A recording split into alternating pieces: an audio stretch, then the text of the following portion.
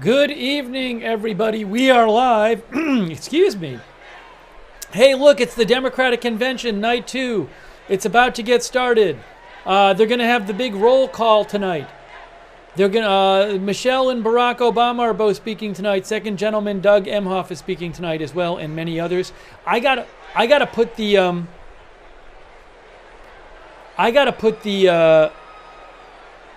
speaker schedule up. Let me get the speaker schedule, and I'll pin it to the chat for you. I forgot to do that.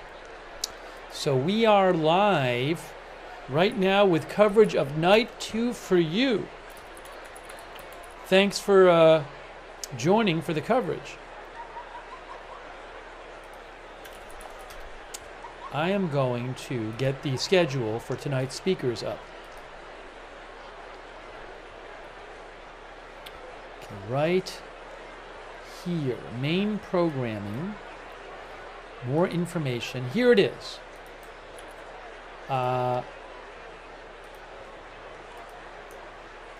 You should tweet when you're going live. I do. At Agenda Free TV. Look, at Agenda Free TV. Coming up 27 minutes ago, coming up live coverage of night 2 of Democratic National Convention at Agenda Free TV. So I do tweet. You should follow at Agenda Free TV.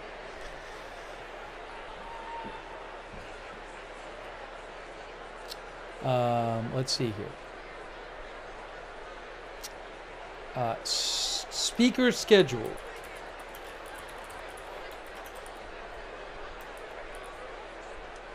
All right, I'm posting the speaker schedule so you guys can see that. So you guys have it. I'm gonna pin it at the top of the chat. All right, I just pinned it on. I can't do it on X right now, but I'm gonna do it on YouTube and Twitch, and then on Facebook, the mods can pin it how they please.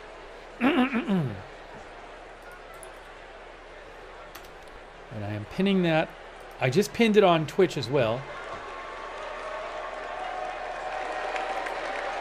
I think we're about to start.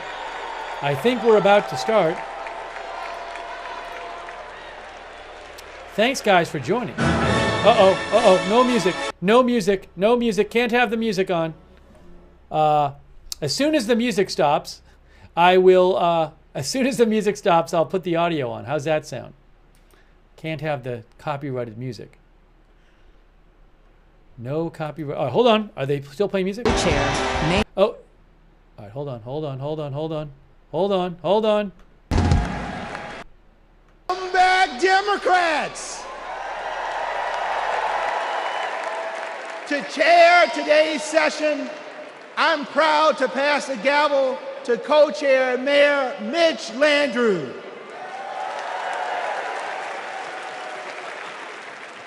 Hello, America.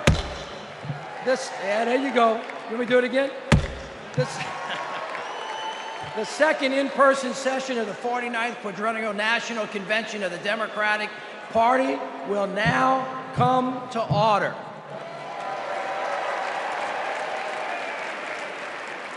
You gonna have more music here? Let's see. If it's more music, I gotta pause. Please stand if you are able for this evening's invocation, offered by Rabbi Sharon Browse and Imam Dr. Talib Sharif.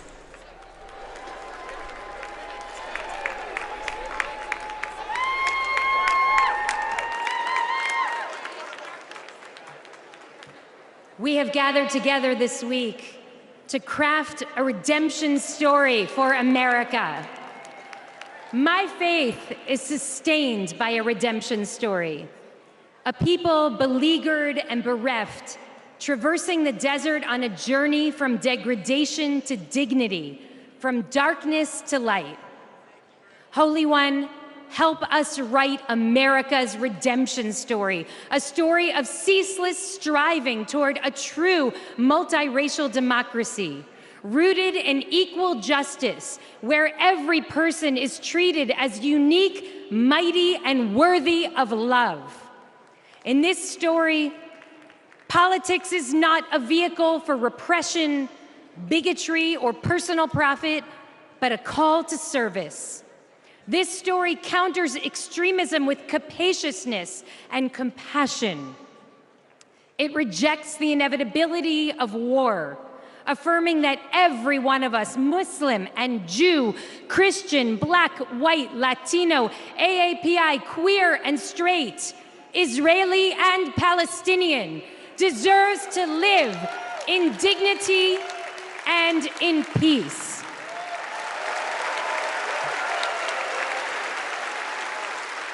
Some say that this story is impossible, but we know that the God of redemption specializes in the impossible, and so must we.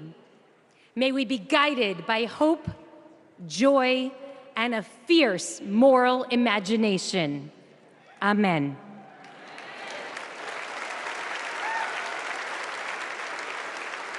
Greetings of peace. We pray that Almighty God, Allah, will bless this historic convention. Tonight, we build upon our pledge, one nation under God, indivisible, from Adam, created without racial, ethnic, or national identity, but the first identity, human. Bless us to embrace our shared identity and diverse expressions of life that contribute to the beauty and strength of our nation of nations, made up of people coming together from every land. E pluribus unum. In moving forward with a bold vision for the future, we pray it will reflect our nation's diversity and intrinsic nature to live together intelligently. Bless our leaders with wisdom to do the right thing, consistent with God's ways, to stand firm against inhumane acts, to treat all humans as the sacred creation of the Almighty. And may we remember the inalienable rights service members sacrifice to protect. That is the America we vote for. Amen.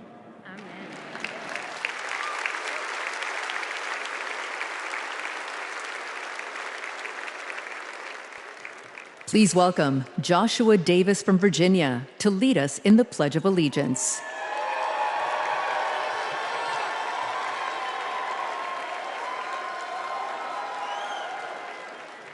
I pledge allegiance to the flag of the United States of America and to the republic for which it stands, one nation, under God, indivisible, with liberty and justice for all.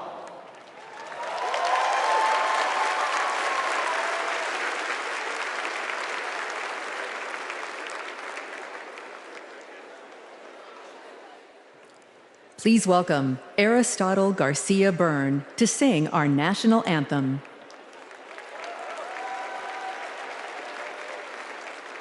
Oh, say, can you see by the dawn's early light what so proudly we hailed at the twilight's last gleaming, whose broad stripes and bright stars through the perilous fight o'er the ramparts we watched were so gallantly streaming, and the rocket's red glare the bombs bursting in air gave proof through the night that our flag was still there.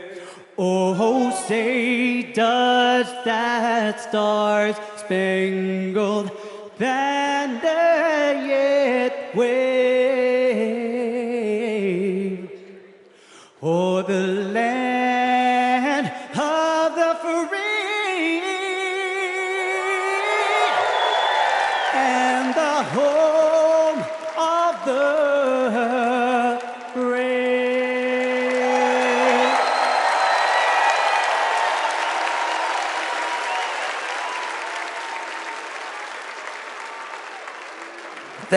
Thank you, Aris. Folks, give it up for Aris one more time.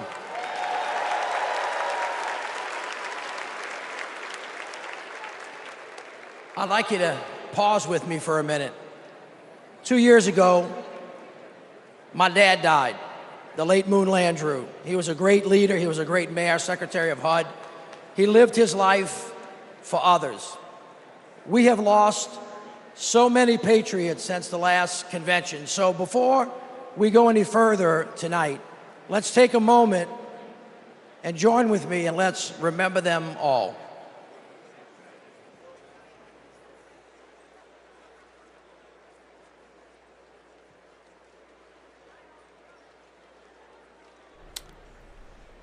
If there is music here, I will have to mute it. And yes, I have to mute it, so I'm going to mute it, and then I will play the in memoriam. You'll see the in memoriam here, but I cannot play the music, so.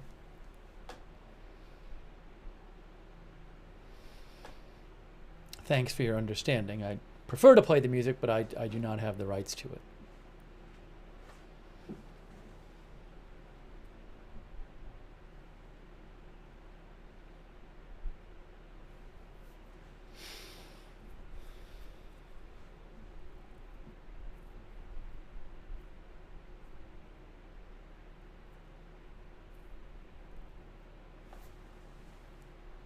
Show you the bottom too. There's the bottom.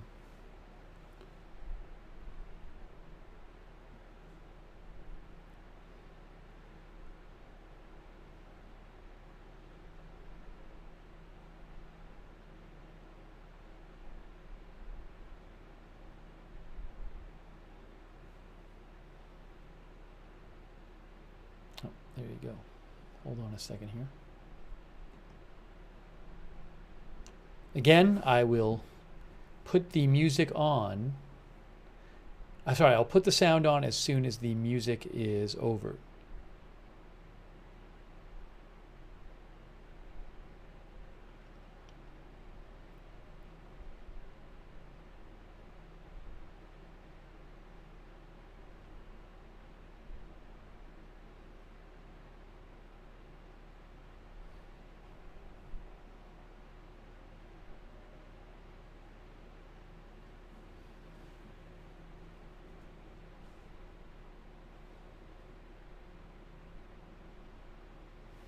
Yes, this is the in memoriam part of the evening.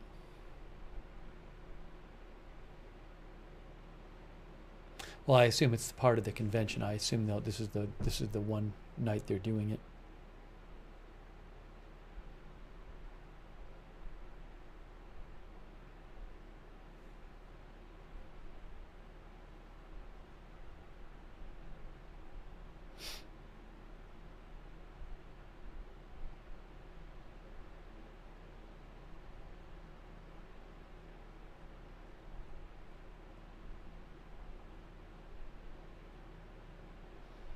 And after this, we'll have full coverage of the evening's proceedings.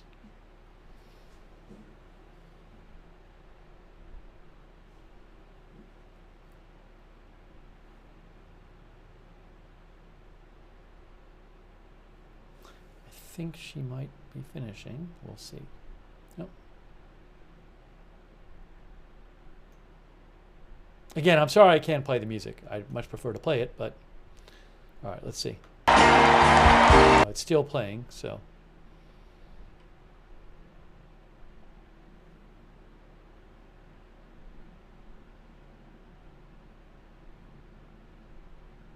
This is Patti LaBelle. That is Patti LaBelle performing.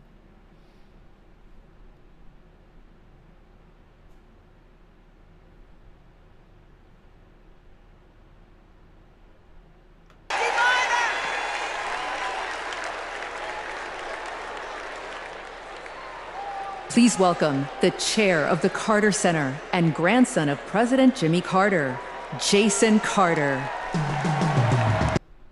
They have walkout music, so I gotta mute the music when I walk out. All right, Jimmy Carter's grandson. Oh my gosh, hold on. I'm Jason Carter. My grandfather, President Carter, will have his 100th birthday in October. I call him Pawpaw, and I can tell you that he wishes he could be here tonight. He and my grandmother led their lives with an unwavering faith in God, a respect for human dignity, honesty, and a commitment to loving their neighbors as themselves. Those principles guided them throughout their lives, including during their 4 years in the White House and the 4 decades since. For my grandfather, it was never about fame, recognition, accolades, or awards. His legacy is measured by the lives he has touched and the good he has done. Kamala Harris carries my grandfather's legacy. She knows what is right, and she fights for it. She understands that leadership is about service, not selfishness, that you can show strength and demonstrate decency, and that you can get a whole lot more done with a smile than with a scowl. Pawpaw is holding on. He's hopeful. And though his body may be weak tonight, his spirit is as strong as ever. My grandfather can't wait to vote for Kamala Harris. She reminds us all that the promise of America remains unchanged. We are one nation, indivisible, with liberty and justice for all. And my grandfather knows that with her as our next president, we will keep that promise. Thank you.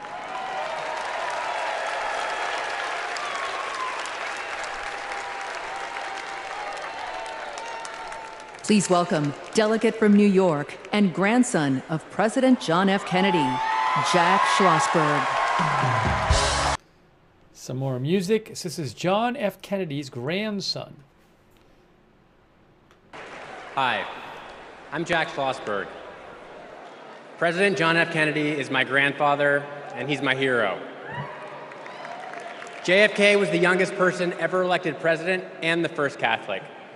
He sent a man to the moon, fought for civil rights, and navigated the Cuban Missile Crisis peacefully. Most of all, he inspired a new generation to ask what they could do for our country.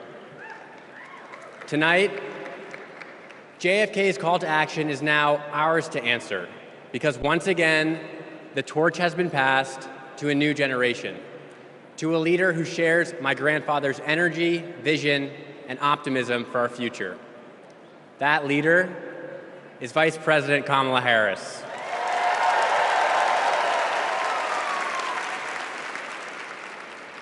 Like President Kennedy, Vice President Harris has dedicated her life to public service. She believes in America, like my grandfather did, that we do things not because they're easy, but because they are hard. As president, she will fight for working families. She will expand investments in clean energy so that my generation will have clean air and good jobs.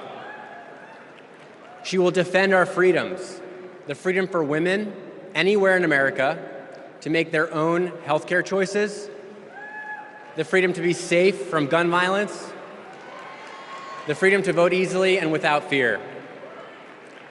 The choice is ours to make, and history is watching to see what we will do. Now, let's elect Kamala Harris the next President of the United States. Thank you.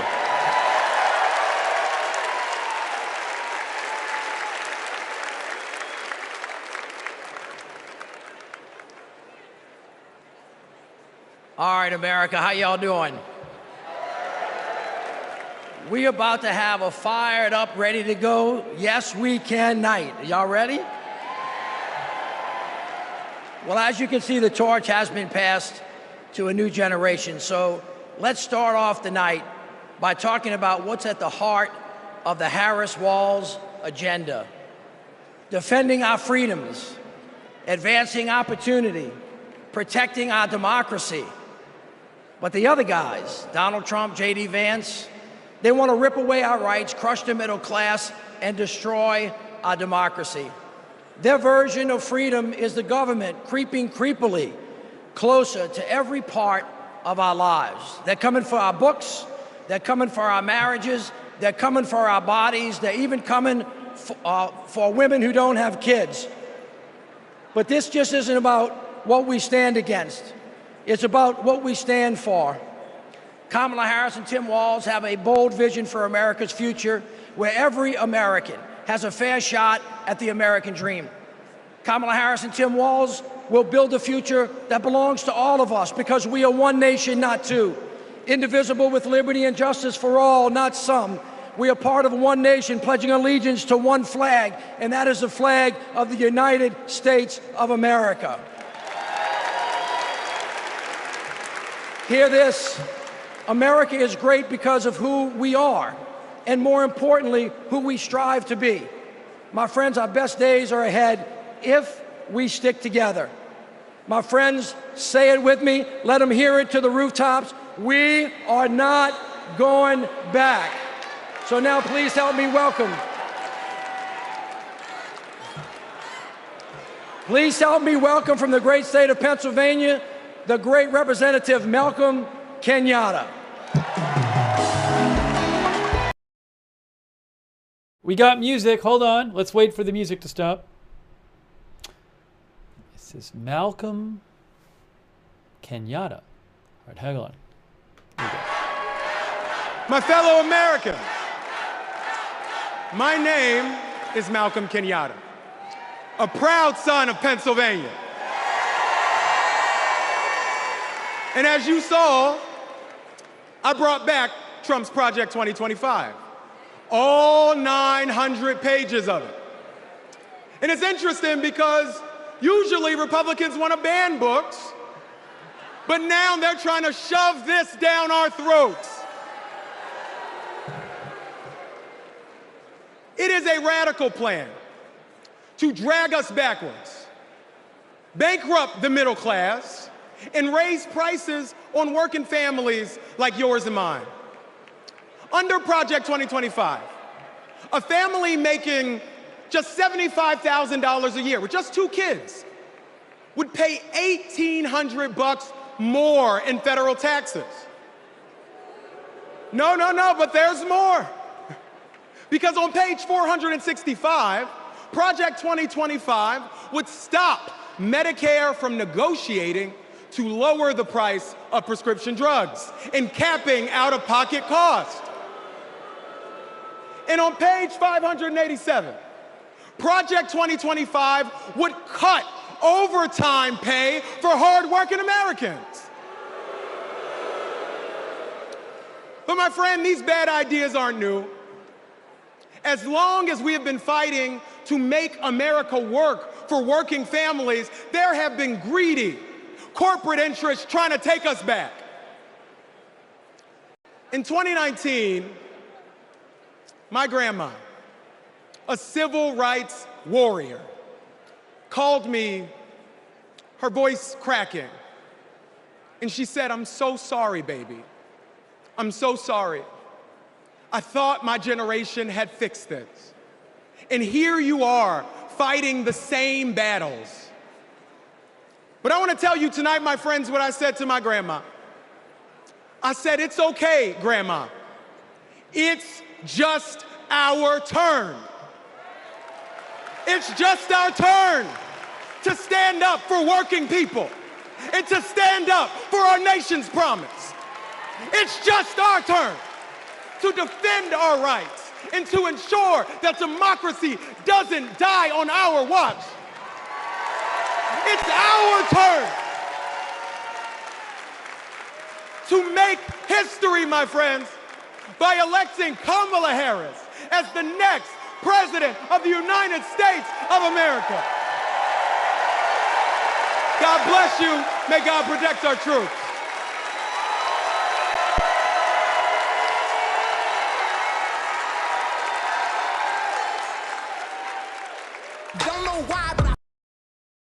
We got a video, and I cannot play the music on the video, so I will talk. Quick thanks to Janet Burnett. That's so nice of you, Janet. Thanks for your support. While I have a second, thanks again, Janet. While I have a second, I want to thank our moderators who are here. I really appreciate our moderators. Again, I can't play the music that's under the video. Ruth Krafasi is moderating. Thanks so much, Ruth. RJ is here. Thank you, RJ. Linda Belk and Larry over there on X.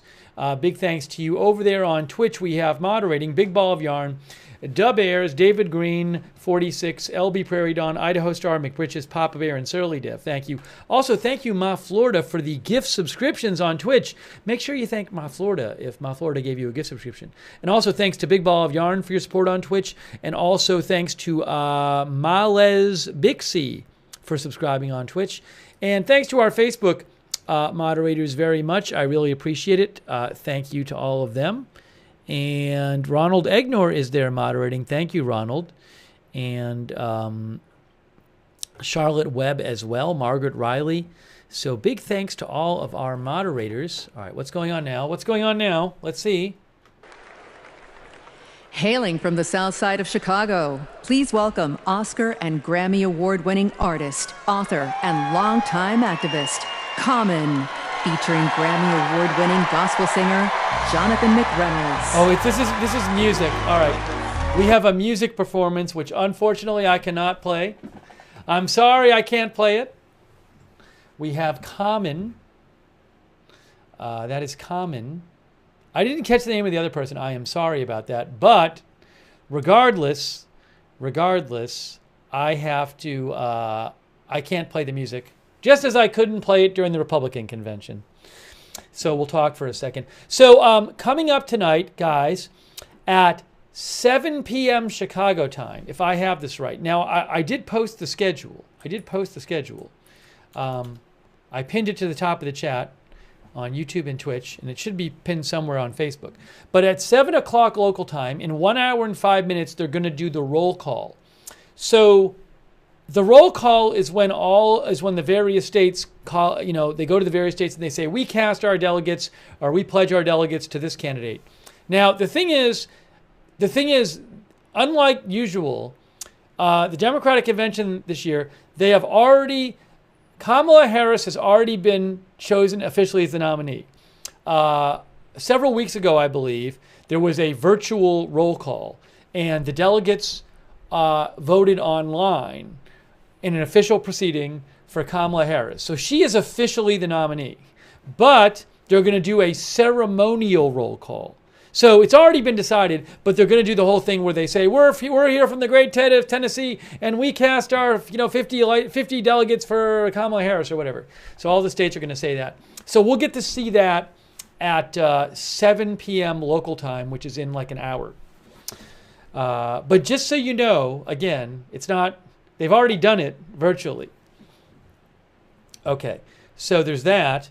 And then both Michelle and Barack Obama are going to be speaking later tonight.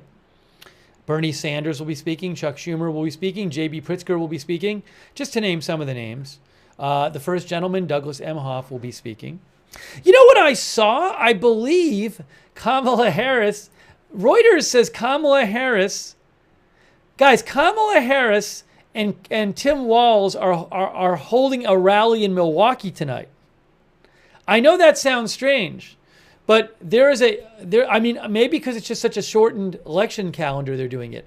But I'm not kidding you. At around 9 p.m., I'm seeing, yes, the rally begins at 9 p.m. At 9 p.m. tonight. How is it? At 9 p.m. tonight, Harris and Walz are having a rally in Milwaukee, 9 p.m. Eastern. So we'll see who's speaking. It's possible. Well, I can't show both on the air at the same time, but it's possible I'll show you some of their speech. It's kind of strange, but because they're gonna be holding the rally at the same time the convention is going on. Okay, music over. Music over. Sorry I couldn't play it for you. Oh, now there's more music. Now more music. Okay, I gotta hold up. Oh, thank you, Kevin Michael Reed. Hey, Kevin, thank you so much. Kevin Michael Reed, thank you, Kevin. I appreciate that. As soon as this video is over, I'll play you the audio again. Thanks, Dodger Blue, for your support. I really appreciate that, Dodger Blue. Thank you. Oh, now hold on. Georgia says the convention will be showing the rally. No, I don't know that they will be, because I am looking at the convention speaker schedule, and it looks full to me. There's nothing I see. They should show it, though. They should show the rally at the convention. It's kind of weird. Well, anyways, we'll talk about that more. More music, more music, more music. So anyways, Harris and Walz are supposed to do a rally in Milwaukee tonight during the DNC. But who knows, maybe they'll show it during the DNC.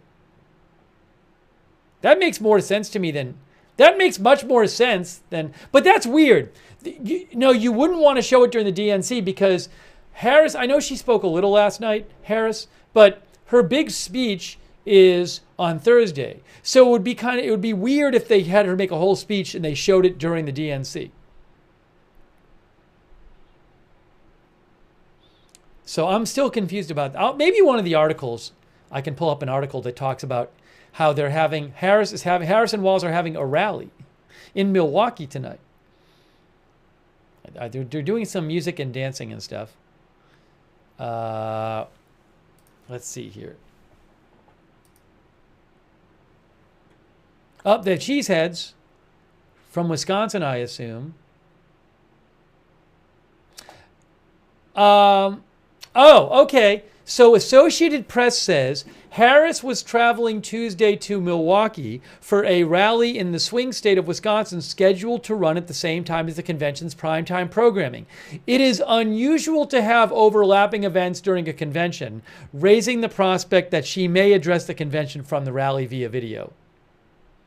Yeah, I mean, I would have to imagine that they'll do some kind of thing where they, as our viewers said, where they'll have her speak to the rally. But I can't imagine they're going to have her full speech in Milwaukee broadcast at the rally. Anyways, that's interesting. But they are having this rally. I'll see if I can find out anything else about it. Again, I'm sorry I can't play the music. You know, this tonight was supposed to start originally. They moved it up a half hour. It was supposed to start at 7 Eastern, and it ended up starting at 6:30 Eastern. They did like a late change. So I wonder if they have a little extra time built in. I don't know. But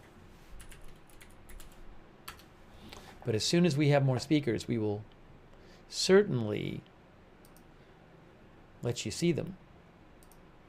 And hear them. Let you hear them. Ohio for Harris. You know, I have an alternate camera angle too. I have a second camera angle. Let me see if I can get this on the screen for you. Hold on. You'll see it in a second, guys. Second camera angle. It's the second camera angle. That's from AFP. We'll keep an eye on this. The lights are going on and off. Camera angle 1. We can watch 2 angles of silence of people dancing. Why is this camera? I'm going to have to refresh this camera, I think. It's a little funky. See how it's going like that one's fine.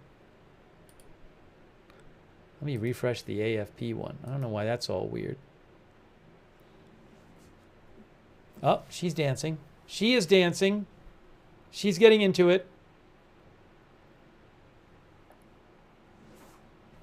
Couple other people sort of getting into it. They're getting into it. They are dancing and getting into it. I'm not aware of any big protest stuff going on right now. I will certainly be on the lookout for it. I'm not aware of any major protest activity going on right now. There's a big protest planned for Thursday. Hey, thanks so much to Sweetums LOL. Thank you, Sweetums. That's so nice of you. Thanks for shouting out the mods too. Thanks, Sweetums. And thanks, Sweetums gave some gift memberships out. Thank you, Sweetums. And Michael Donahue gave a gift. Michael Donahue gave a gift membership. Thank you, Michael, for the gift membership. And thanks, Tim747, for your support. Again, I am not aware of any major protest activity. If I hear about it, I will certainly let you know. I will keep you posted. Let's see if this looks any better now. Yeah, I don't know why that video right there is... That's the AFP angle, and it's a little funky right now.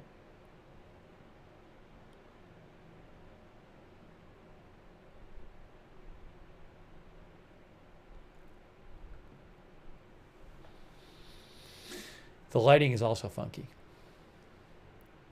San Diego for Harris. And Sweetums just gave 10 more people gift memberships. That's so nice of you. Thank you, Sweetums, for the gift memberships. Make sure you thank somebody if they give you a gift membership or gift subscription. That's really nice of you. Thank you, Sweetums. As we watch some dancing and wait for the next speaker.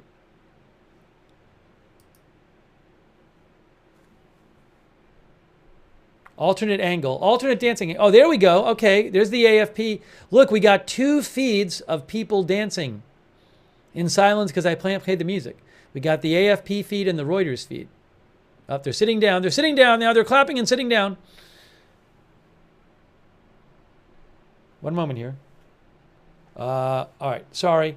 I'll get the name of the speaker up on the screen. I was slow on that one.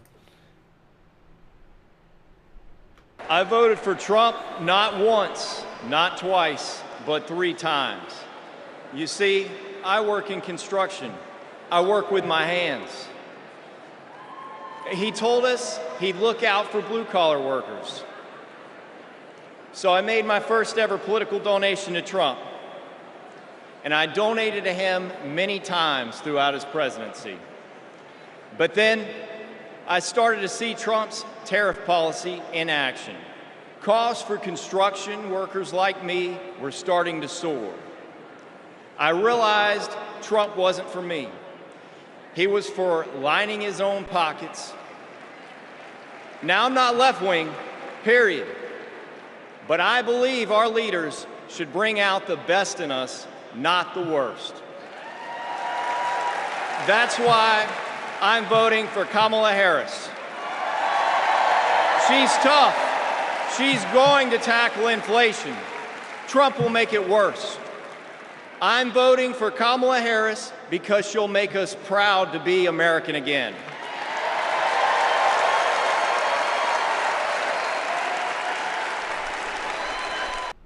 Another video. I think it's but weird I'm not. Oh, I can hold on. There's music. You know, again, I do apologize. Even if it's background music, I can't play it. Quick thank you to Heather N. Heather N gifted memberships to our new member, Heather N. And Sweetums gifted more memberships as well. Thank you, Heather N. and Sweetums over there on YouTube. Thank you. All right, hold on. Hang on a moment here. Yeah, even if it's like not like a big song, even if it's just like subtle music underneath, doesn't matter.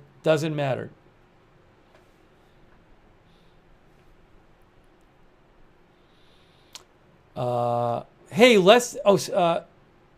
next up is supposed to be Stephanie Grisham, former Trump White House press secretary, will be speaking next. In less than an hour, we will have the roll call for you. But I believe Stephanie Grisham is supposed to be next. All right, hold on a second here. One moment. Please welcome Stephanie Grisham. I have to wait on the music. There's Stephanie Grisham. As soon as she speaks, we'll get you the audio. Okay, now? I wasn't just a Trump supporter. I was a true believer. I was one of his closest advisors. The Trump family became my family.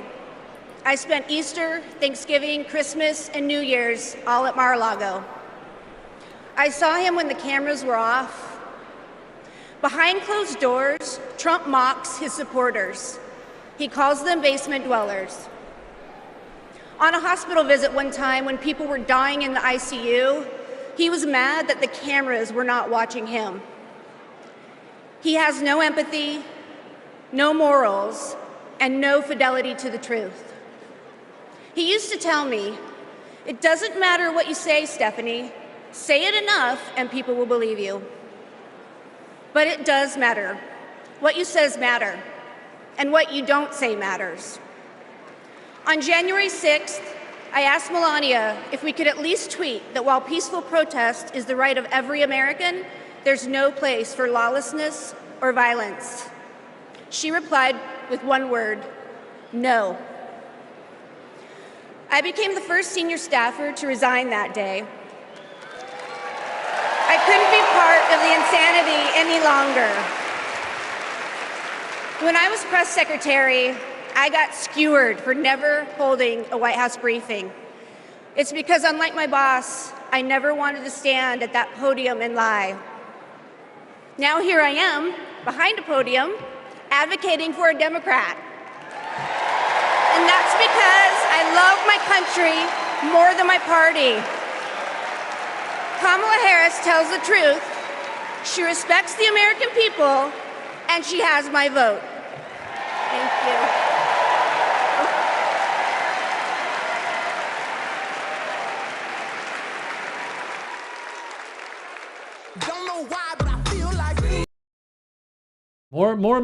More music. Sorry. Hang on. A lot of music tonight. Have to be ready on the mute button for the music. Let's see. We have coming up, oops, one moment please, everyone. That's not what I wanted to do. Let's see. I'm looking at the schedule. I'm going to post this. The schedule should be pinned to the top of the chat. Speaker schedule. So look at the top of the chat, but I'll post it again, and you can get the schedule. So at 7 o'clock Chicago time, that's going to be the roll call. And then at 8 o'clock Chicago time, we might hear from Kamala Harris and Tim Walz from a rally they're doing in Wisconsin. All right, hold on here. Oh, sorry. All right. This is, I think, Nabela Noor, content creator. I believe that's who it is, but we'll hear her and we'll hear what she has to say. Calls me here tonight is hope. As a woman who has struggled with fertility, I have not always been hopeful, but today I am. I'd always dreamt of motherhood, and coming from a large Bangladeshi American family, I imagined it'd be easy. It wasn't. My husband and I tried to conceive. We failed. We tried and failed again and again and again for 6 long years. Finally, I got pregnant. We were overjoyed, but then I miscarried. I was devastated. It was only after sharing my story online and hearing from women about their experiences with IVF that I felt a tiny glimmer of hope. So I started the IVF process. But just a few weeks before my egg retrieval, I learned I was pregnant. Today, we have 2 beautiful daughters. But this is not everyone's ending. For many women, IVF is the only choice. That choice and more is at stake in November. The freedom to plan your family, the hope of having a family at all. I'm here to stand with everyone fighting for our reproductive freedoms, because my daughters and yours deserve every option, every hope, every possible future. To anyone listening who is struggling to start a family, you are not alone. We will not let you lose hope. Because when we come together to raise our voices with love, we win. Thank you.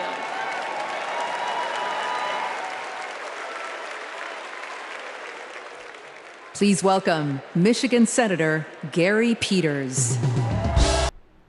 All right, more music. Gary Peters, Michigan Senator, coming out. We'll hear him in a second. In Michigan, we believe we have to build an economy that grows the middle class. And we know that when unions succeed, all workers win. I was raised in a union household. My father was a teacher, and my mother a nurse's aide. And they gave me and my sisters what every parent wants to provide for their children, an opportunity to pursue their dreams. I went to public school, I worked odd jobs, became an Eagle Scout. And Kamala Harris and Tim Walz grew up just like me. And I know they will fight for all of us. They will make it easier to raise our families and to retire with dignity. Just look at the record. As Vice President, Kamala Harris helped pass legislation that finally allowed Medicare to negotiate and lower the cost of prescription drugs. She brought manufacturing jobs back to the United States of America. And as governor, Tim Walz signed the largest infrastructure investment in Minnesota history.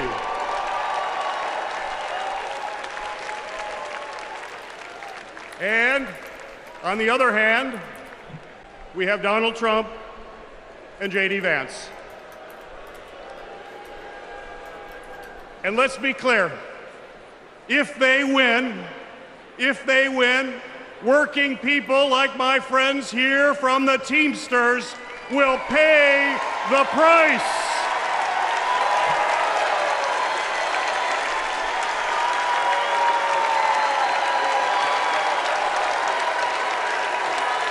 Their Project 2025 agenda is the same old, gut overtime pay, cut healthcare programs, and give billions in tax breaks to billionaires. We cannot let that happen, and we will not let that happen. And now I want to introduce some retired Teamsters and pension warriors, led by Ken Stribling, president of the National United Committee to Protect Pensions.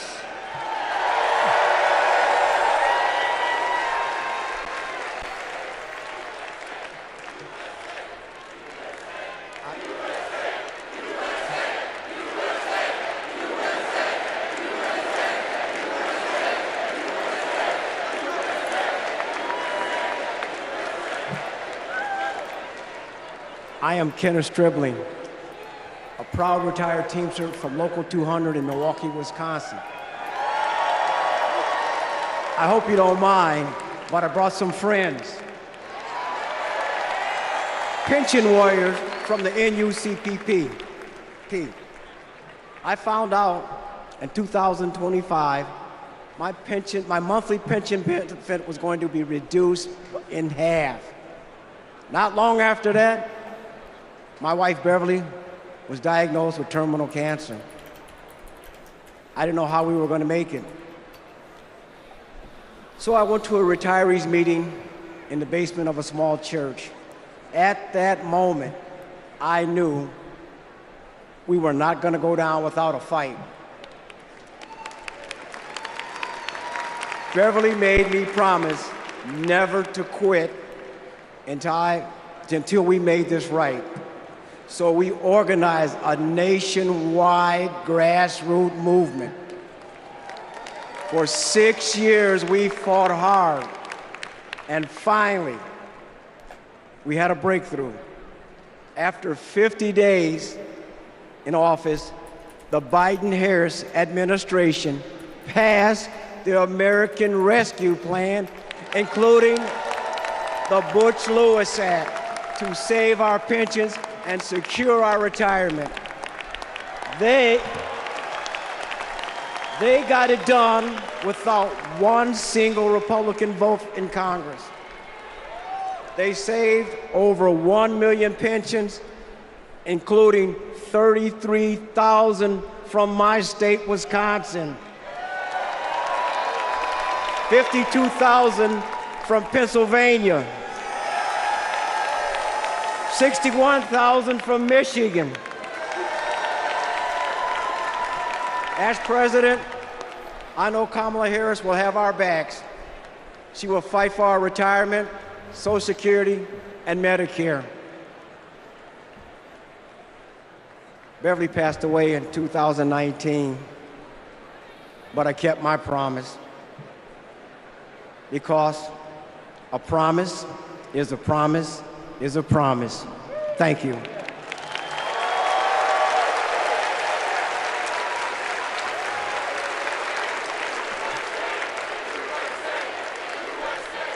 For years, Big Pharma has...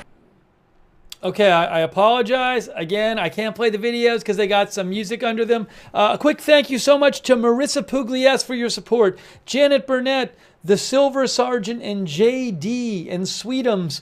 A lot of people giving out memberships over there on YouTube. That's so nice of you. Make sure you thank somebody if they gave you a membership. I really appreciate you guys joining us for our live coverage of the Democratic Convention. At 7 o'clock, in about 42 minutes, is the big roll call when the different states say, you know, hey, it's us from the great state of North Carolina and we give our delegates to Kamala Harris. They do that, although that's going to be a ceremonial roll call because they've already actually had a virtual vote where the delegates named Kamala Harris the nominee. But that is coming up at 7. It's scheduled for 7 o'clock Chicago time. So that's the next big event tonight. And both Michelle and Barack Obama will be speaking later. Kamala Harris and Tim Walz are actually, as strange as this sounds, doing a rally tonight in Milwaukee, but they very well might appear maybe virtual, well, maybe from on camera, or how do I say it? From a distance.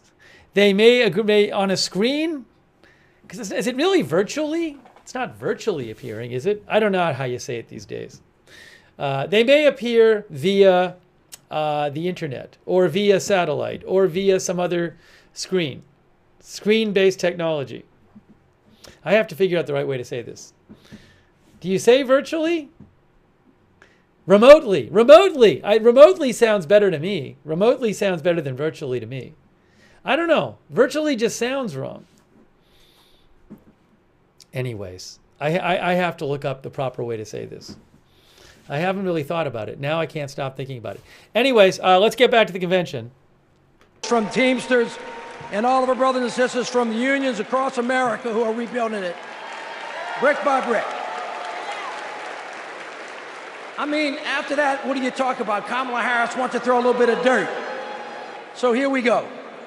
After years of dead ends and broken promises, President Biden and Vice President Harris brought Republicans and Democrats together to actually get something done. Trump promised Infrastructure Week but never built anything. But this time, the Biden-Harris administration is actually breaking ground, and we're starting to turn dirt, ushering in an infrastructure decade. All I see is possibilities ahead.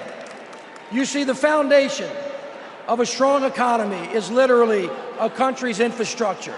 It's the cornerstone upon which all rest. We finally got a president and a vice president who puts their money where their mouth is.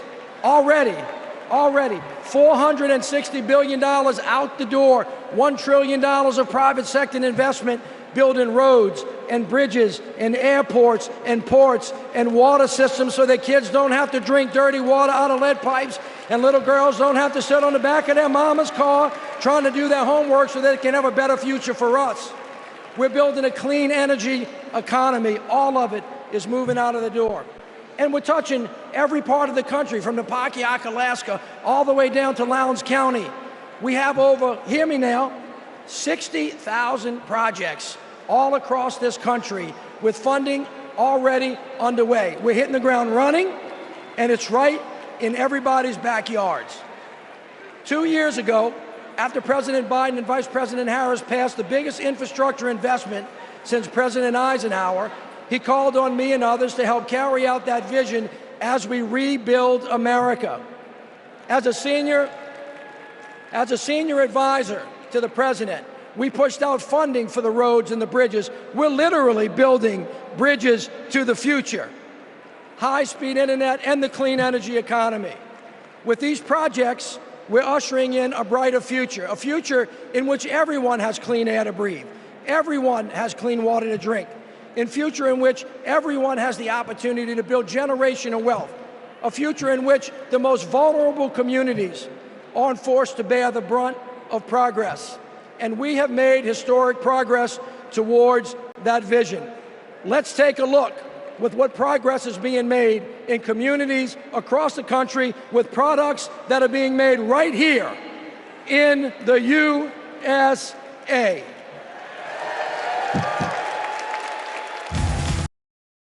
I can't play the music. By the way, a little bit of confusion. I have a correction. I had it up there that Mitch Landrieu was the DNC co-chair. I don't believe he's the DNC co-chair. DNC is the Democratic National Committee. I think he's the co-chair for the convention. He's one of the co-chairs for the convention. So he's a Democratic National Convention co-chair. So, which I guess in theory would be DNC co-chair, but it's really DNC where C is convention. So I think what I'm going to do is call him convention co-chair. I'm sorry for the confusion. It was a little confusing to me because the website said committee co-chair, and I was like, oh, you mean the Democratic National Committee? But I think it was the Democratic National Committee convention co-chair. So I don't mean to be to be misleading anyone.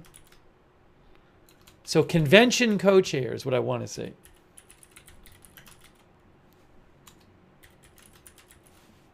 Anyways.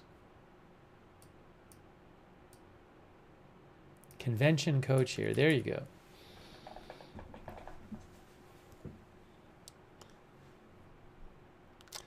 So that correction. We have made that correction. In 35 minutes, we have the big roll call is coming up. The roll call is in 35 minutes. All right, everybody, what a way to start. But you ain't seen nothing yet. We got a great night planned, and it all starts off, all of you get to participate in this, in the roll call. It starts off with something unlike anything you've ever seen. So look, stick around. Roll call We're going to be right back up. at you. He said roll call. See, coming up, roll call. You heard it. Oh, music now, music now. So there you go. He promoted the roll call right there. You heard about it.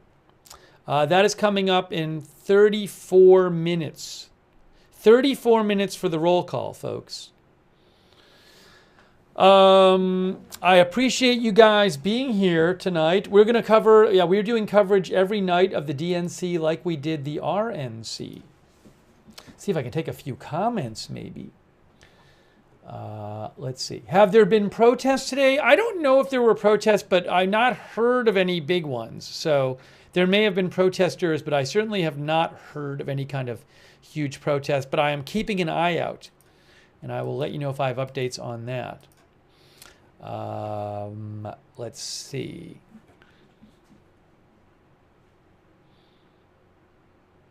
And I'm also looking for any updates about tonight. Both the Obamas, Michelle and Barack, will each be speaking later on. Oh, see, they haven't. Now, guys, did they not have a house band last night? I don't remember there being a house band last night. Am I wrong about this? This is like at the RNC they had a house band. I do not remember a house band last night. Last night was a very tight schedule. Let's see what the chat says.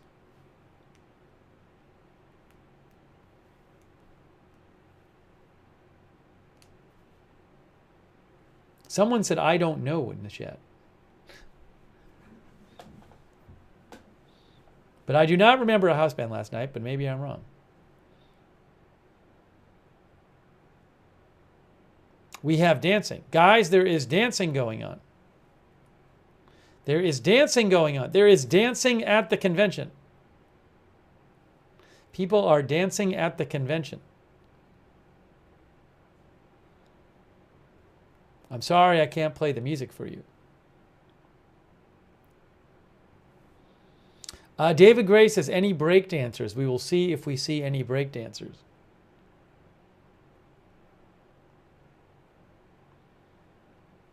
Sabin Nation says, dancing, dancing, dancing.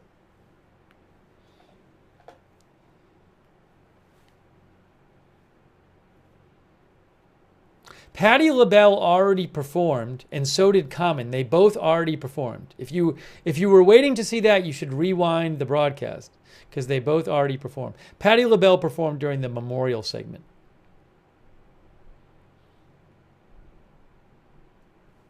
Yes, Common already performed. So by the way, you can't, if you want to see Common and Patti LaBelle perform, unfortunately you'll have to rewind a different broadcast, because I'm not allowed to play the songs, copyrighted music. So if you rewind this broadcast, you'll just see them speak, looking like they're performing, but in silence.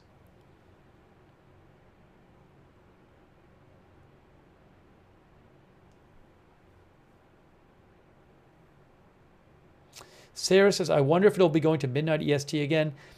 I can't speak to that, but I believe the official timing is until 10 local time, I believe. Yeah, 10 p.m. Central, 11 Eastern. So my guess is they won't go to midnight. Oop, hold on. What's happening now? What's happening now? No, there's still music playing. There's still music playing. There is still music playing.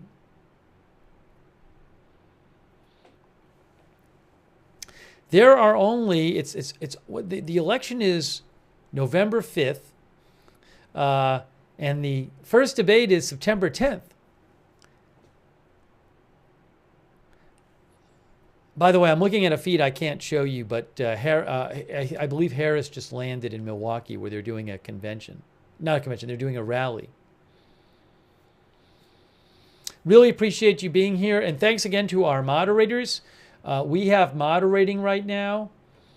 We have RJ has been in there over there on YouTube. Ruth Krafasi, thank you. Linda Belk and Larry on X. Yes, Walls and Harris just got off the plane. They traveled on the same plane. I believe the president and vice president don't travel on the same plane, but they're not president and vice president at this point. She's the vice president. But they just got to Milwaukee on the same plane. I just saw it. Over there on Twitch, we have modding.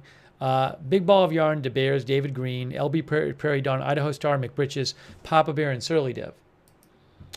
And also on Facebook, Margaret Riley, Charlotte Webb, Ronald Egnor. Big thanks to our Paul Anderson. Big thanks to our moderators. Thank you. Bringing you live convention coverage.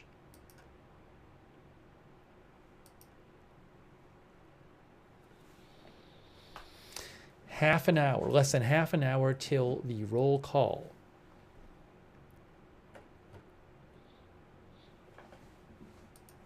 Pulling up the speaker schedule, which is pinned to the top, should be pinned to the top of the chat, unless you're on X.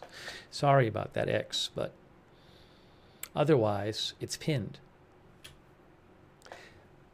You know what? Guys, this is interesting. I was looking at the speaker schedule. There is no one scheduled to speak before roll call. This is very interesting. So the roll call is supposed to begin at 7. But there's nobody left scheduled to speak before the roll call, and it's 6:31 local time. So how are they going to handle this? You know what happened? I'm going to tell you what happened. Well, I'm not going to tell you, but I have, by the way, this should not say Mitch Landrieu. Right, so somebody said, could they have a special guest speaker? That's possible. It's possible, although I don't know who that would be. That's possible. But as of last night, this was going to start today at 6 local time, and it ended up starting at 5:30 local time. So it started a half hour early. So it's possible they're just running early. But yeah, maybe there's somebody who's going to speak between now and the roll call. Or maybe they'll start the roll call early. But I'm literally looking at the schedule. I mean, I'm going to show you the schedule real quick. See, it says Kenneth Stribling. Well, he already spoke. And then it says 7 o'clock roll call. So there's no one in between.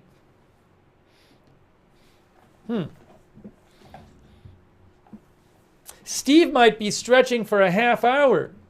There's no way they're going to have is there any way they'd really have a half hour of just band playing? That's a long time. Gina Pina says the band is playing Beyonce Cuff It. Well, we'll see. I wonder if they'll have somebody else. But if they weren't going to have somebody else, then why did they start a half hour early? Lucky Minute said RNC at 45 minutes at one point. I remember that Lucky Minute, but I think with the Republican convention, what happened is I think like Trump was going to show up or something. Either Trump or Vance was going to show up, and they were waiting. They were waiting for somebody. I remember. So this is not. They're not waiting for anyone at this point. They're just early. Now I can't play the copyrighted music. I'm not aware of any big protests that happened. A big protest. I don't know about little ones.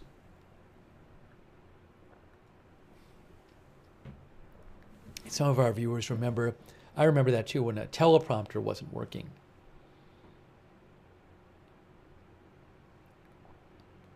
There's a march scheduled for Thursday. The group that had the march yesterday is scheduled to march for Thursday. Let me just see if I have any updates for you as we wait to see what they do. Let's see here. Josh Wingrove mentions that Wisconsin Governor Evers and Michigan Governor Whitmer are there with their state delegations tonight.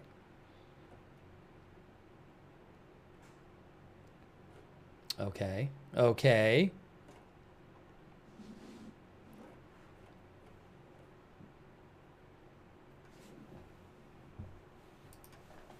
I think I might have some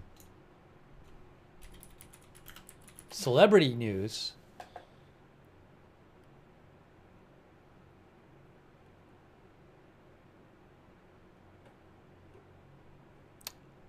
Jennifer Lopez has filed for divorce from Ben Affleck after 2 years of marriage, reports Associated Press. In case anyone was wanting to get caught up on their celebrity news, well, I wish them both the best.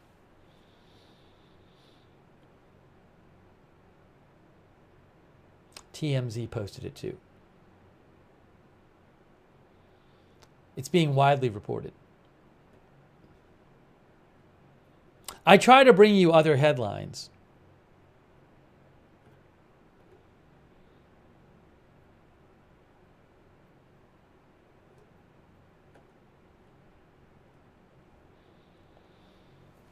We will not be doing a separate live stream for that. I'm sorry if you were expecting a separate live stream. So we're waiting right now. It's this kind of weird situation where the roll call is scheduled for coming up roll call is scheduled for 7 Chicago time.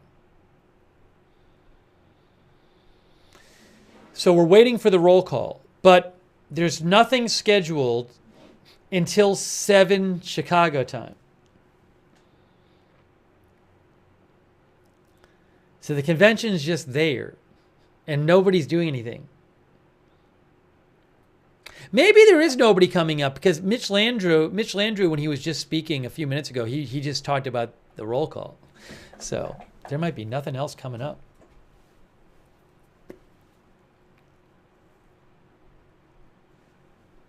Am I going to continue the Israel-Iran coverage after the DNC?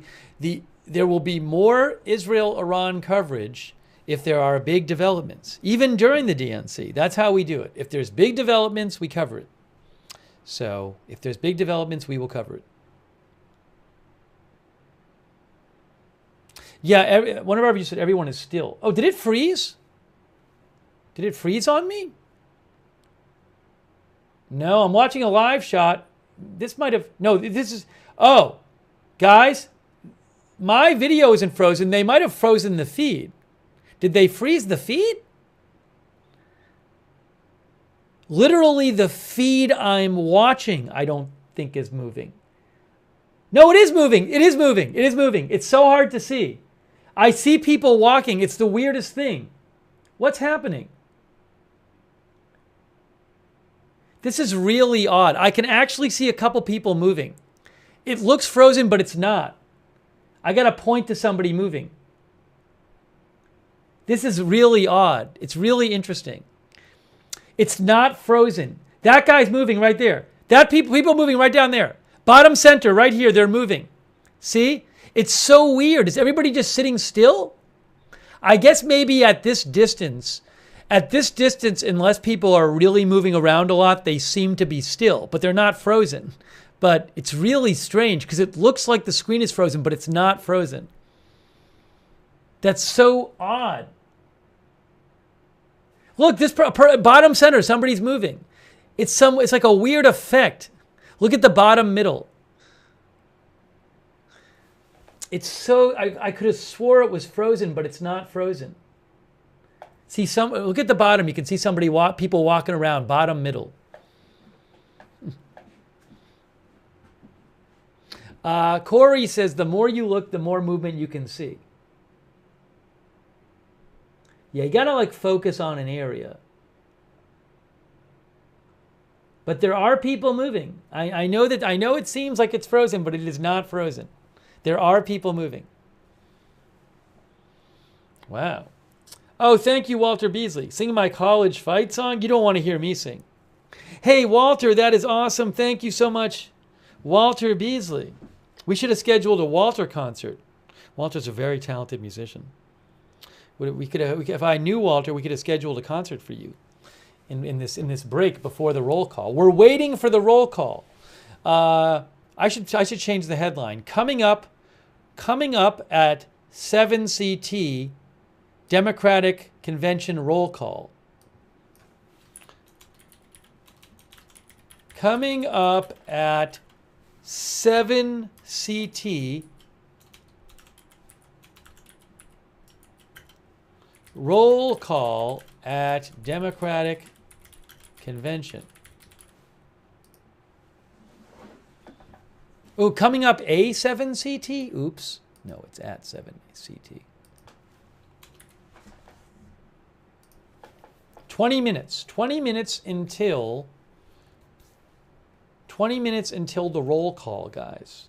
The lights the lights dimmed. Hold on, you're right. Good spot by our viewer. The lights just dimmed. Maybe they're going to do something sooner. Maybe we have something sooner. Good spot. Good spot.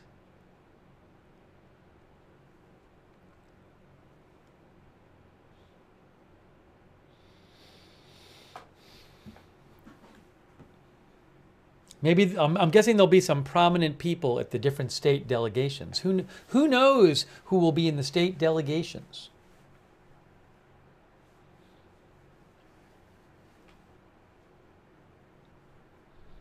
Tomorrow night, Tim Walz speaks, and then Thursday night, Kamala Harris speaks.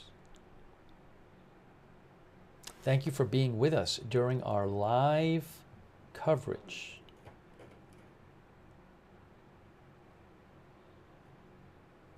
So I got to check my message. People are probably messaging me.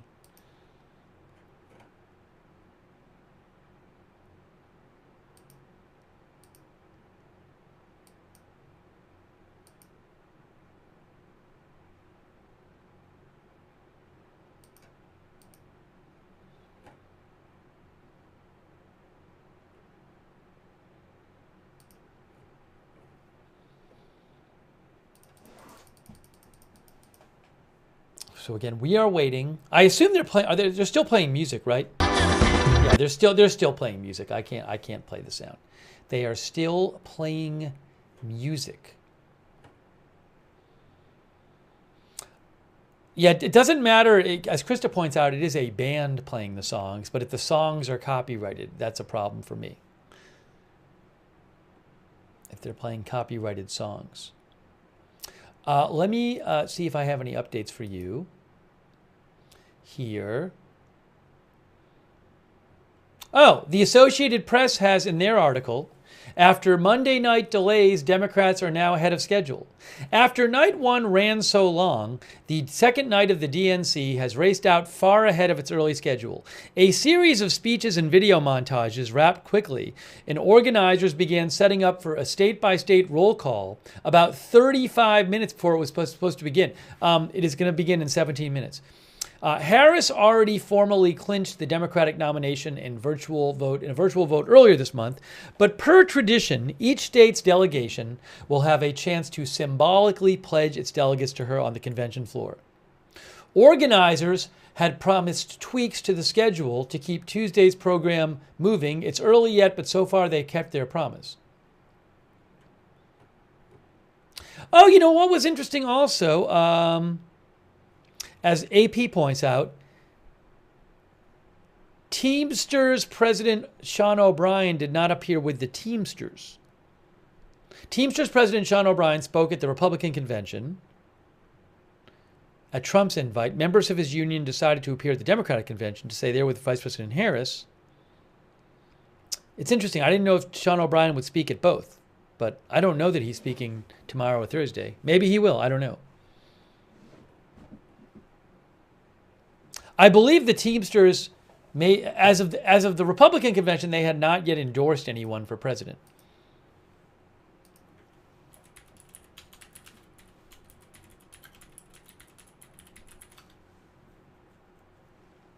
Axios says that Sean O'Brien, the president of the Teamsters, has been ghosted by the Democratic convention after his request to speak in Chicago this week.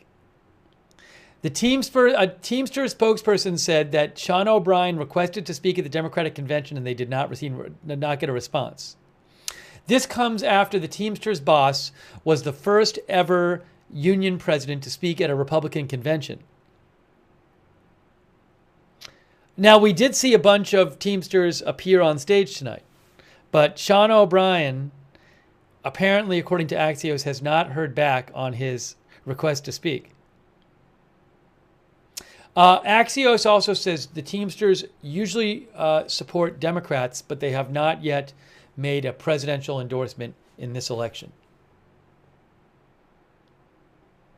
Well, that's interesting. I hadn't been aware of that.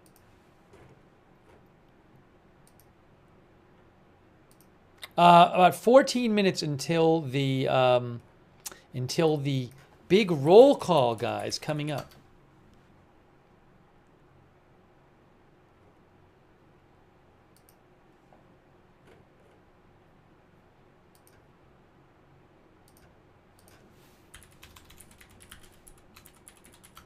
Oh, Matt Tobler says that the screen looked frozen because they were asking people to stay still for a stadium photo. You could hear it on C-SPAN. Oh, somebody else I think was saying something like that too in the chat. And I didn't really understand it. Thank you so much, Matt Tobler. I appreciate that. So Matt mentioned, and some of you I guess knew this, that before when it looked really frozen, except for a couple people moving around, I was like, wow, that looks really strange. But the reason it looked so strange, I guess, is because, as Matt said, they were taking a photo and they were telling people to stand still. Ah, well, that makes more sense. Hey, thanks, Tim747. I appreciate that, by the way. Oh, I think I thanked Tim earlier, but I'm thanking Tim again. Thank you, Matt. It was really strange. Matt Machine says he is looking forward to Sanders and Obama. Bernie Sanders will speak tonight. Michelle Obama and Barack Obama will all speak. I think they did that at the Republican convention, too, to do the convention photo.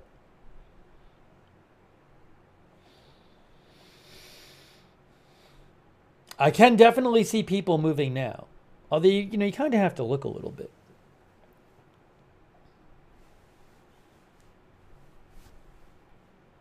All right, bringing you live coverage, getting ready for the big roll call.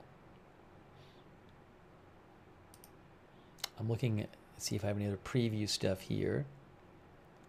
AP says the Obamas are the main event.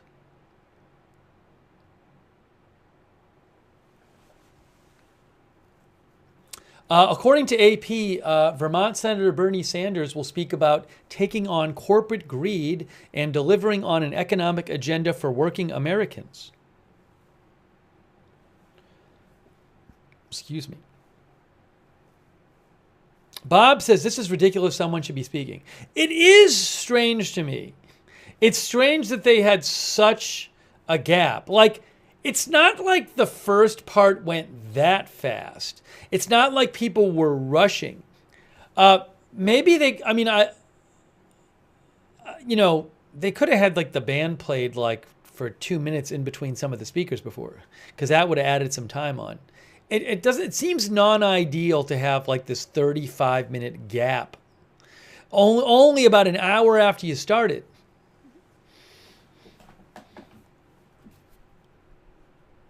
Four of 20 says they couldn't have found someone in the back to go up there.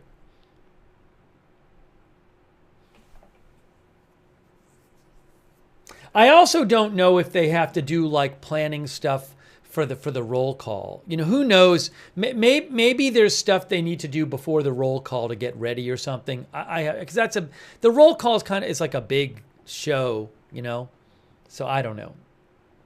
Where is James Taylor? Says Eric 311. Eric T311. So James Taylor, I haven't confirmed this, but it certainly seemed like James Taylor was cut for time last night. So maybe he'll appear later in the convention. They were just running so late last night. Joe McD says all the musical acts probably canceled after they snubbed James. I wonder if there's anything about that. I'll see if I can find anything out about James Taylor. It might have been reported somewhere.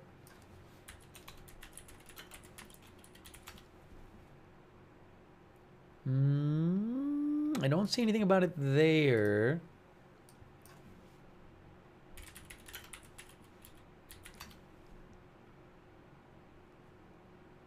Anything here? Let's see.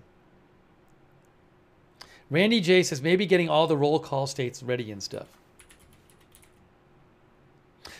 Yes. AP says in an article about the convention today, it says Biden didn't take the stage until around 11:30 p.m. on the East Coast Monday night because the speaking schedule ran late. The program didn't wrap up until well after midnight, even after some speakers were canceled. James Taylor, the acclaimed singer-songwriter, was bumped from the schedule last night.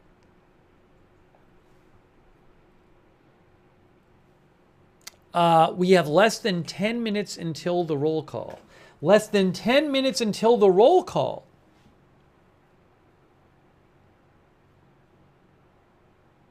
Yes, Barack Obama and Michelle Obama will both be speaking tonight.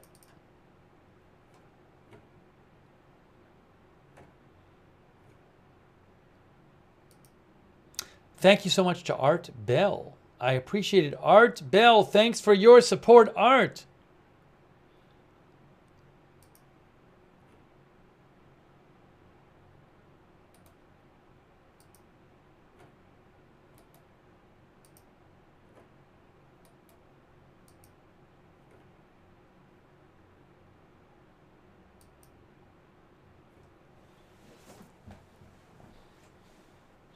You can write to me at Lookner on X. Ann Walter says, and we expect no surprises during roll call. I mean, I guess one thing that could happen is that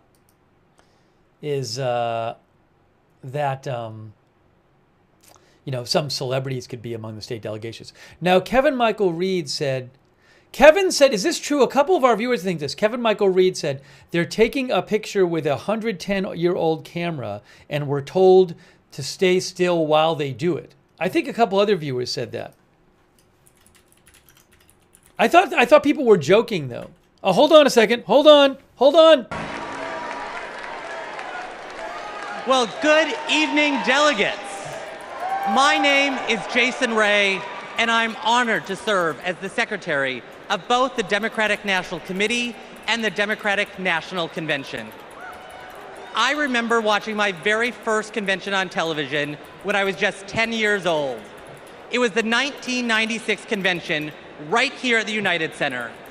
Now, nearly 3 decades later, I could not be more thrilled to join you in making history as we nominate Vice President Kamala Harris.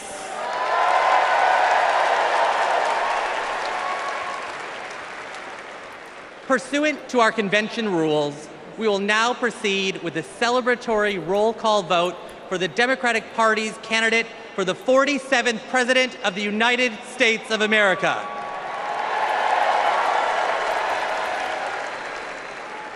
As a reminder, our nomination was made official on August 6th upon the certification of the virtual roll call. This roll call will reflect those results. The chair of each delegation or their designee will report its delegation's voting results for the presidential nomination. Pursuant to the rules, the roll call will follow the alphabetical order of the states, with the District of Columbia and Puerto Rico, the territories, and Democrats abroad treated as states for the purposes of the alphabetical roll call. Delegates, are you ready? Let me hear you. Ladies and gentlemen, my name. There's going to be so much music. This is going to be hard to do. They got a DJ for the roll call, so I'm going to have to start muting and everything. Is it going to be music throughout? It's going to be crazy. Because I think that was... All right, let's see. What's he saying? Is he playing music? Oh my gosh. Music? How much music can they have? It wouldn't be a problem if I could play all the copyrighted music. Secretary Ray. All right, well, we'll have to see. I don't know if I can play any of the roll call. Well, now they're playing like Sweet Home Alabama, which is... Your vote. Oh my God. I'm not going to be able to play the roll call. I'm not going to be able to play it. It's like look at this. They're literally, I thought they were going to have maybe an intro song. Cast your votes. This is what they're doing? The great state of Delaware. I can't even do it. I can't even do it. There's music under the whole thing. Joseph Robinette Biden. Well, what can I do? Also, it's going so fast. This is terrible. I'm sorry, guys. They're also... Oh my gosh. I thought that they were going to have a little intro song for each state, and then they'd let the state just talk. This is like a musical montage. I mean, it's crazy. Oh my gosh. I can't do it. Guys, I can't do it. It's not up to me. I don't make the rules. Birmingham jail. Oh, well, this is amazing. All right, I'm going to put a little sign up there that says, apologies, they are playing copyrighted music under the whole roll call, which I've never seen before, so I can't play the audio. It's amazing. Freedom to vote. Wow. Wow. It's a big musical montage. They never do this at roll call.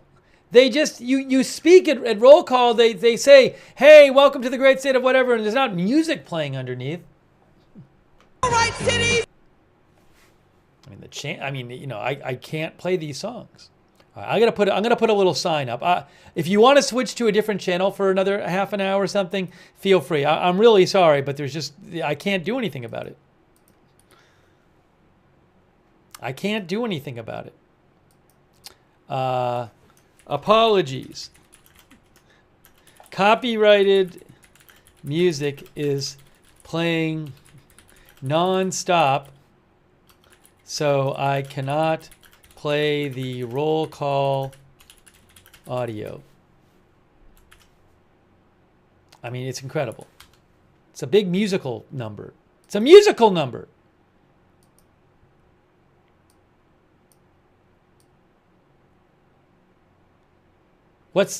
They still playing music? Yeah, it's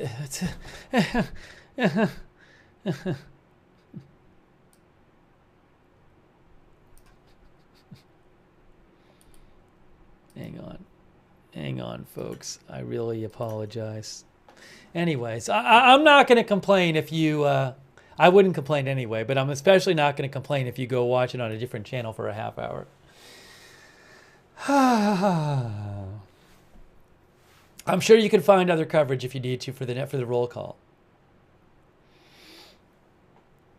Fair use? No, you can't. There's no fair use to play Sweet Home Alabama on your own broadcast. That's why. Yeah, it's amazing.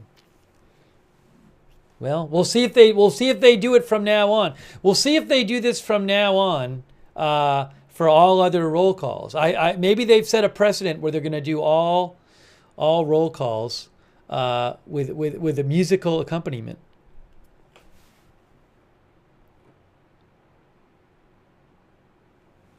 I mean, it literally said, like, if you read the Reuters feed notes, it says, music not cleared for use.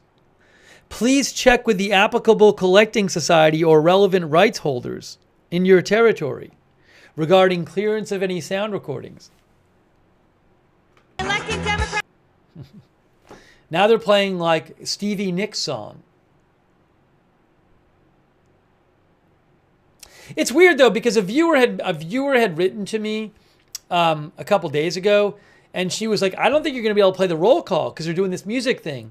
And she sent me, like, I think to a link to an article. But what it seemed to me was going to happen is, like, they'll say the state, and then they'll play a little song, and then the song will be quiet, and then the state will give their spiel.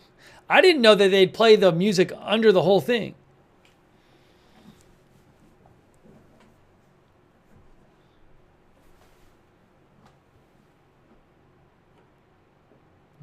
Jeremy says all the top 40 hits from 40 years ago.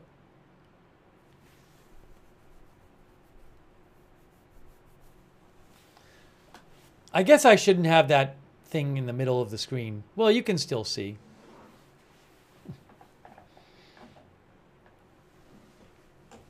I don't even think I have any audio, alternate video. Oh, I have an alternate video feed. Not that you want to see it, but just so you can see.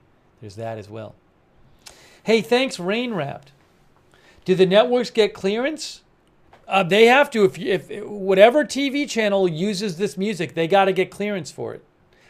They might. Well, I assume they're paying for it. I assume they pay to have it. But you can't just play songs. No, there's no big protest going on that I'm aware of. I'm not aware of any big protests.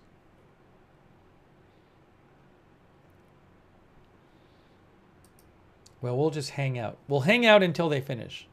I feel bad. I mean, it's a fun moment to show. We showed the Republican one. Hey, thank you, Gregory Albright. Gregory says, thank you, Gregory Albright. That's really nice of you. Gregory says, Democrats are very openly jamming non-approved media outlets in some bizarro attempt to control the narrative. We played the whole Republican one.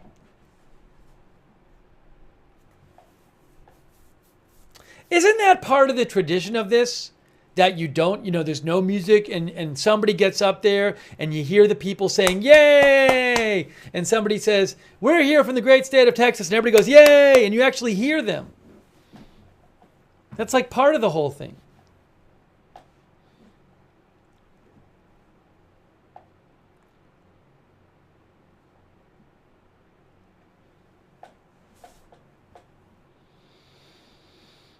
Anyways, maybe that's over. Maybe it's all going to be musical stuff from now on. That's when it matters, I think somebody said. This one, again, is ceremonial. This is not an actual... The real vote happened weeks ago. Hey, thanks, Tim747. I appreciate that. Thank you, Tim. I'm sorry. I would have told you guys. If I knew in advance, I would have definitely told you. But yeah, I mean, if you have access to, I'm sure you can find it on a TV channel or some other, the DNC site or whatever. I appreciate you watching this channel. No, I'm not going to do Ukraine, Russia, or Israel. I'm not going to try to do 2-minute updates on that. No. We'll do more coverage. When big developments happen, we'll do more coverage.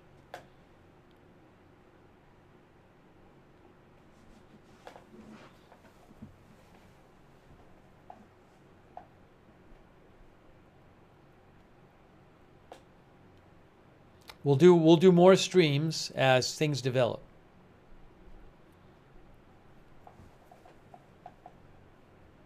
So right now it is 7:02 local time.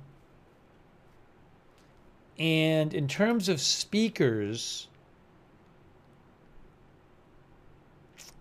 Barack Obama is speaking at 10 local time. When is Michelle Obama speaking? Bernie Sanders is like around 8:15 local time or something. I'm confused because Michelle Obama is speaking before Barack Obama. She's speaking at like 9:30 or 9:45 or something, local time.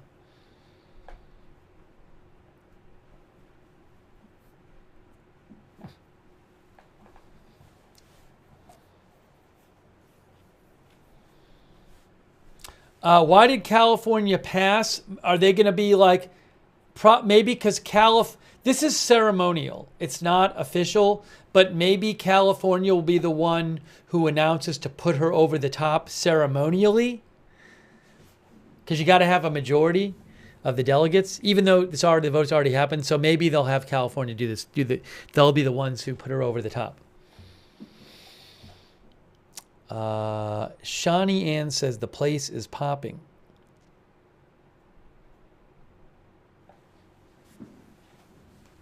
They're still playing the music, right, for everybody? It's just non-stop music. Non-stop.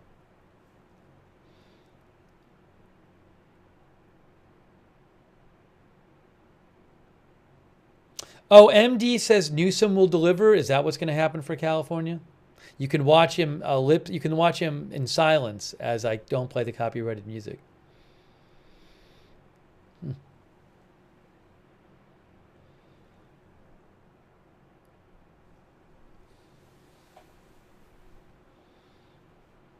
So again, I apologize that I can't show you this, but hopefully you're watching it somewhere else if you want to hear the music.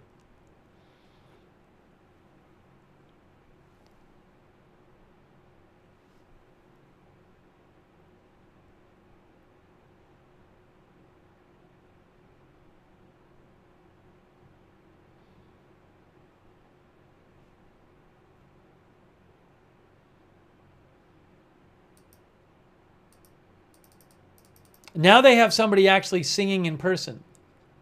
They actually have music, somebody singing.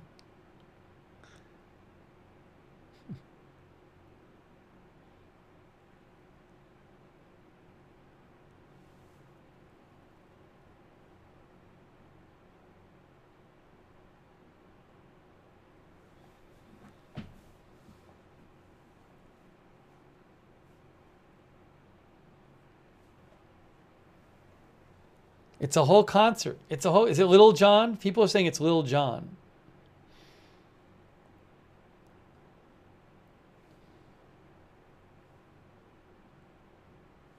Yeah, Little John. It's Little John.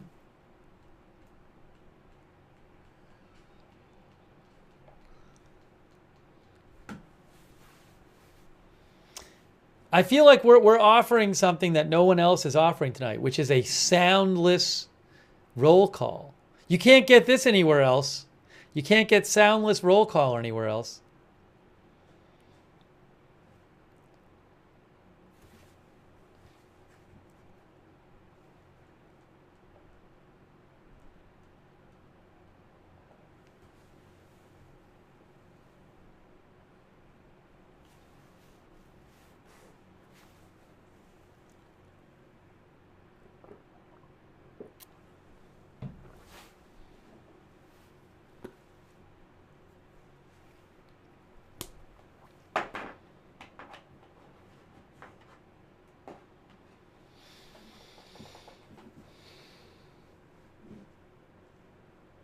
I'll see if I have any more updates to give you while this is going on.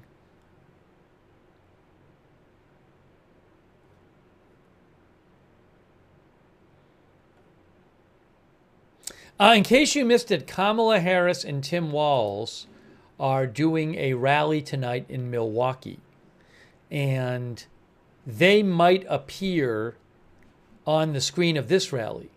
But they are doing a rally in Milwaukee tonight on the same night as the convention. Gregory Albright, that's so nice of you. Wow, that's very generous. Gregory just made a very generous donation. He said this is for the rap-free edition of the DNC. Hey, I wish I could bring you the sound, believe me, but I can't. So Gregory, I do appreciate that. That's very kind of you, Gregory Albright. Thank you for your generous support, Gregory.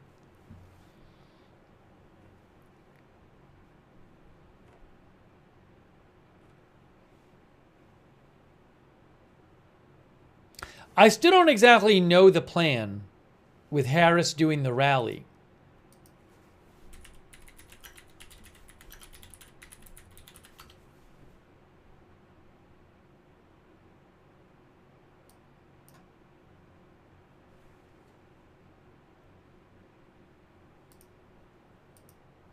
So the New York Times says that Harris's remarks in Wisconsin are expected to be patched into Chicago. You know what's interesting? Harris actually spoke a little last night on the stage. See, Trump did not do that. I think normally the candidate wouldn't speak until Thursday, but Trump spoke on Thursday. He was at the convention, but Harris actually spoke last night. She's going to be speaking tonight in a sense because she's doing a rally. I wonder if the feeling is, look, we only have so many days left till the election. America doesn't know her that well, so we need to we can't afford to give up days where she's not speaking. So by having her go to a rally, it actually, maybe the whole point of the rally was to have an excuse to have her speak on another night of the convention. That's what I think it is. I'm not joking. That is my theory. My theory is that the whole reason they scheduled a rally for tonight is to give her an excuse to speak on another night of the convention. That's my theory. That is my theory. I think it's a good theory.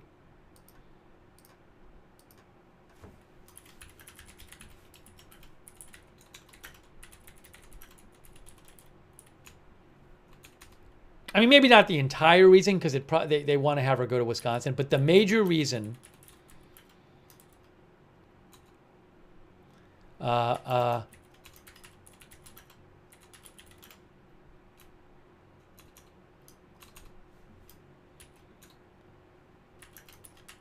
Kamala Harris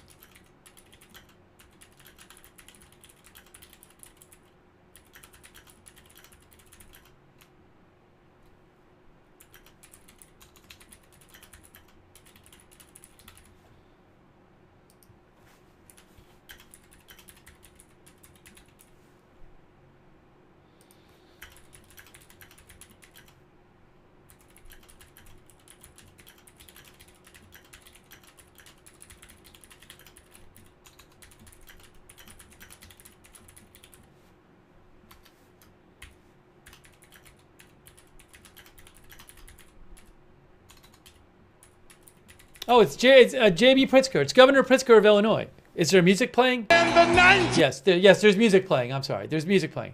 That's Governor Pritzker there.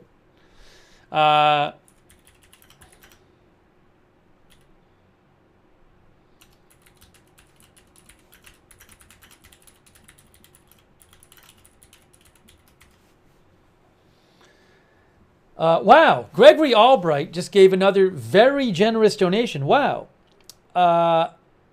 Hey, thank you, Gregory. That's so kind of you. Thank you so much. Wow. Gregory Albright has been extremely generous tonight. Thank you, Gregory. That is very, very nice of you. Thank you. I really appreciate it. Gregory Albright, thank you. As one of our viewers just said, J.D. Riddle, the whole roll call is copyright. Yes, it is all copyrighted music.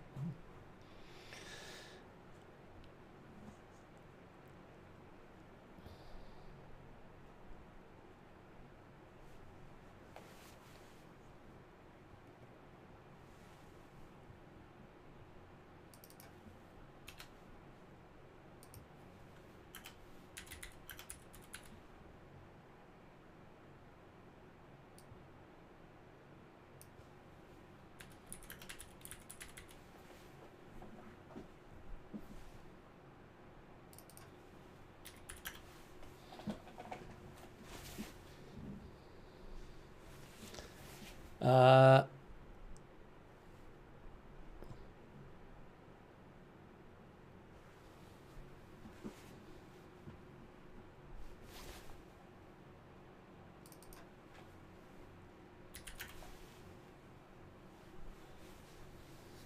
you like my theory? Do you guys like my theory that the major reason a Kamala Harris rally in Milwaukee was scheduled for tonight during the convention was to give an excuse for her to speak on another night of the convention? I really think that's true. Because they couldn't have her just speak Tuesday night if she was there. But this way they can.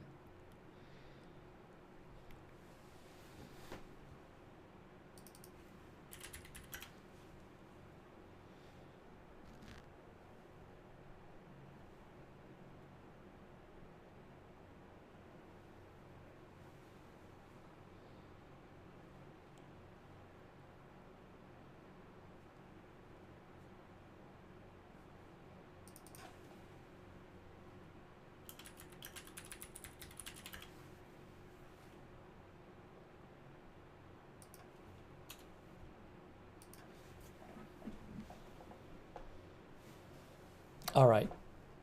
I'm posting this. I'm posting this on my X account.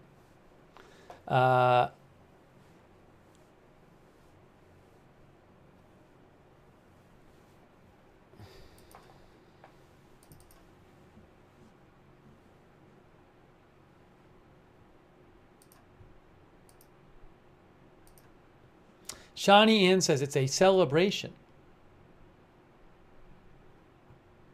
They're only up to Kansas, guys. They're only up to Kansas.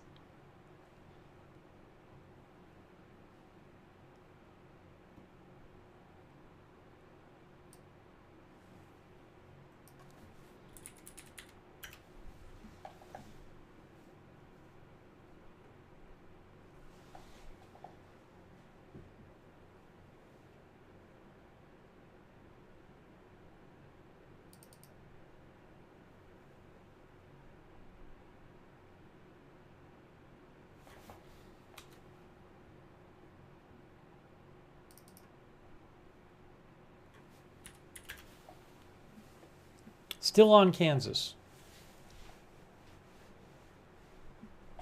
In case you're probably not just joining this broadcast, but in case you're wondering, just some additional explanation, in case you didn't hear before, this entire roll call has copyrighted music playing under it, even when the people from the state speak. So I can't play it.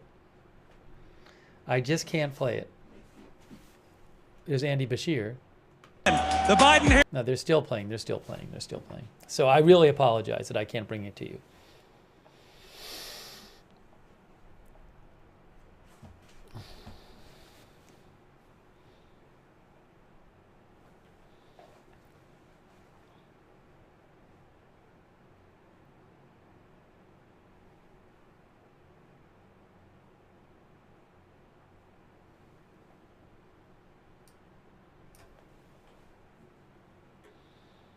All right, I'm going to take some comments from you guys. Oops, I didn't want to do that. Hold on, I did something wrong. I did something wrong.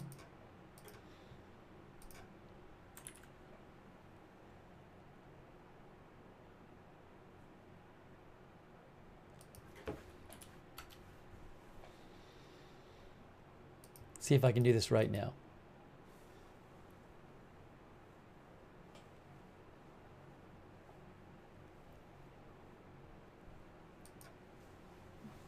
I fixed it. What state are they on? Kentucky? I'm being the worst host right now. I was excited to watch this with all of you guys on the stream. Now I have to play it in silence. Puzzle Master says, why don't you use speech isolation software?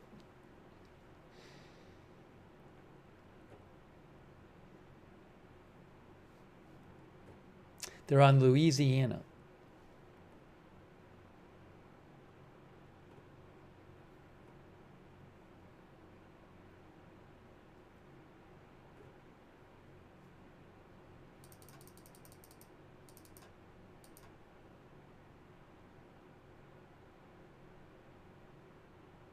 Selena Wong, who's with ABC News, says the Harris rally, she's in Milwaukee, and she says the Harris rally will be broadcast into the DNC.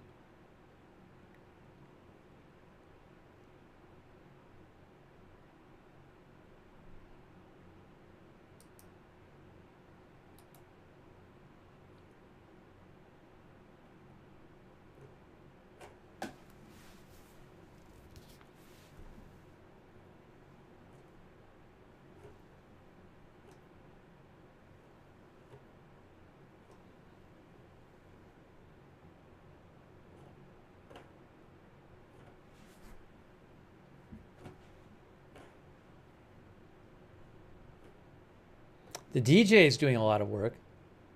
Very active.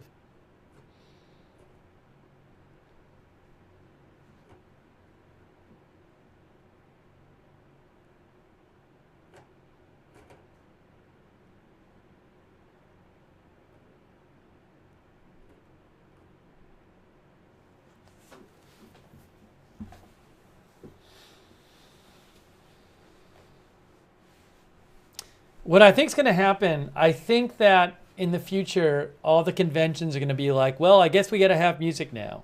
So I think for the rest of my life, if I'm doing a news channel, I'll never be able to play the roll call again because it's always going to be music now. Oh my gosh, Gregory Albright.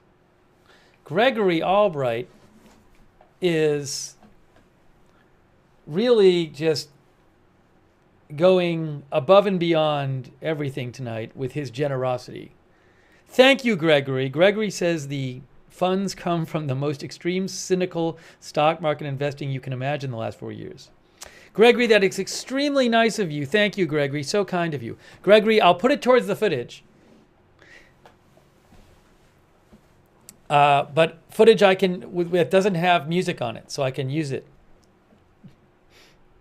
Gregory, that's really kind of you. Thank you. Gregory Albright, special shout out.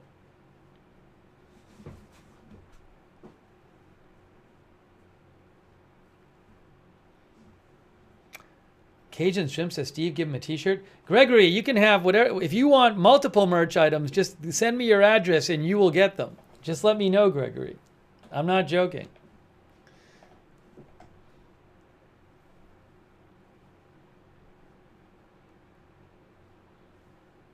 agendafreetv@gmail.com. That's the network Gmail address.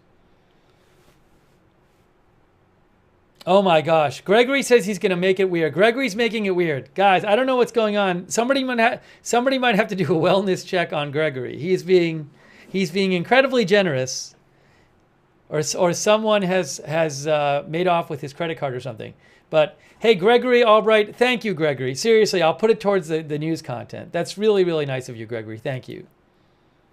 Wow.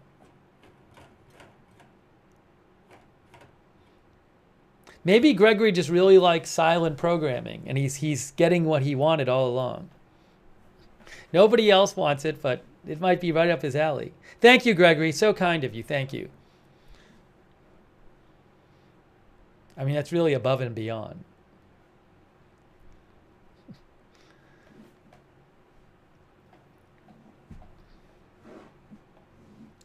I'm sad. I'm sad I can't show it, believe me.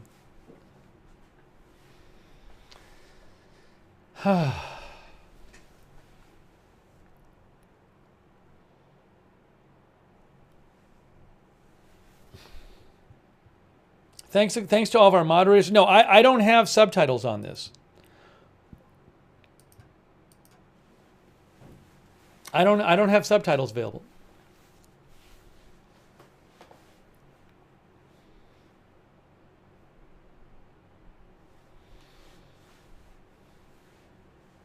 Now, if they're going to have Harris speak from Milwaukee, is it going to be short? Because hold on. I have a little update for you. Because if she's going to do it's probably, there's Gretchen Whitmer from Michigan. Governor Whitmer is right there. It'd be great if you could hear it, but they're playing music.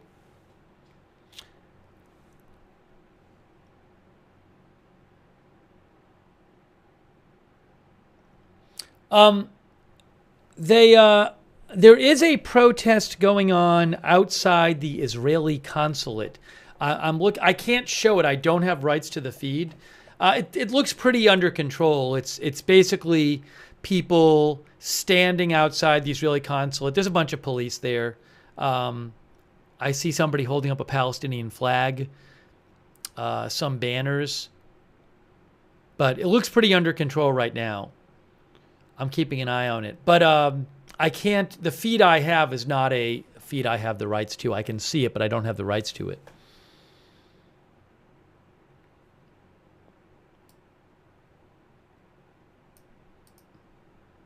Yeah, it's like a local affiliate feed, so I can't use it.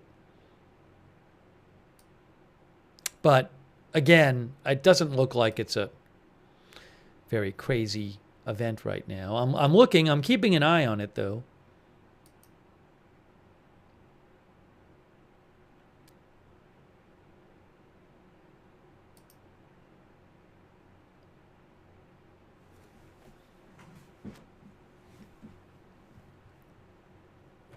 Hey, thanks, Adrian Goodman. That is very kind of you to give 10 people memberships over there on YouTube. Make sure you thank Adrian. Adrian gave 10 memberships to the 10 people still watching this broadcast, now that I can't play sound during the roll call. That's the reward to the 10 people who stuck around on YouTube. Hey, thanks to Rain Mist for subscribing on Twitch. Thank you so much.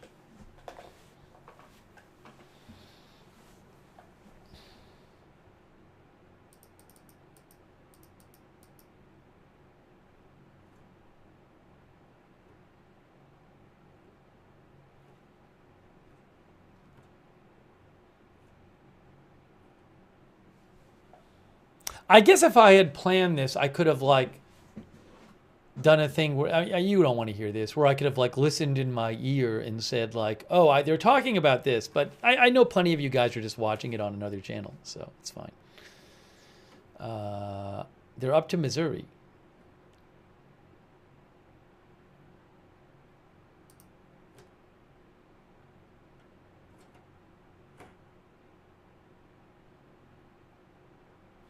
What I was wondering is, are they going to bump other speakers because they're going to have Harris speak from Wisconsin?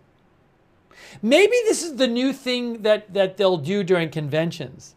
It's because on convention week, you're not supposed to speak at the convention until Thursday. I mean, Harris said a little something last night, but she didn't give a big speech, but she did say a little something.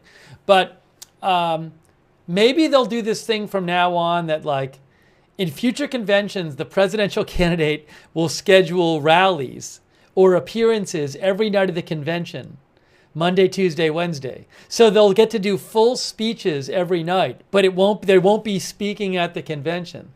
They'll be speaking at a rally, and it just happens to be remotely broadcast to the convention.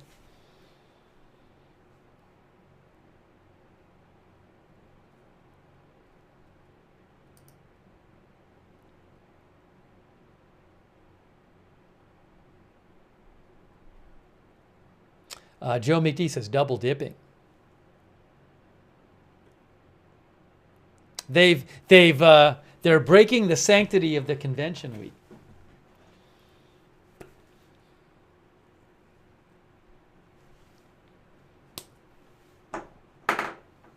Hey, thanks so much to JD Riddle. JD, that's very nice of you. Thank you, JD, for your support. Big shout out to our moderators as we wait for the music to end. Ruth Krafasi, thank you for moderating, Ruth. Kinetic.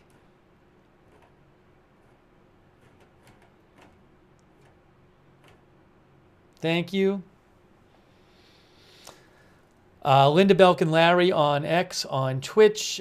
Big Ball of Yarn, David Green, Idaho Star, McBritches, Papa Bear, and Surly Dev. Big thanks. And on Facebook,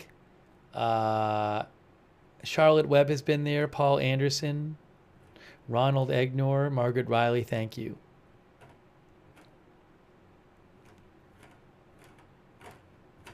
Thanks for subscribing also on Facebook. Eve Richards, for example, thanks for subscribing. Diane Allworth, Robert Real II, Kay Lowry Body, all of our other subscribers there. No, I cannot turn on captions. That ability does not exist. There's no caption switch I can choose to make captions magically appear. I don't have that ability. If I did, I would, but I don't. Thanks so much to Aaron McCune for your support. Thank you, Aaron. I really appreciate that. Thank you. Aaron McCune. Also, thanks to our Twitch subscribers who are patiently waiting while the music plays. Distant Galaxy, Wall Street Shaggy, Dancing in the Sand, Graybeard Games, Mal's Bixie, Daddy Dino, Allistic, Crex82, and all of our other subscribers, Smelly Cat and others. Damoom likes the quiet DNC and Gregory. Thank you, Damoom. I appreciate that. Thank you.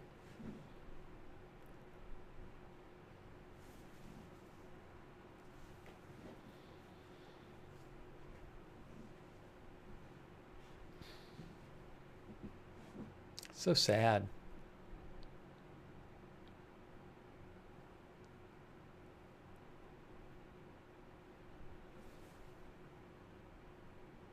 We're going to do a poll question because I think that the conventions from now on will do this.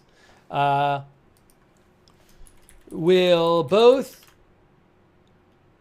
GOP and Dems do musical roll calls from now on? Like, is this setting the precedent? So I'm going to ask the poll question to you guys. Do you think this will now set the standard? Now that it's been done once, will it be seen as boring to not do it again? And like the Republicans and the Democrats will both do it next time. What do you think? I'm going to ask you guys right now, and I'm going to show you what you have to say about it.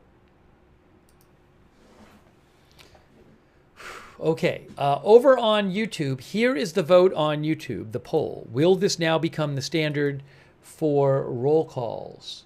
The musical roll call. Over there on YouTube, it is about 50-50 whether this will become the standard for roll call. Over there on Twitch, it's a little bit different. On Twitch, it is... as you can see, 62% say yes on Twitch, 38% say no. Oh, thank you, Katie. Kate89. Why did Minnesota pass? California and Minnesota, I guess, have passed. And that's where Minnesota is where Tim Walz is from, and California is where Harris is from. So I'm guessing that they let them, if they haven't gotten to a majority of delegates yet, they'll be the ones who give them the ceremonial enough for a majority of delegates. That would be my thought, if they don't have majority yet. Again, this is all ceremonial. The actual vote has been done weeks ago. But, you know, maybe they'll let California and Minnesota go together, and that'll put them over the top.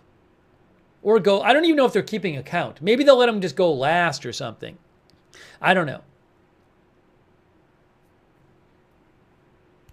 All right, so the majority of you on Twitch think this is going to become the standard, the musical roll call, whereas it's split on YouTube. I appreciate you voting. Thanks for voting. Thanks for patiently waiting here.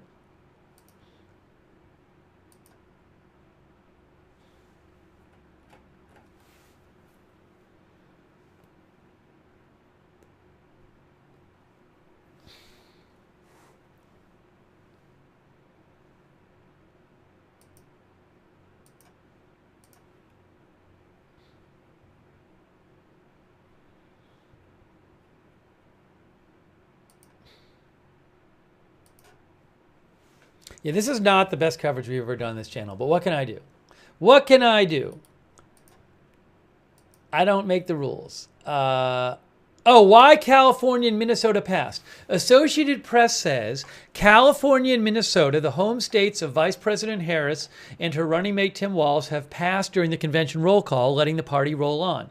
This year's roll call has been unlike in political history, says the AP, but one tradition held, the one mandating that the home state of the nominee generally passes, then goes near the end to pass the deciding vote to formally clinch the nomination, which is what I was saying. This year, Minnesota, where Walz is governor, could get the count close and let Harris's California and its motherlode of delegates put her over the top as the Democratic nominee.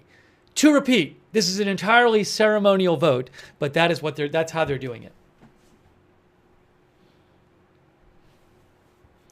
A couple updates from AP. Florida's delegation played Tom Petty's anthem to hard-headedness, I Won't Back Down, in casting its delegates for Harris, a not-too-subtle jab at the state's Republican governor, Ron DeSantis. DeSantis used I Won't Back Down as the theme of his failed Republican presidential primary this cycle. And it was the name of a super PAC that spent lavishly in his losing cause. So that's why Florida played Won't Back Down. Sean Astin, best known for playing the titular Notre Dame football player in Rudy, joined the Indiana delegation to help cast its 86 delegates. Okay.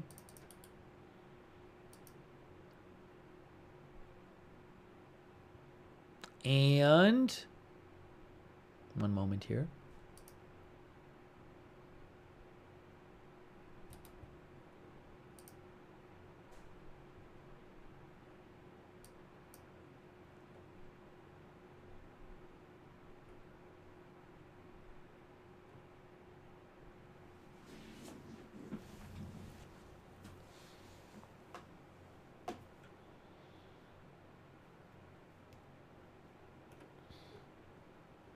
A little more on that protest going on as you look at this continued roll call going on, ceremonial roll call.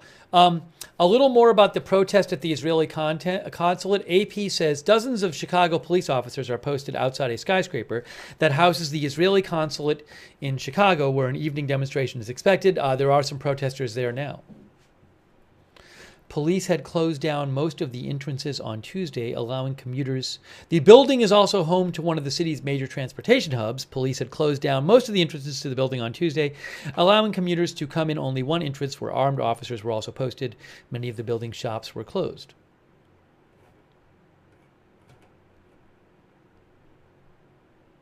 Yeah, I got to keep up. See, this page on AP is updating.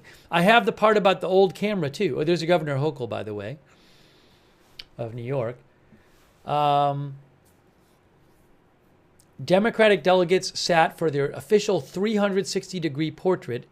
It's somewhat of a tradition for photographer Abbas Shir Mohammadi to use a more than century-old camera to take delegates' photo, says AP. For several minutes, delegates were admonished to stay in their seats and not to move as a panoramic photo was taken around the United Center.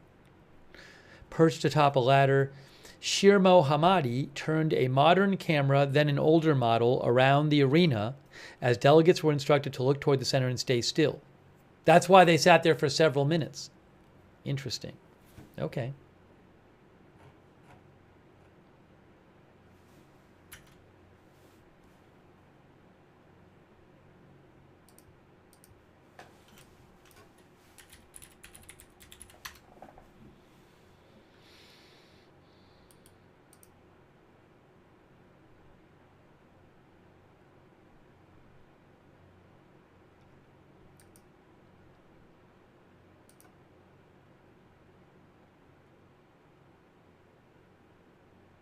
Oh, the protest? Let me check the video out. Oh, yes, I see. I cannot show this because I don't have rights to the video. I don't have any protest video I can show you. I am seeing on a protest video that I don't have the rights to show you, that they are taking somebody away from that protest outside the Israeli consulate. Again, I do not have footage of that protest. Oh, I might have footage now. Hold on. I may have footage right now. I have footage. Hold on, guys. Hold on. Wait a second. There's footage right there. So while we're waiting for the roll call audio to end, I have footage for you. Look at this.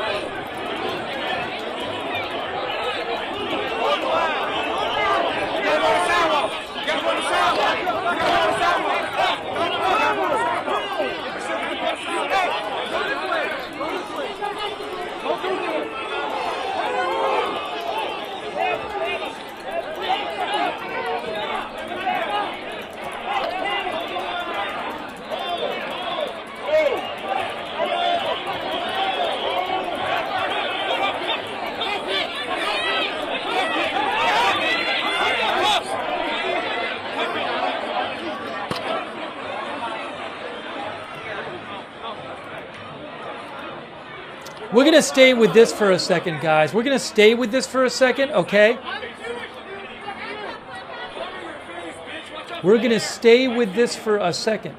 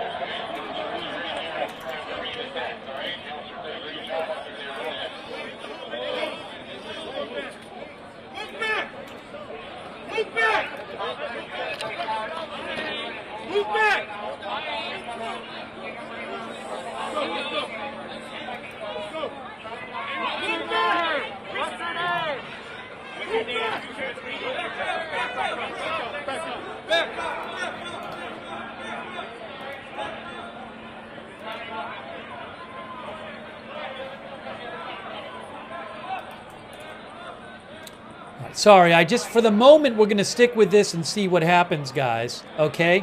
We're going to stick with this, and then we can go back to the convention. But we'll stick with this right now.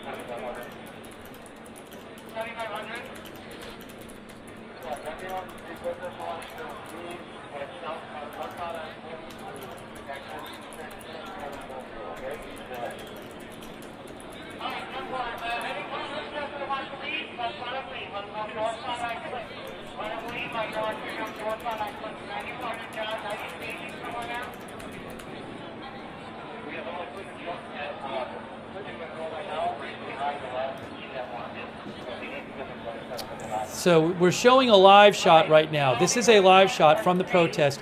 It's outside the Israeli consulate building.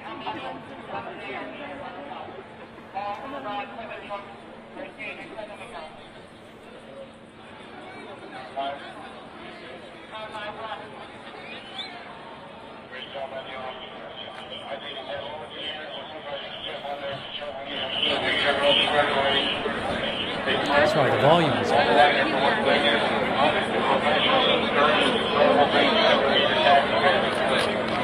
Back up! Back up! Don't make me say it again. They are arresting some people.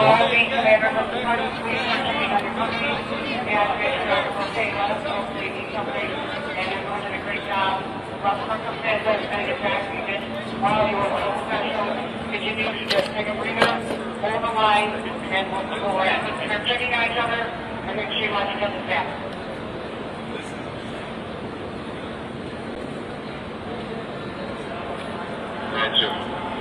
Card two back.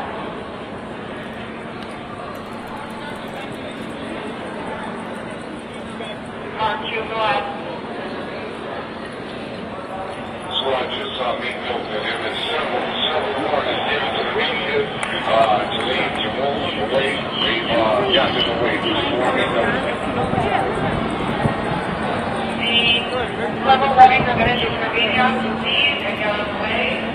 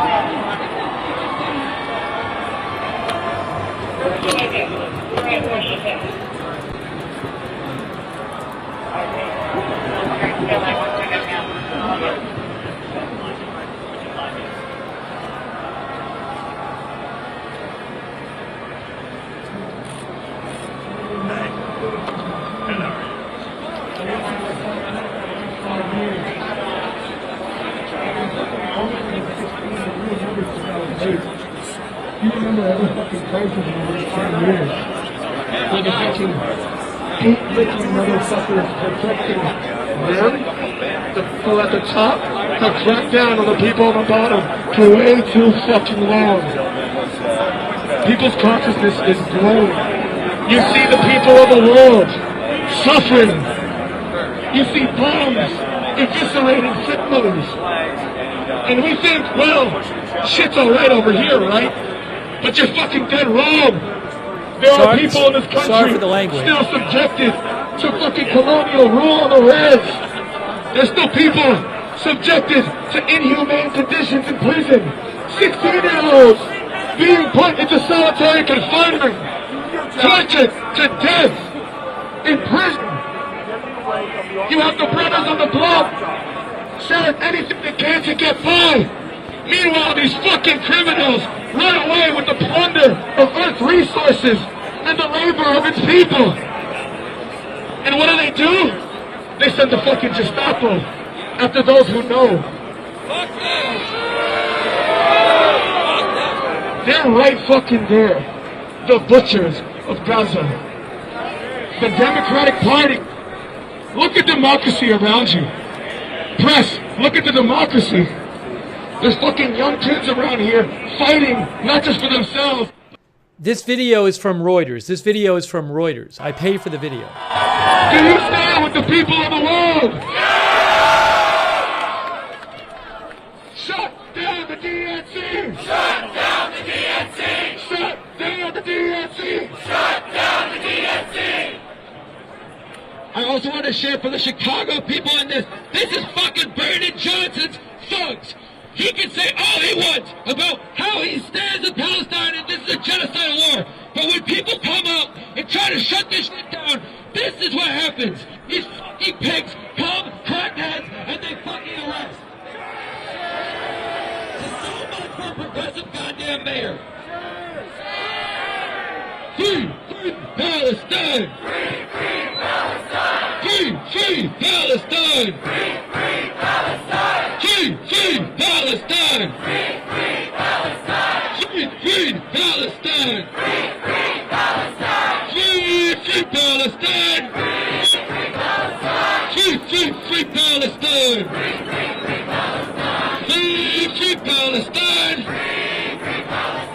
Free, free Palestine! Oh yeah, let's go! Let's get our forces over! Let's keep the street for a little bit longer. Watch these pigs accumulate their little forces. Our streets! Whose streets? Our streets! Whose streets? Our streets! Whose streets? Our streets! Whose streets? Our streets! Whose streets? Our streets! Whose streets? Our streets! Whose streets? Our streets! Whose streets? Our streets! Whose streets? Our streets! Whose streets? Our streets! Whose streets? Our streets! Whose streets? Our streets! Whose streets? Our streets! Whose streets? Our streets! Whose streets? Our streets!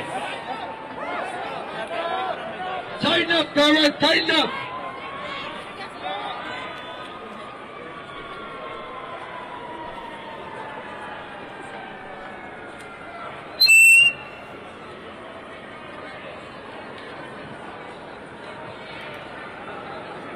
Intifada! Intifada!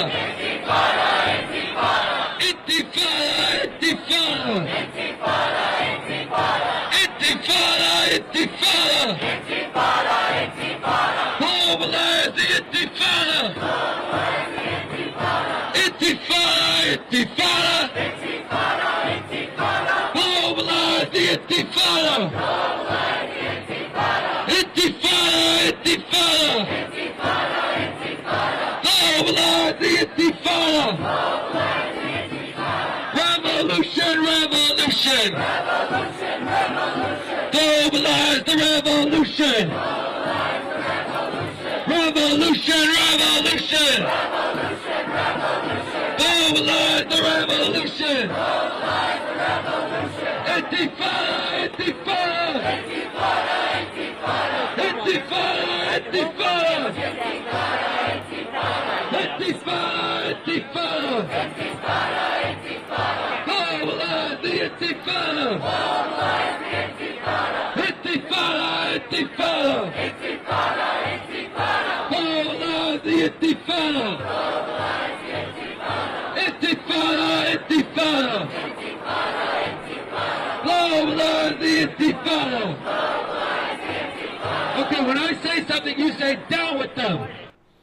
So guys, real quick, we have been covering tonight the Democratic Convention, and I am still planning on doing coverage of that. They're still doing the roll call. I couldn't play the audio from the roll call anyway because it has a copyrighted music under it, and then we just got this video of the protest, so we've switched over to protest coverage, but I am planning on going back after the protest and getting the convention. So trying to cover both things for you. But I figured this is an active situation right now, so we'll check out some of this Reuters video here. The hold-down system! The hold-down system! Imperialist pigs! Israeli soldiers! Netanyahu! Killer Kamala! DNC! DNC! DNC! DNC! Okay, we got some pirates in the back too. Let's keep it moving. We got an effigy here in a second. But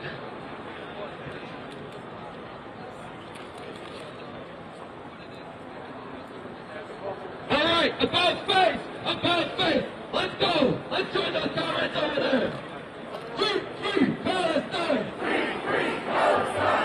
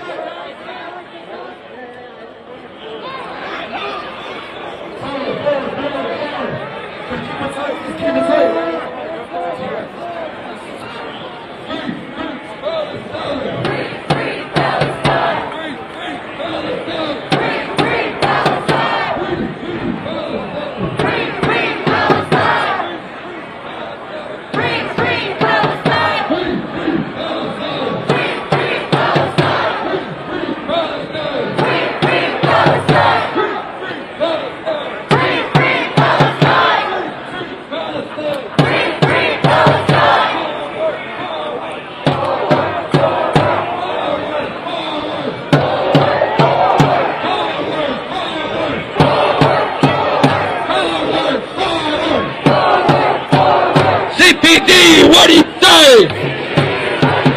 How many kids did you kill today? CPD, what do you say? How many kids did you kill today? DNC, what do you say? How many kids did you kill today? DNC, what do you say? How many kids did you kill today? Free Palestine! Free Palestine! Free Palestine! Free Palestine! Free Palestine! Free Palestine! Free Palestine! Free Palestine! Forward! Move forward!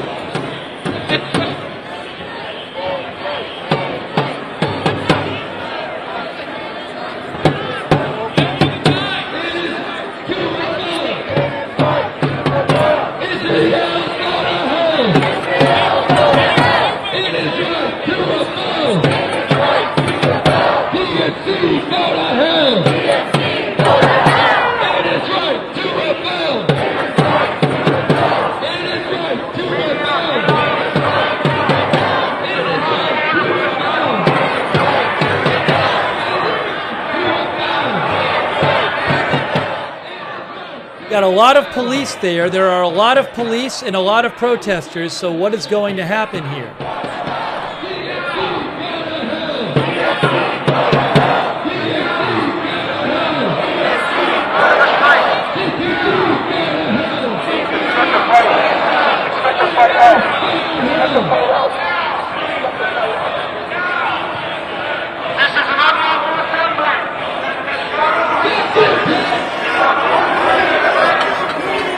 The police are telling him it's an unlawful assembly. Assembly, please vacate the street. This is on the order of the Chicago Police Department. Media, you have to get out of the street. This is a lawful order, or you will be taken to custody. They're saying it's an unlawful assembly. They're saying the media has to get out of the street.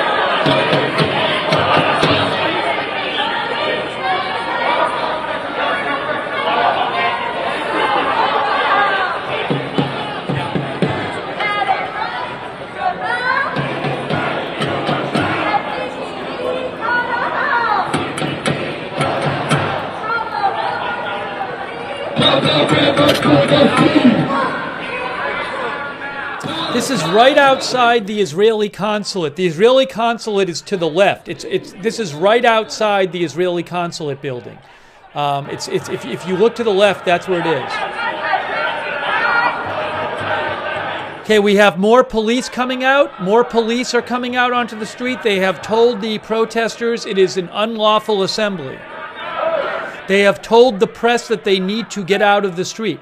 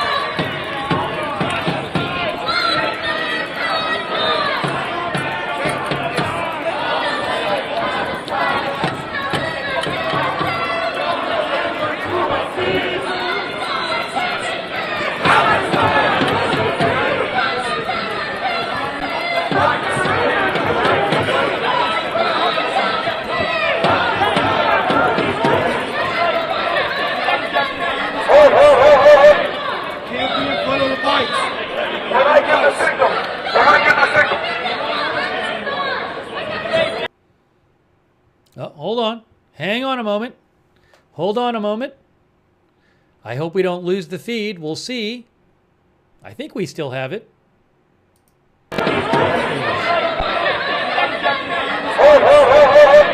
Hold on. When I get the signal. The feed is paused. Hopefully we didn't lose the Reuters feed because obviously that is what we want to watch. But I can only show it to you if Reuters doesn't lose their feed. So sometimes the feeds stop for a minute, so we got to wait for Reuters to get their feedback. We are watching live coverage via Reuters of their feed. So right now their feed is in spinning circle land. I know. I can't control it. It's not my camera. So as soon as I literally have it on here. So hopefully we get it back. It just went to spinning circle land. But it is the Reuters camera feed. So that happened yesterday a couple times. They lost their feed and they got it back. So give it a moment and we'll see what happens. I do apologize greatly, but I don't control it. It's certainly a tense situation.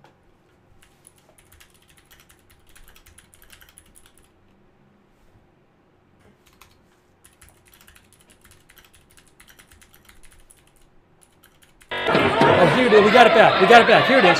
We got it back. Hold on. Do we get it back? We're back. We're back. We're back. It's coming back. We got it back. We got it back.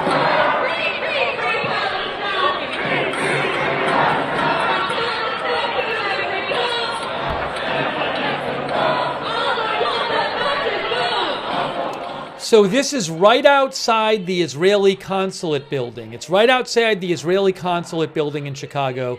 And there's a large number of protesters and a really large number of police. The police have already told the protesters that this is an unlawful assembly. The police have forcefully told the media, you need to get out of the street.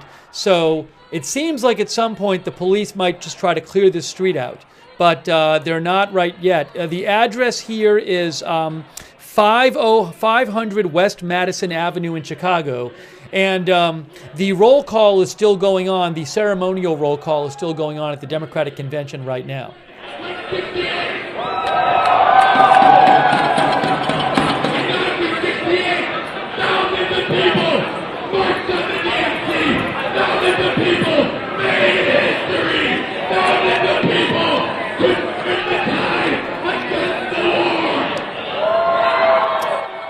This is about 2 miles from the Democratic Convention, about 2 miles away from the Democratic Convention. We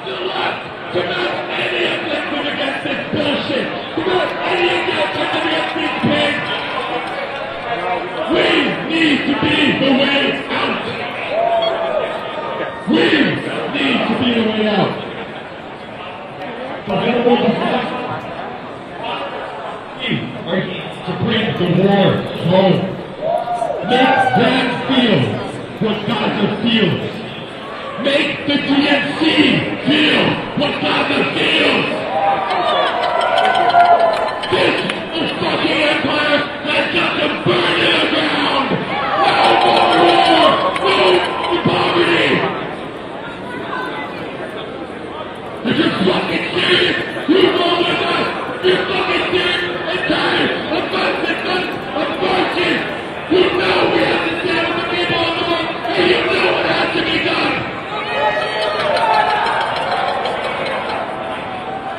DNC, go home, or we're going to bring the war home. DNC, go home, or we're going to bring the war home.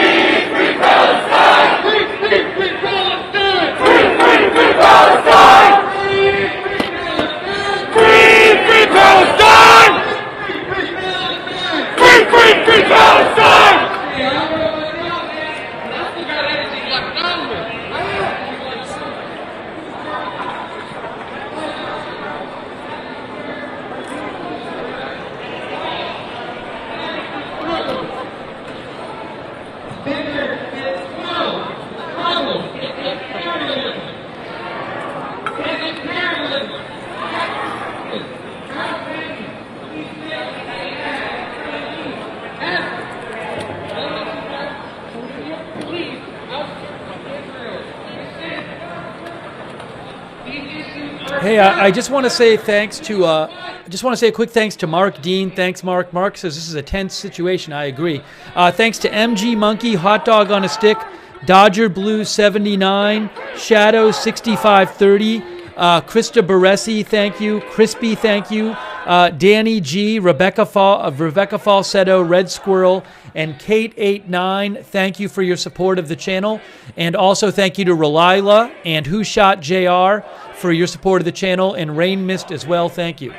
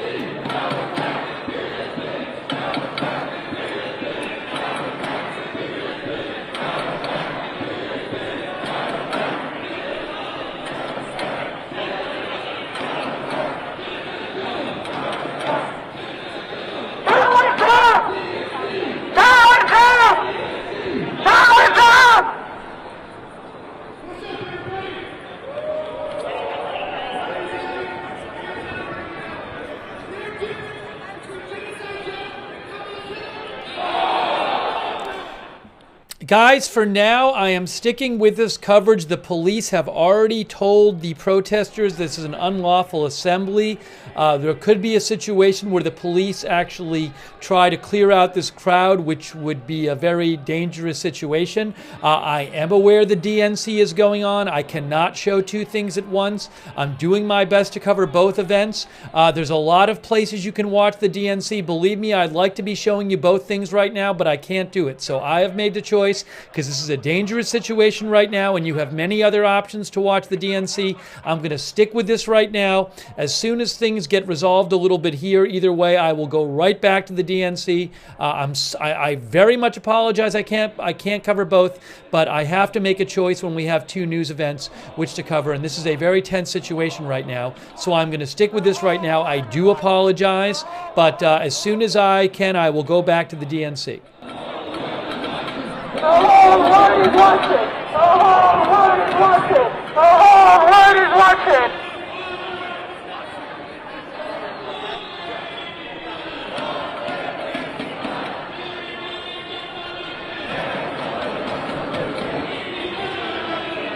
Intifada revolution! Intifada! Intifada! Long live Intifada! Only one solution! Intifada revolution!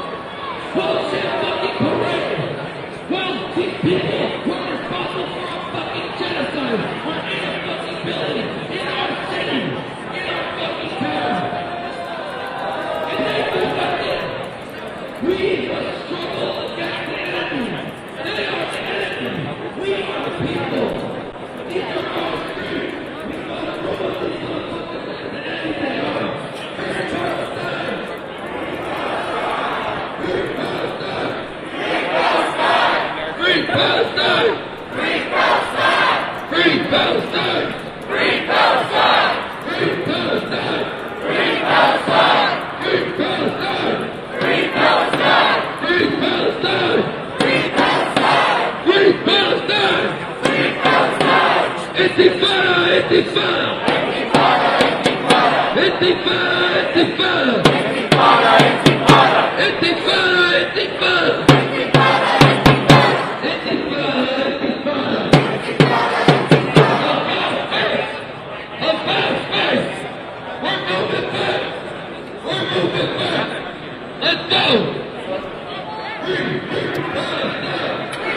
All right, now they are moving away. Where are they going?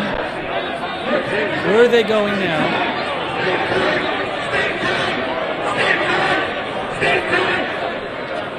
Are there police on both sides of them?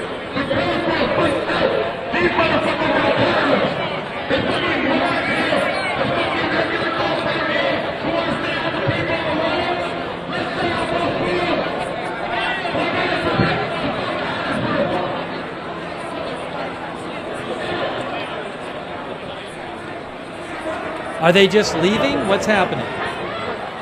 That's the consulate building right there. That is the Israeli consulate building they just walked by.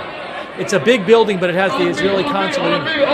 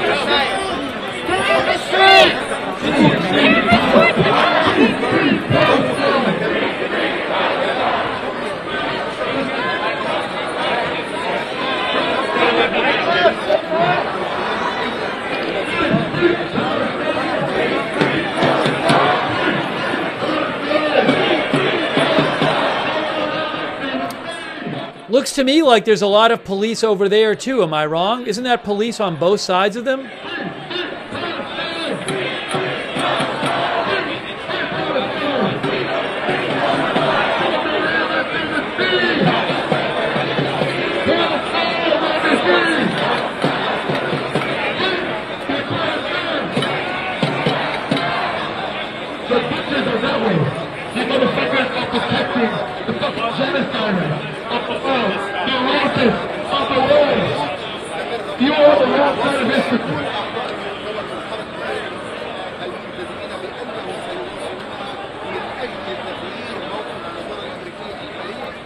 I can't tell what's going on. Will the police let them leave if they want to leave? I don't know.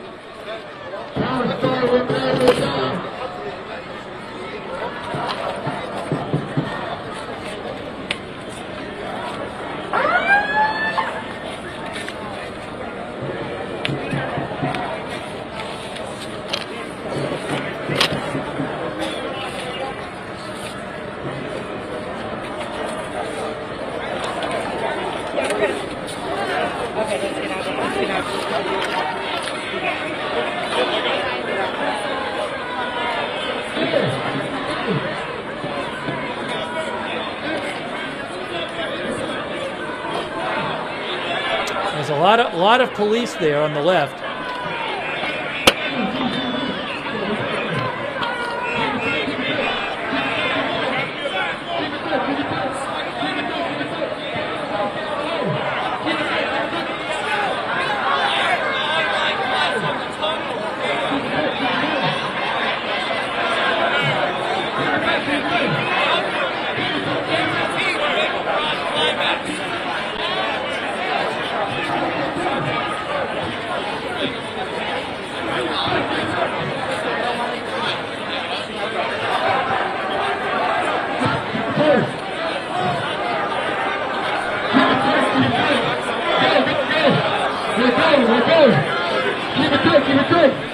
Looks like they're leaving. Are they leaving?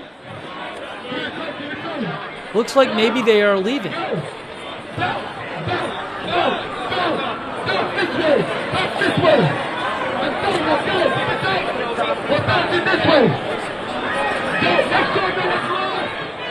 Well, but I can't tell if they're being allowed to leave. I have no idea.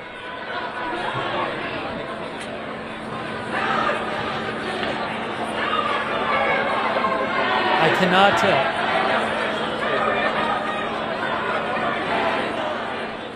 One of our viewers said they're trying to push them back. I can't tell if they're going anywhere.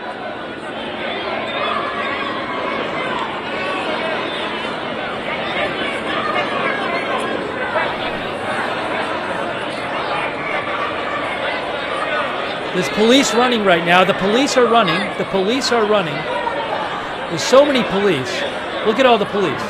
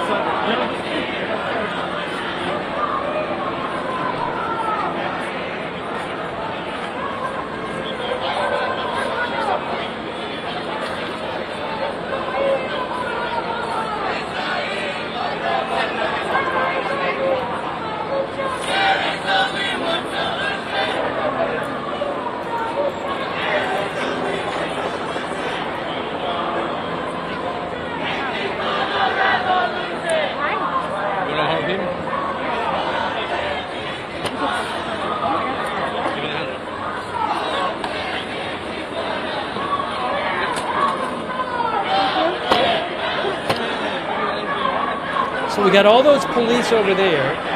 We got all the police over there. Where are the protesters? Look at all those police there. But I don't know where the protesters are.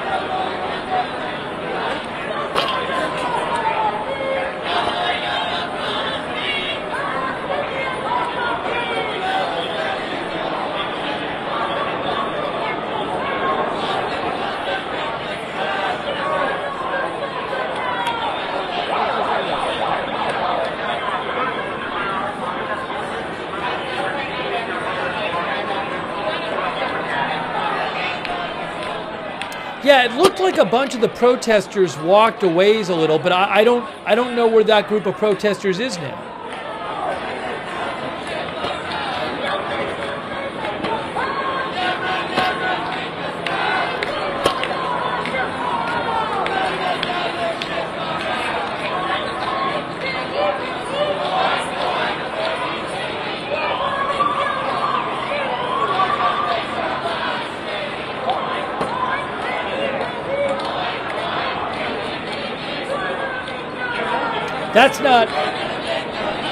That's just a small group there. There's a much bigger group of protesters that went in the opposite direction.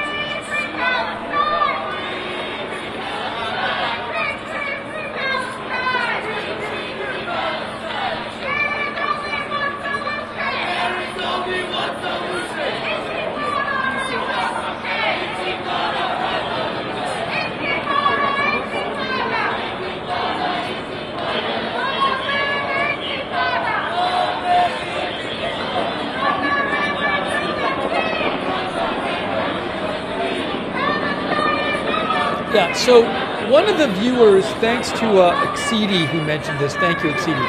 Exceedy mentioned that there are like some people streaming who are following the group that split off. Most of the protesters, about 10 minutes ago, these are a few remnants, but most of them split off, and I have my eye on it. I don't have a stream I can show you, but most of the protesters are like walking through a different part of the city right now. But I don't have that footage I can show you.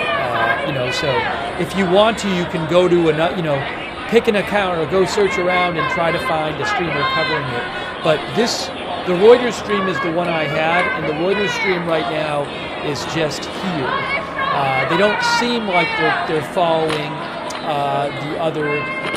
the protesters, but there's a bigger group of protesters walking. They're marching on the street somewhere near here. But again, I don't have that footage for you. So I'll give it a minute or two, but eventually I'm just if I don't get any footage, I'll just go back to the convention because right here there's not much going on this shot. No, I cannot steal other streams. I can't steal other streams. I can only show you the stuff I have the rights to. So I can't just steal other people's footage. We were covering the convention. Then there was this big protest that we were showing you video of. And then we'll see if I'll have to just see if I get other footage, so we can keep going back and forth. But right now, as you can see, this stream is not showing much. So I'll give it a minute or two and see what happens. But I can only, cover what I have access to. So trying to give you news about both things. But again, most of the protesters are in a different area. They're kind of just walking around.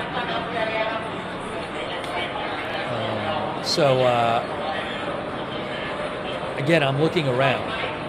So I may end up going back in a minute to the convention. Because it doesn't look like this camera is going anywhere. But again, there are protesters marching. Most of the protesters who are here are marching down the street. I don't know exactly where they are, though. So we'll see. We'll see if this. I don't know if this camera's going anywhere. If the camera's just going to stay here. So I'm sorry I can't cover both things at once. It's just you can only cover one thing at a time.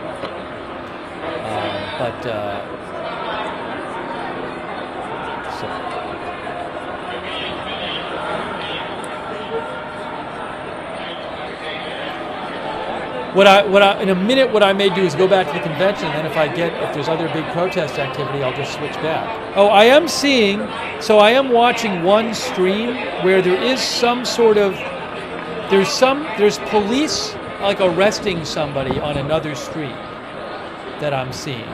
Again, it's probably blocks away from this, because I believe it's the group that broke off from this, but this camera person did not follow there, but maybe they'll go over there, so I don't know.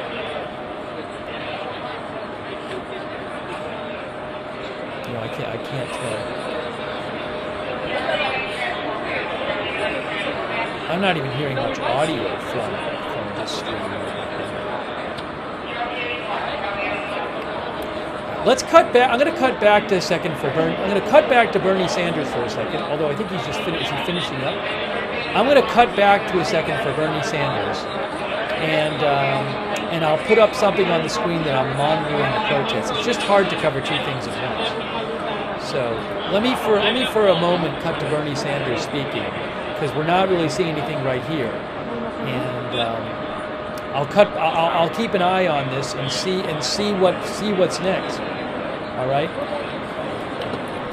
This struggle, because this is precisely what the American people want from their government. And my friends, at the very top of that to-do list is the need to get big money out of our political process.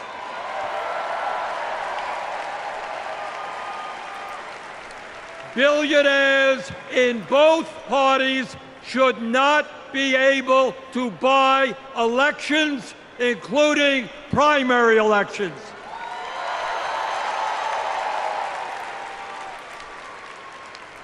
For the sake of our democracy, we must overturn the disastrous Citizens United Supreme Court decision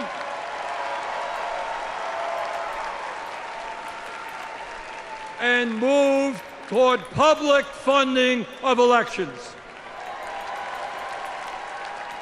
And let me tell you what else we must do. We need to join the rest of the industrialized world and guarantee health care to all people as a human right, not a privilege. We need to raise the minimum wage to a living wage. All right, again, so just to update you guys, I know it's confusing. We originally came on to cover the convention. Then there was protest stuff happening. The video I have of the protest right now is not really showing anything, so I'm going back to the convention. If there's stuff happening with the protests and I have video of it, I will certainly cut back and cover it. But right now, I don't have any kind of active video of the protests going on. Okay, so trying to cover both things at once. I'll keep switching back and forth depending on what video I have and what's going on. Receives the higher education he or she needs. We need to take on Big Pharma and cut our prescription drug costs in half so that we no longer pay any more than other countries. Joe and Kamala made sure that no senior in America pays over $35 a month for insulin. We need to make sure that reality is true for every American. I look forward to working with Kamala and Tim to pass this agenda. And let us be very clear. This is not a radical agenda. But let me tell you what a radical agenda is. And that is Trump's Project 2025. At a time of massive income and wealth inequality, giving more tax breaks to billionaires is radical. Putting forth budgets to cut Social Security, Medicare, and Medicaid is radical. Letting polluters destroy our planet is radical. And my friends, we won't let that happen.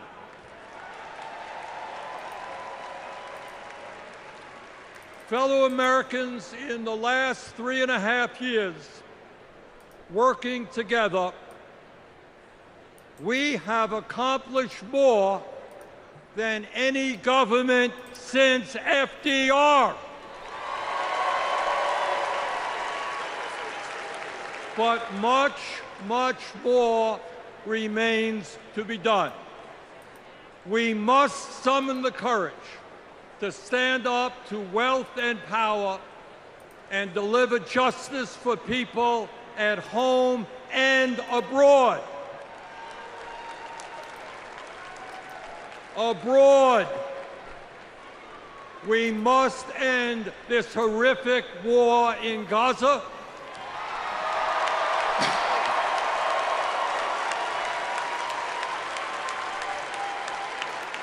Bring home the hostages and demand an immediate ceasefire.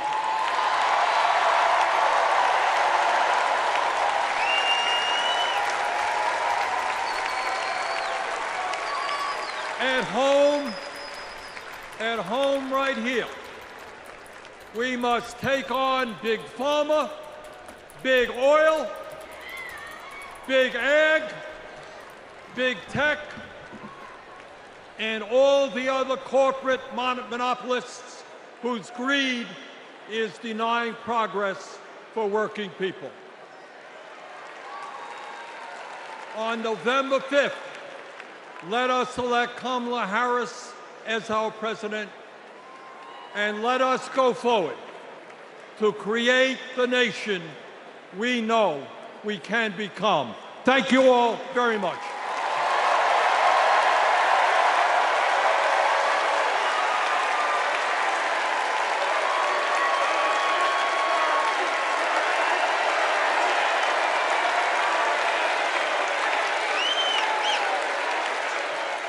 Please welcome Illinois Governor J.B. Pritzker. Okay, so again, I am monitoring the protest situation. I don't have any kind of protest footage right now, that's really worth showing you at all. If there's some big protest activity and I get footage, I will cut it and show it.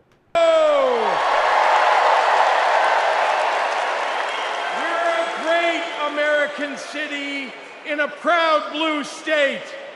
Our patriotism was formed in frost and in fire and in the steel we forged to survive both.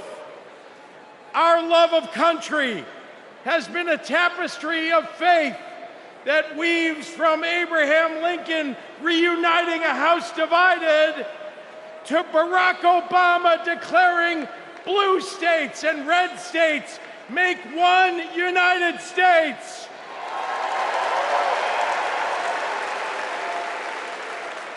Now, Illinois' presidential pedigree is unmatched. And given that Vice President Kamala Harris spent some of her early life right here, I speak for the entire Illinois delegation when I say, we claim her too.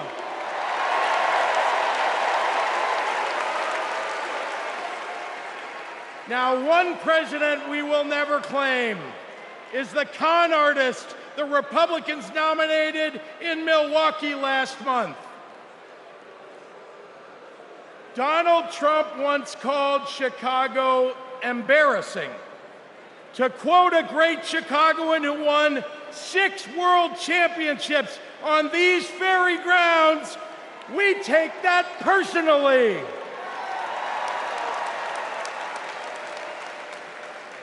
I had to govern for 2 years while Trump was president. Let me tell you what's embarrassing. In Illinois, we passed a massive bill to fix our roads and bridges. When Donald Trump proposed his own plan, he turned right around and called it stupid. We eliminated the grocery tax. Donald hasn't been in a grocery store since his first bankruptcy. Illinois invested in clean energy and the jobs it brings. Donald claimed that windmills in the ocean made the whales a little batty. During COVID, we supported small businesses and jobs.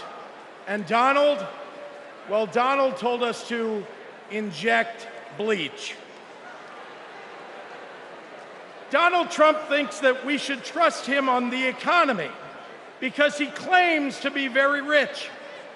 But take it from an actual billionaire.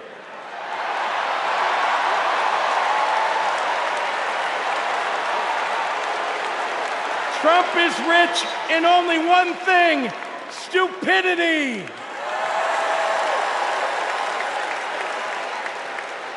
Now, I meet with business leaders all the time, and there's one universal thing they all need: people.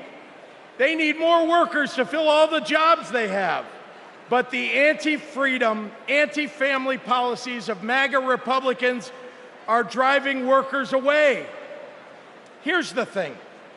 Americans don't want to be forced to drive 100 miles to deliver a baby because a draconian abortion law shut down the maternity ward.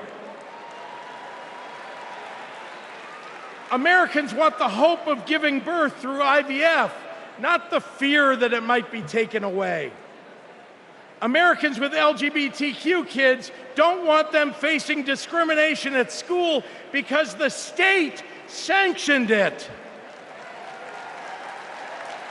Americans want to go to their neighborhood grocery store and not have to worry about some random guy open carrying an AR-15.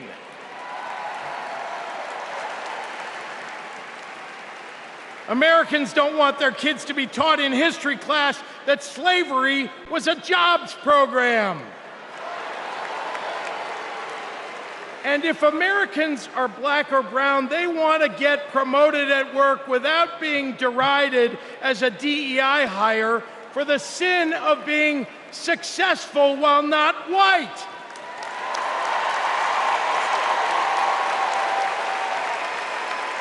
Let's be clear. It's not woke that limits economic growth. It's weird. And these guys aren't just weird, they're dangerous. Democrats are for lower taxes and higher wages, less inflation and more business growth.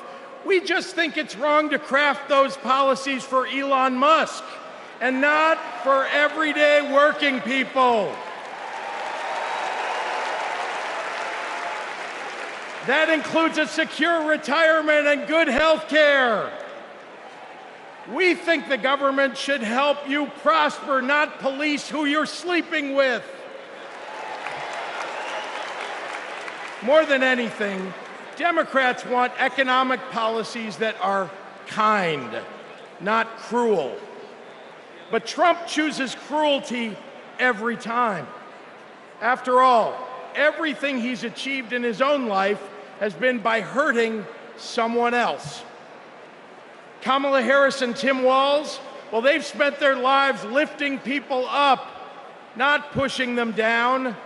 They know that a White House that leads with kindness looks at someone who is struggling and sees not what they might cost society, but what they might create for it. Americans want policies that give every American a chance to make it to the middle class. They want to grow small businesses, and Democrats want to cut taxes for everyday people. More than anything, Kamala Harris and Tim Walz want a country where we can all live with a little serenity. The serenity that comes with a balanced checkbook, an affordable grocery bill, and a housing market that has room for everyone. And if there's one thing I know about Donald Trump, he's not bringing anyone any kind of serenity. We have a choice, America, between the man who left our country a total mess and the woman who has spent 4 years cleaning it up.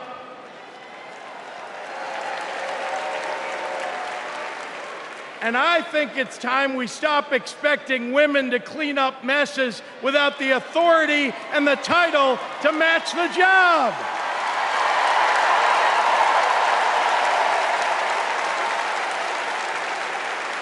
Vice President was a good title for Kamala Harris, but you know an even better one?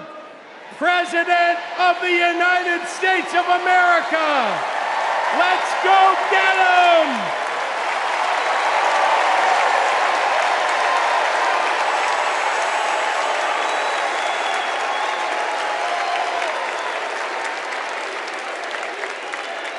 Please welcome former chair and CEO of American Express and current chair and managing director of General Catalyst, Ken Chenault.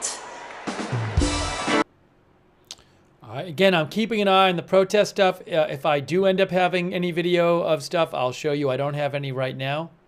American Express, one of the greatest companies in this country. America has thousands of great companies, more than any other nation in the world. And that's not by accident. The United States is the best place in the world to do business because of the values on which our country was built. Democracy, the rule of law, free and fair elections, the peaceful transfer of power. As a business leader, I have seen firsthand why democracy is so important. Democracy provides the foundation upon which American business and our economy depend. Character and values matter. In business, nothing is more important than trust. In America, we have to trust our president will protect democracy. We have to be certain they'll follow the law and serve the nation, not themselves. Business requires stability and certainty that our democracy will endure. Our economy and democracy are tightly linked. Both only grow stronger when Americans, despite our differences, are willing to work together. At this moment, when our politics pits one group against another, that's what's remarkable about Kamala Harris. She is for all Americans.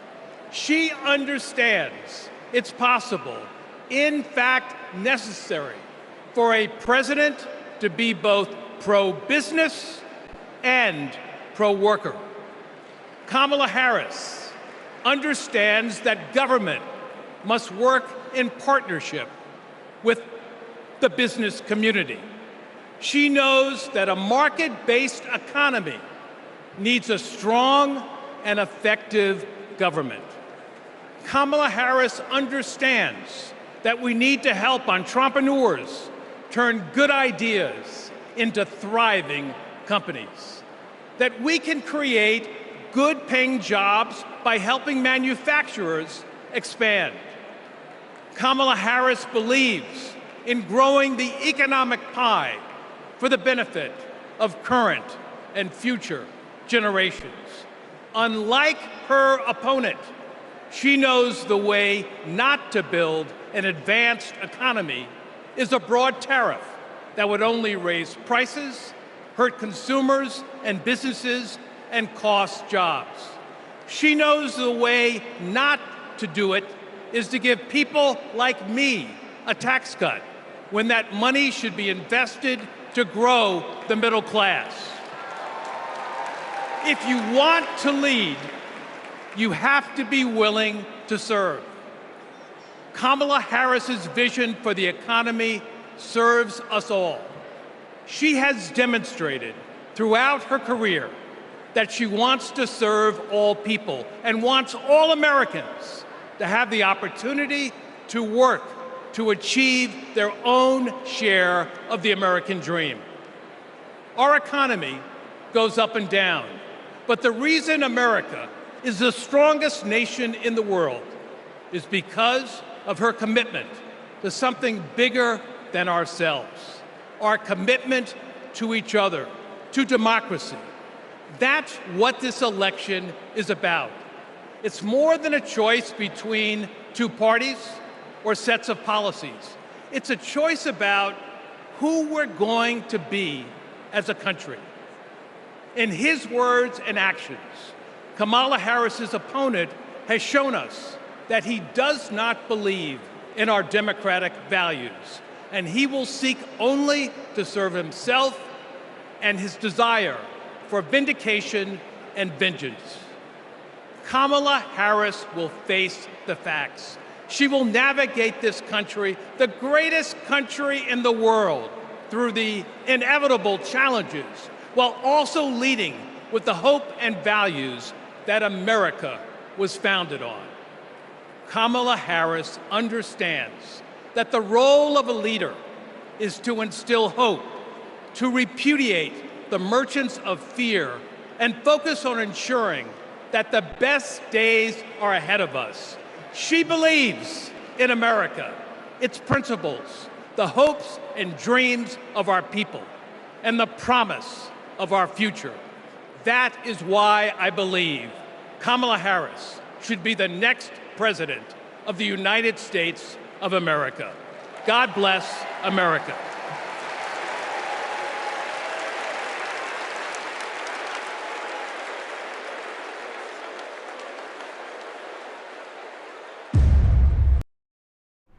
All right, I have to mute during the music. Michelle Obama and Barack Obama are coming up to speak in a bit.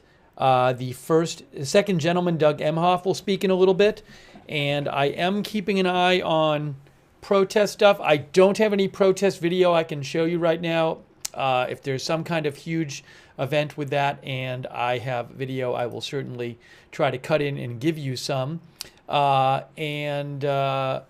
are watching the convention right now.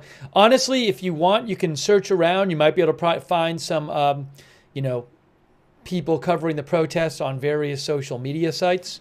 But I am limited to what I have the rights to. I can't steal people's footage. We are continuing with our coverage here. A quick thanks to Tridentine and Ray Serrana for your support. Also Crystal Vines and all of our moderators. Really appreciate our moderators in our chat. And hold on a second here. Thanks to Chillins on Twitch. Let's see. Michelle Lujan Grisham. Governor of New Mexico, Michelle Lujan Grisham, is speaking.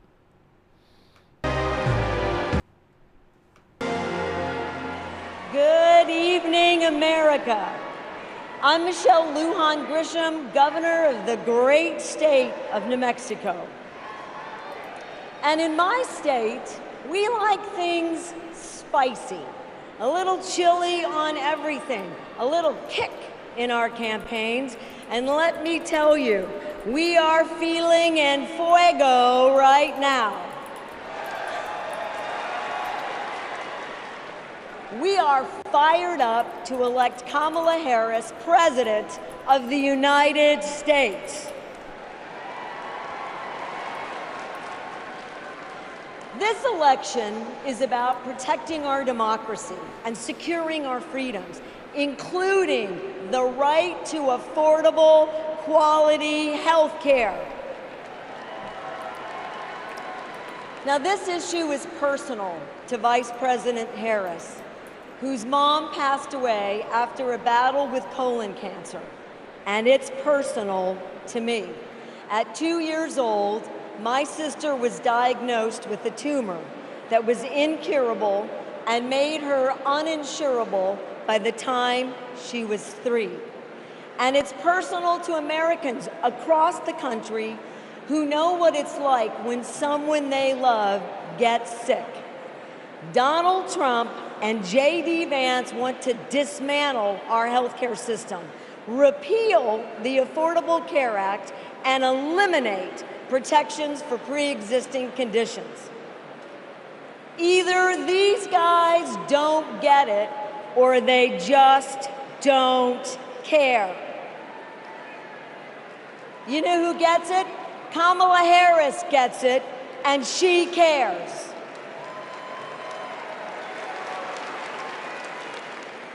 As Attorney General, she took on drug companies that jacked up prices and hospitals that overcharged patients. And when Republicans tried to kill the Affordable Care Act, she stood up in the Senate, voting not just no, but hell no.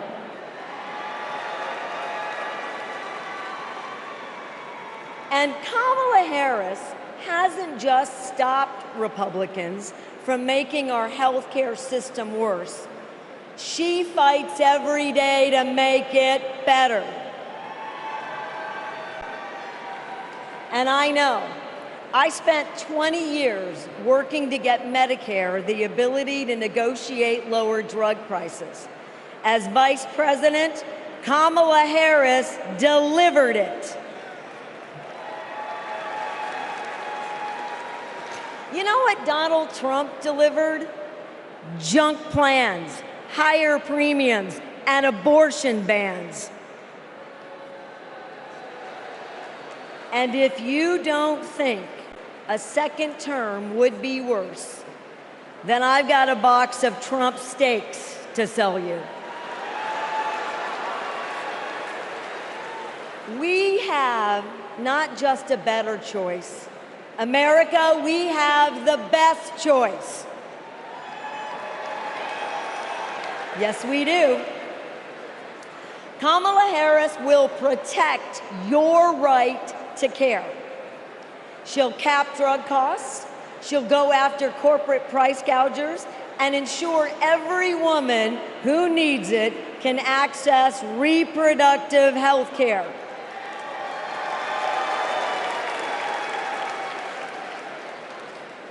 That's the president I want.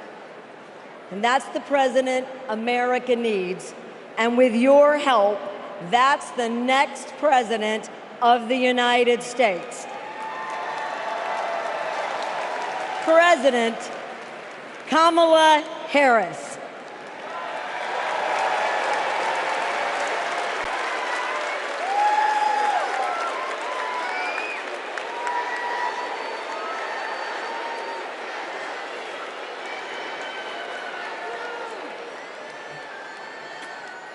I love you too.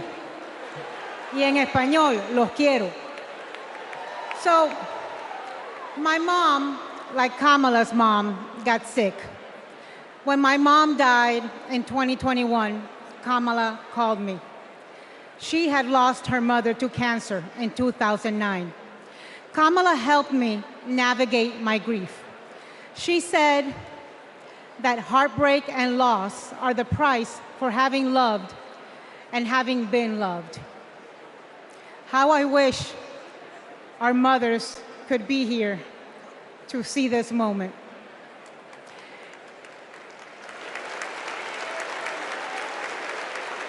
In the next 4 years, America will invariably have moments of great sadness and pain in our country. Some will be natural disasters. Some will be man-made disasters. We need a president who can not only be commander-in-chief, but also consoler-in-chief. We need a president with empathy, capable of lifting us up when we are down. We need a president who is capable of holding us in a big, great hug when we need it. That is Kamala Harris. Donald Trump is only capable of holding two things, a grudge and a golf club.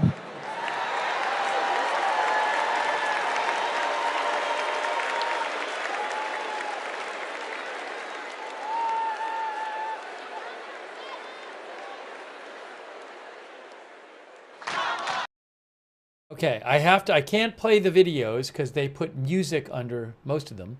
So, we are here at the Democratic Convention. We are going to be seeing the former President Obama and Michelle Obama are going to speak, and the second gentleman is going to speak, Doug Emhoff, coming up. And I'm keeping an eye out on news about protests. If there's something big happening and I have video of it, I could cut in and show you, but I do not have that right now. So I will keep an eye out, and I appreciate you being here for our live coverage of what's going on in Chicago. We're covering the Democratic Convention, but we also switched earlier to cover some protest activity outside the Israeli consulate. Really appreciate all of our moderators who are here. Thank you to our mods, Cynthia Moon, Ruth Kafasi over there on YouTube right now. Thank you very much. Sarah55, Linda Belk and Larry on X. Thank you. Over there on Twitch, Idaho Star, I Got That Fire, McBritches, Papa Bear, and Surly Dev, thank you. And on Facebook, huge thanks to people like Kay Lowry Body, Charlotte Webb, Margaret Riley, Ronald Egnor, Paul Anderson, all of our moderators. Big thanks to our moderators in our chat rooms.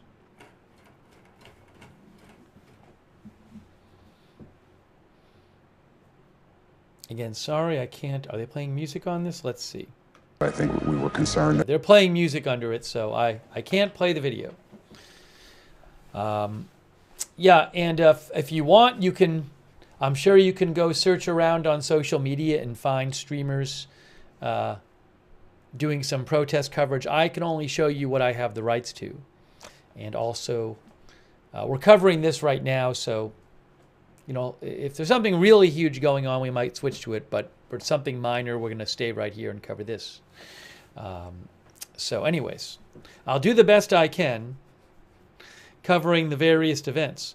Thank you so much, Minnie Manson, for your support. I really appreciate that, Minnie Manson. Thank you.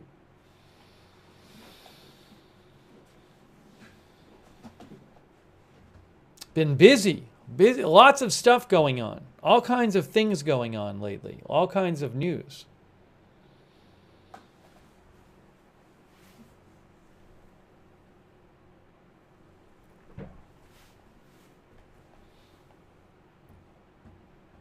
As soon as this video is over and we have another speaker, I will play it for you. Oh, the speakers should be, the links to the speakers should be pinned to the top of the chat.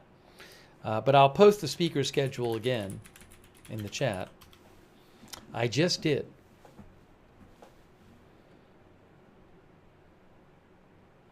But according to the speaker schedule, there's 3 speakers and then the second gentleman, Michelle Obama and Barack Obama.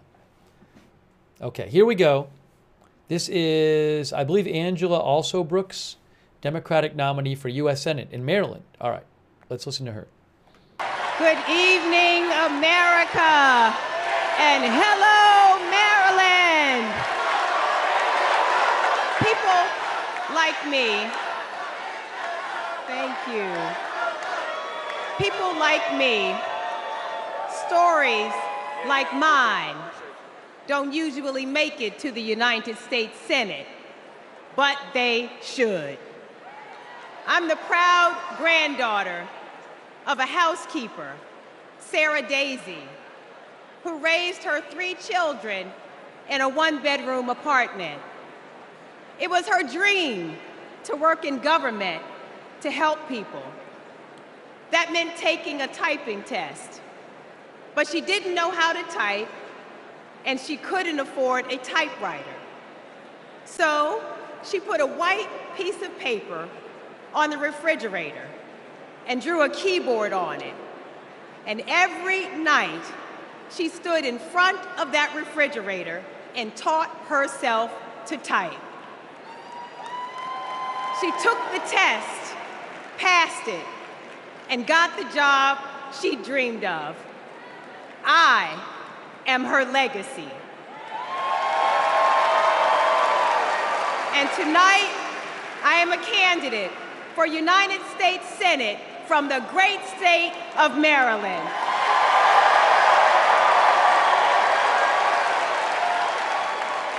I've always been inspired by women like my grandmother, women who imagine a better future and then have the grit to make it a reality. One of those women is a friend, a mentor, and a role model. That woman is Kamala Harris. Let me tell you about the Kamala I've known for 14 years. I first heard about her in 2009 when I was running for state's attorney in Prince George's County, Maryland. I read a story in Essence magazine about a district attorney in San Francisco using new ideas to keep her community safe. Few had a better record prosecuting violent crime. She put rapists, child molesters, and murderers behind bars. But what she knew was that violent crime accounts for about 30% of all crimes. For the 70% that are nonviolent, she created a first-of-its-kind program called Back on Track. After serving time and pleading guilty, these low-level offenders would get the job training, GED help, and apprenticeships they needed to find a job. The result? The recidivism rate plummeted. Now, after reading about this super bad district attorney, I talked nonstop about her on the campaign trail. 2 days after I won the election, my phone rings. It's Kamala Harris calling to congratulate me and ask how she could help. She helped me bring Back on Track to Maryland. And wouldn't you know it, crime went down and economic growth went up. Back on Track is now a national model. Now, Now, Donald Trump says if Kamala Harris is elected, tough guys will treat her like a play toy. Do you know who else thought that? The drug cartels she busted, the big oil companies she made pay for polluting, the big banks that she made pay $20 billion to homeowners they ripped off. Getting justice for others isn't a power trip for her. It's a sacred calling. And hear me, Kamala Harris knows how to keep criminals off the streets. And come November, with your help, she'll keep one out of the Oval Office.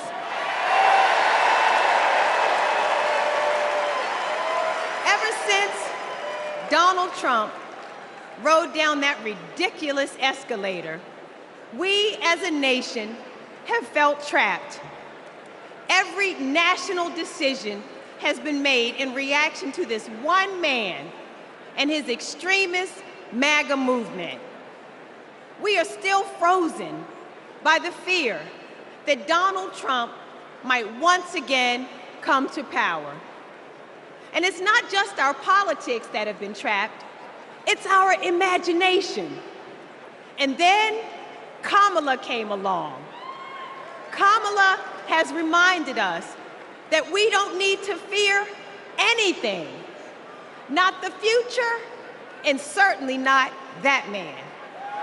This is our moment to leave Donald Trump where he belongs, in America's past. We stand with Kamala Harris because we as a country are not going back. For the ancestors who sat at lunch counters and made sure that we all had the right to vote, we are not going back. For the mamas and grandmamas who marched to make sure that women could control our own bodies, we are not going back. For the parents who work from can't see in the morning until can't see at night, not so that they will have a better future, but so that their children will have a better life. We are not going back. When facing an obstacle, my father has often said to me, your faith is stronger than your fears. Tonight, our faith is stronger than our fears. Faith in the promise of America. Faith in the American idea, in the American values that we share. Faith that we, the people, can choose a new leader, a better future for the people. Faith that as dark as our days and challenges have sometimes felt, it's always darkest before the dawn. We know that we can endure for a night because joy cometh in the morning. Morning is coming. Morning is coming. And that joy will be led by Kamala Harris. Thank you so much.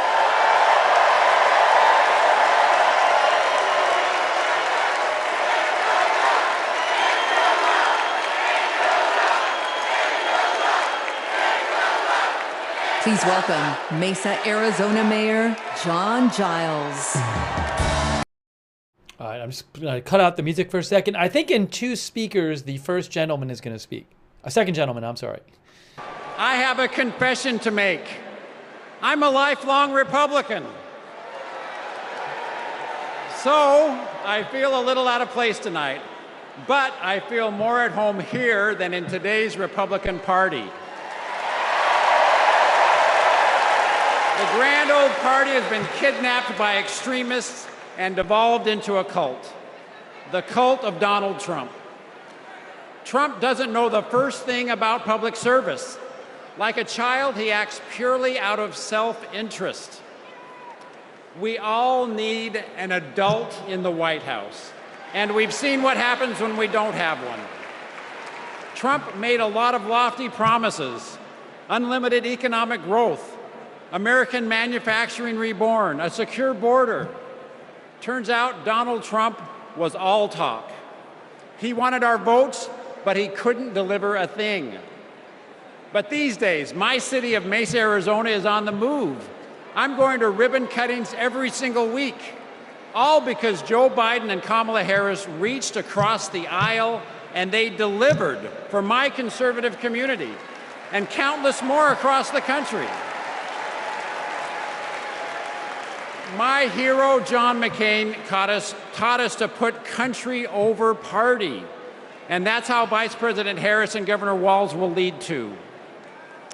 I have an urgent message for the majority of Americans who, like me, are in the political middle. John McCain's Republican Party is gone, and we don't owe a damn thing to what's been left behind.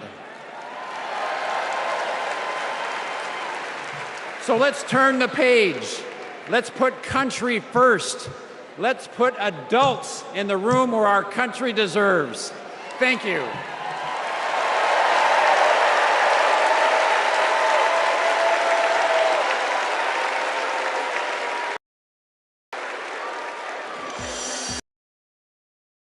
Okay, so we have, I can't play the music during the video, so I am talking, but we have one more speaker. Oops.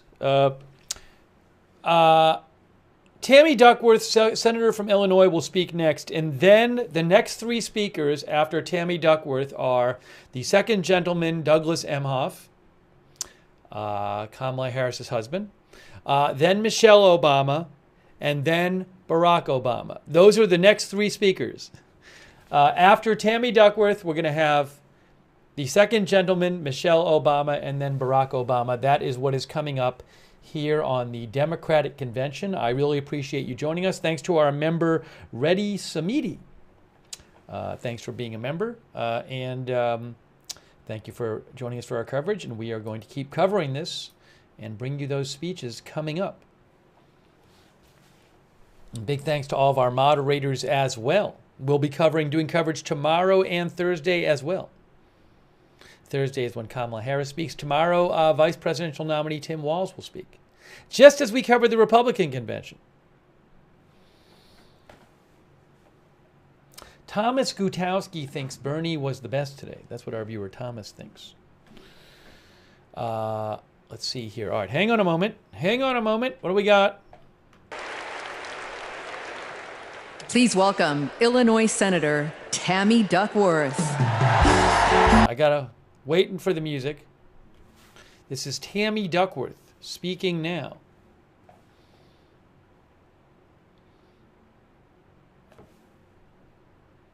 All right, and when the music stops, I will post here. Hello, Chicago! Hello, Chicago!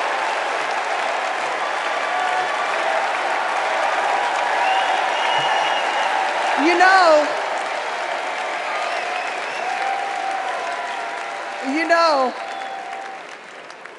I went to war to protect America's rights and freedoms. So I take it personally when a five-time draft-dodging coward like Donald Trump tries to take away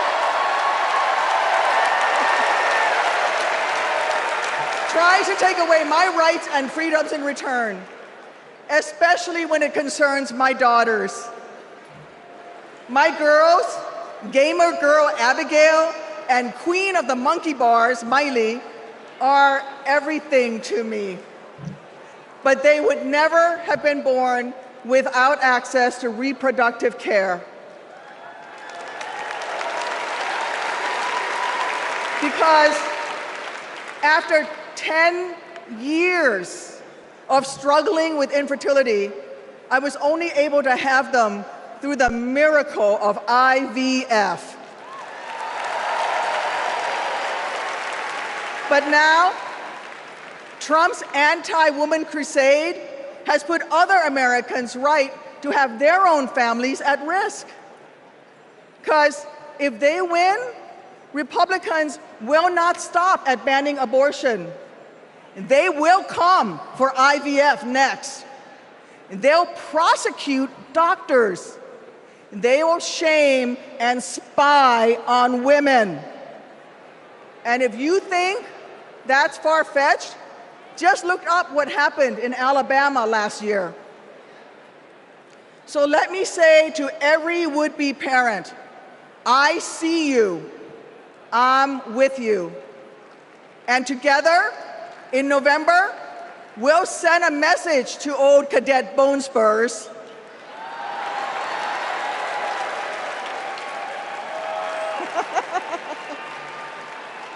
Stay out of our doctors' offices, and while you're at it, out of the Oval Office too.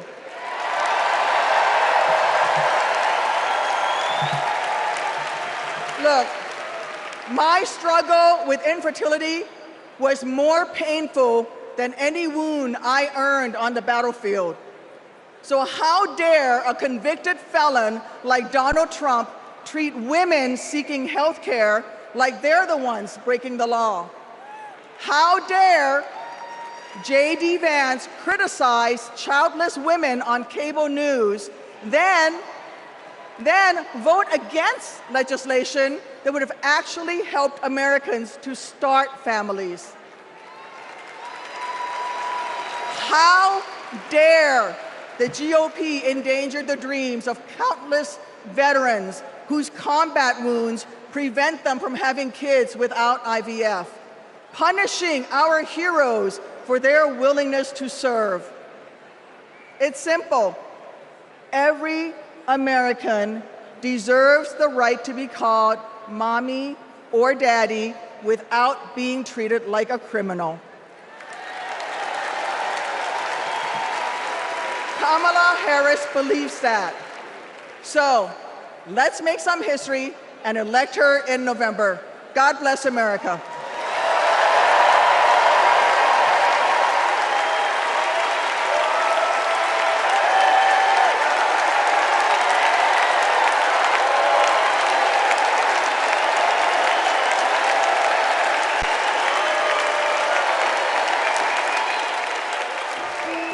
This is my dad. So next up is second Gentleman Doug Emhoff. I can't play the music because it is copyrighted, but Doug Emhoff is speaking next. A word on Tammy Duckworth, in case you didn't know, who just spoke. She is a senator from Illinois. As Wikipedia says, this is from Wikipedia, a combat veteran of the Iraq War, Tammy Duckworth served as a U.S. Army helicopter pilot in 2004 when her Black Hawk helicopter was hit by a rocket-propelled grenade fired by Iraqi insurgents. She lost both legs and some mobility in her right arm. She was the first female double amputee from the Iraq War. That is about Tammy Duckworth. So I wanted to mention that. Thank her, and thanks to all of the veterans watching for your service. Doug Emhoff is going to be speaking. Coming up next, the husband of Kamala Harris. And then after Doug Emhoff, we have Michelle Obama, and then Barack Obama will be speaking.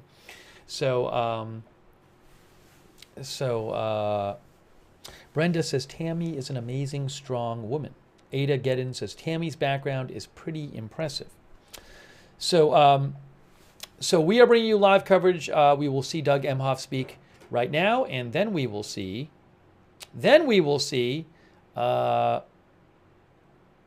Obama and Barack Obama. All right, hang on a moment here.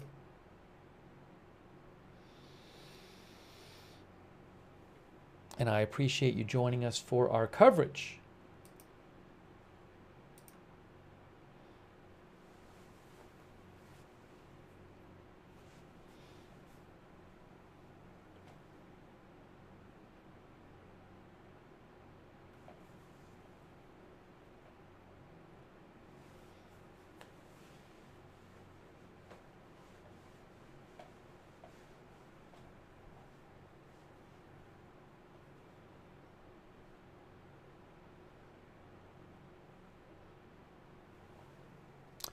It'll probably end a little earlier. Well, probably end like by the time the next three speakers happen. Last night, I think President Biden finished speaking at about 12:20 a.m. Eastern time. So it's like about an hour early. I think it's going to end about an hour earlier than last night.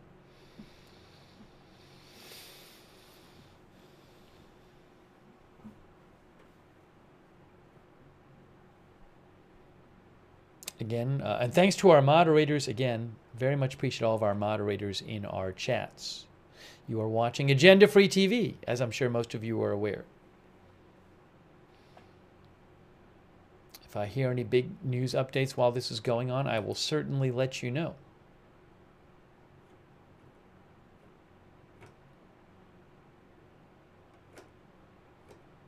All right, here he comes. This is going to be the second. Hold on a second here. Hold on. Please welcome my dad, the second gentleman of the United States, Doug Emhoff. Now I can't play the music. I cannot play the music, but I will stop the music as soon as he starts to speak, and we will hear Doug Emhoff speak. So I apologize, I can't play the music, but here we go.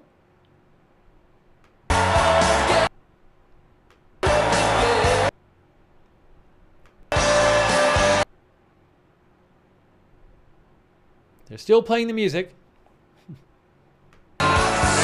They're still playing the music.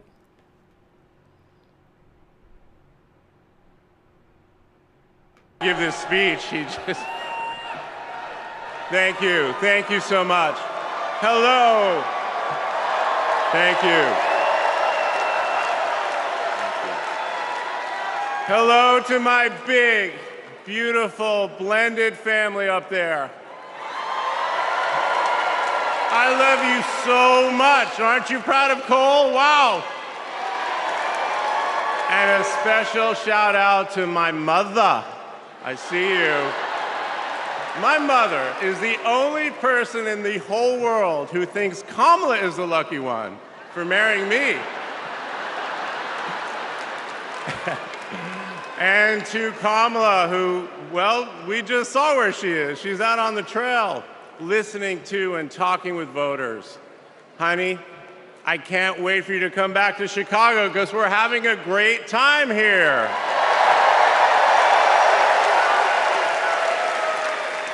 I love you so much. I'm so proud of how you're stepping up for all of us. But that's who she is. Wherever she's needed, however she's needed, Kamala rises to the occasion. And she did it for me and our family. And now that the country needs her, she's showing you what we already know. She's ready to lead. She brings both joy and toughness to this task, and she will be a great president we will all be proud of. Now, I'm the son of two Brooklynites, Mike and Barb. They've been together almost 70 years. My dad worked in the shoe business in Manhattan, and he moved our family out to New Jersey. Where's New Jersey? I see you out there. When I was a little kid.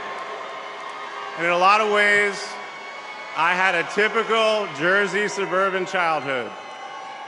I biked around the neighborhood. I took the bus to Hebrew school. And I rode to Little League practice in the way back of my coach's wood-paneled station wagon. And if we did well, we got to have a Slurpee after. In my neighborhood, everyone left their garage door open. Wherever you ended up at dinner time, that's the family that fed you. Everyone took care of everyone else. And the guys I grew up with are still my best friends. The group chat is active every day, and it's probably blowing up right now, guys. When my dad had to get a new job, we moved across the country to LA. Money was tight. Hey, California.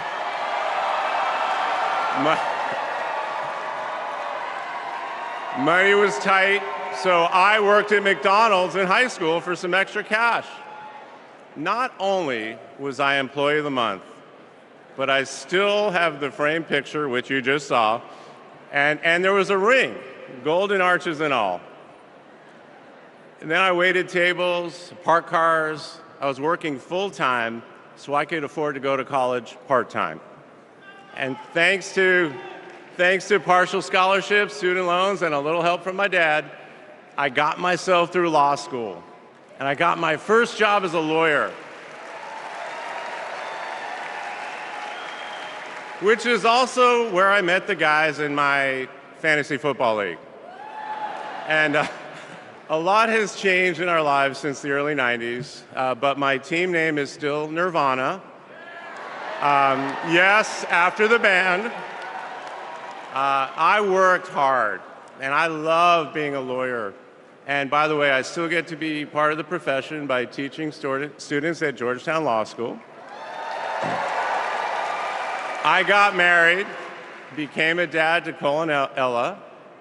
Unfortunately, I went through a divorce, but eventually started worrying about how I would make it all work. And that's when something unexpected happened. In 2013, I walked into a contentious client meeting. We worked through the issue, and by the end of the meeting, the now happy client offered to set me up on a blind date, which is how I ended up with Kamala Harris's phone number.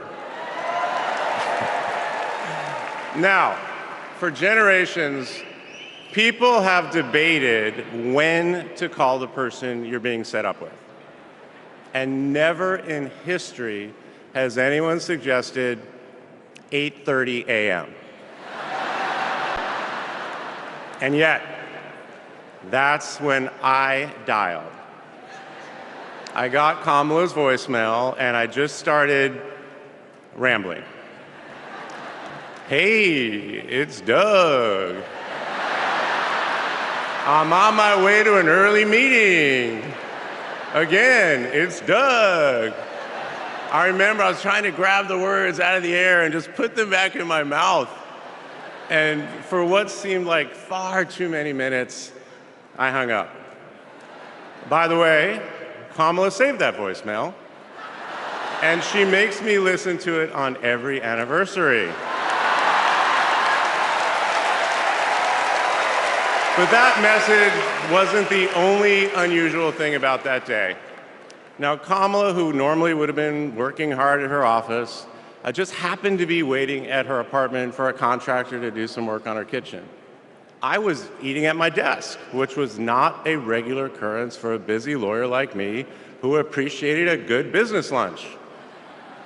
But that's when she called me back. And we talked for an hour, and we laughed. Well, you know that laugh. I love that laugh.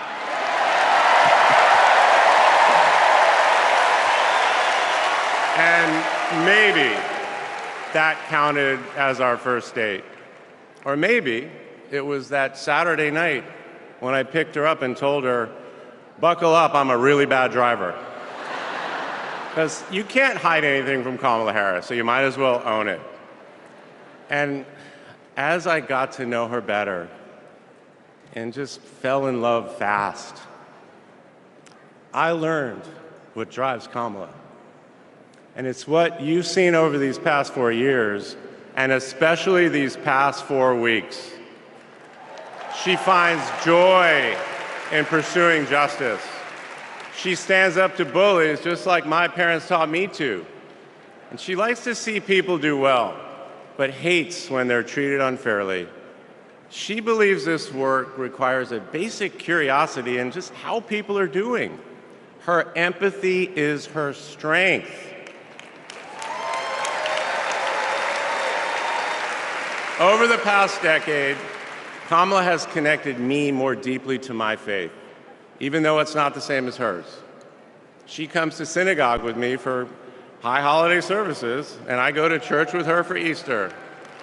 I get to enjoy her mom's chili relleno recipe every Christmas, and she makes a mean brisket for Passover.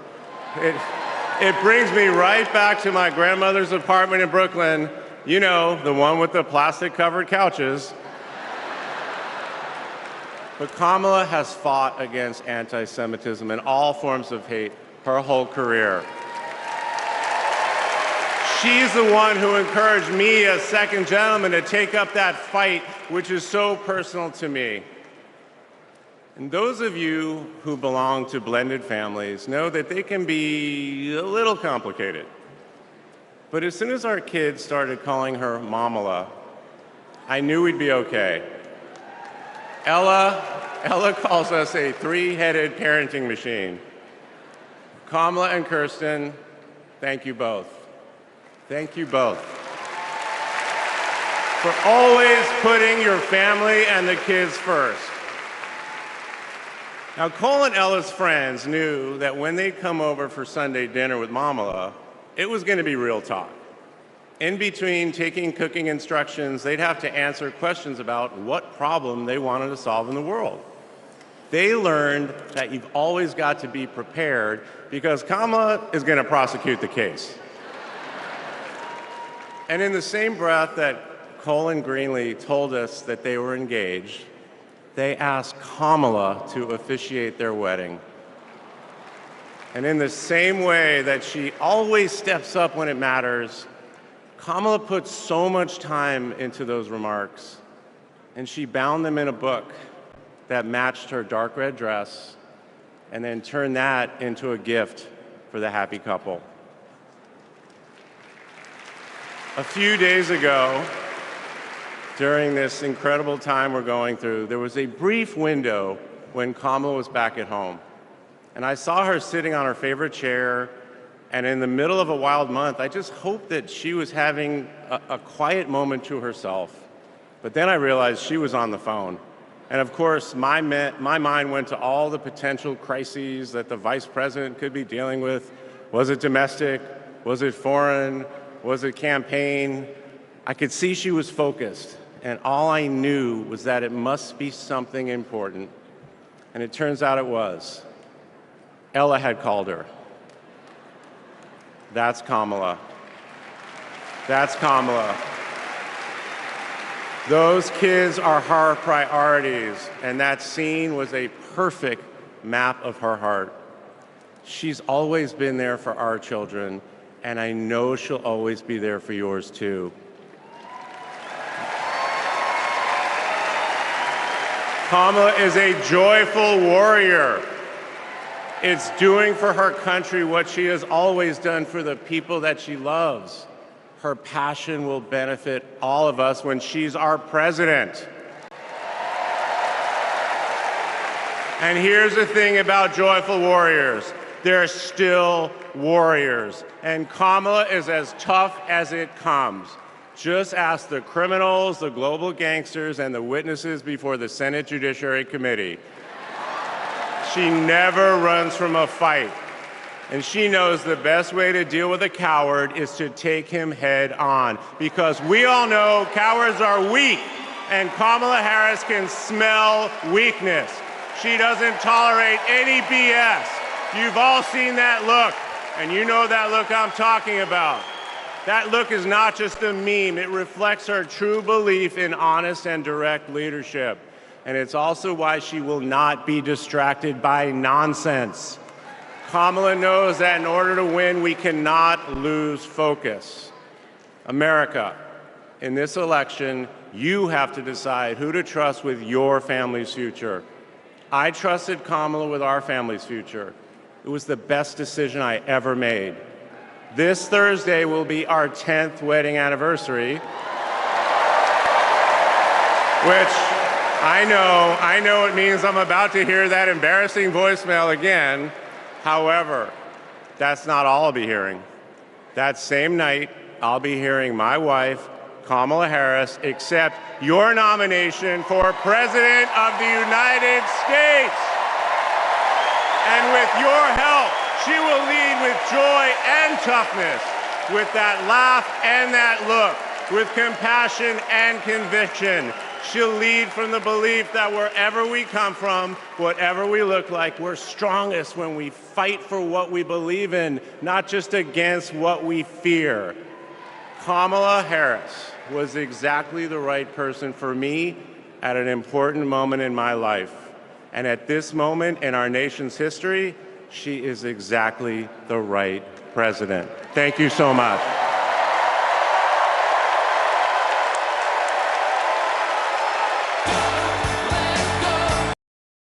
Oh, we got music.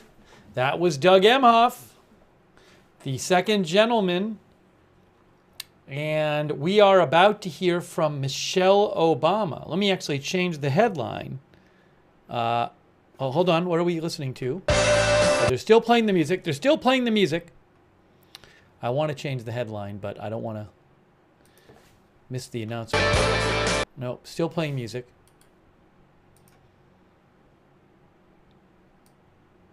Let's see. Coming up, Michelle. Oh, there you go. It's Michelle Obama. There's Michelle Obama is speaking now. Okay. Here we go. As soon as the music stops, I will turn on the audio.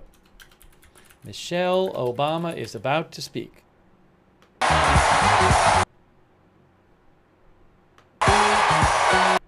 Can't have the music on. Still playing the music. As soon as the music stops, I will turn the volume back on. There we go. Okay. Okay. We got a big night ahead. Thank you all so much. Thank you so much.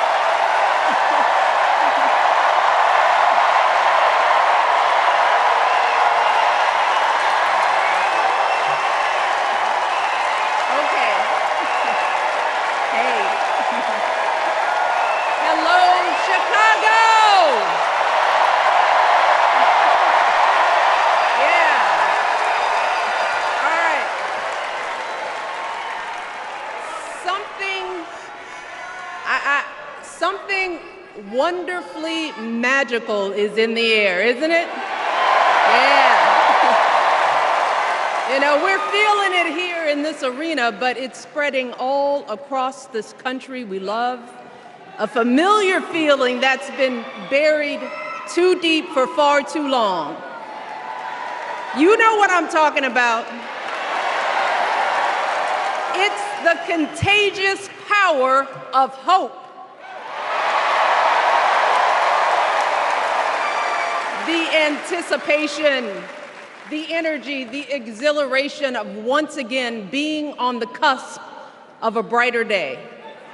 The chance to vanquish the demons of fear, division, and hate that have consumed us and continue pursuing the unfinished promise of this great nation, the dream that our parents and grandparents fought and died and sacrificed for.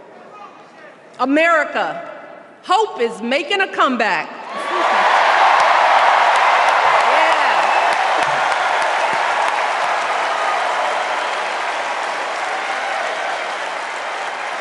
But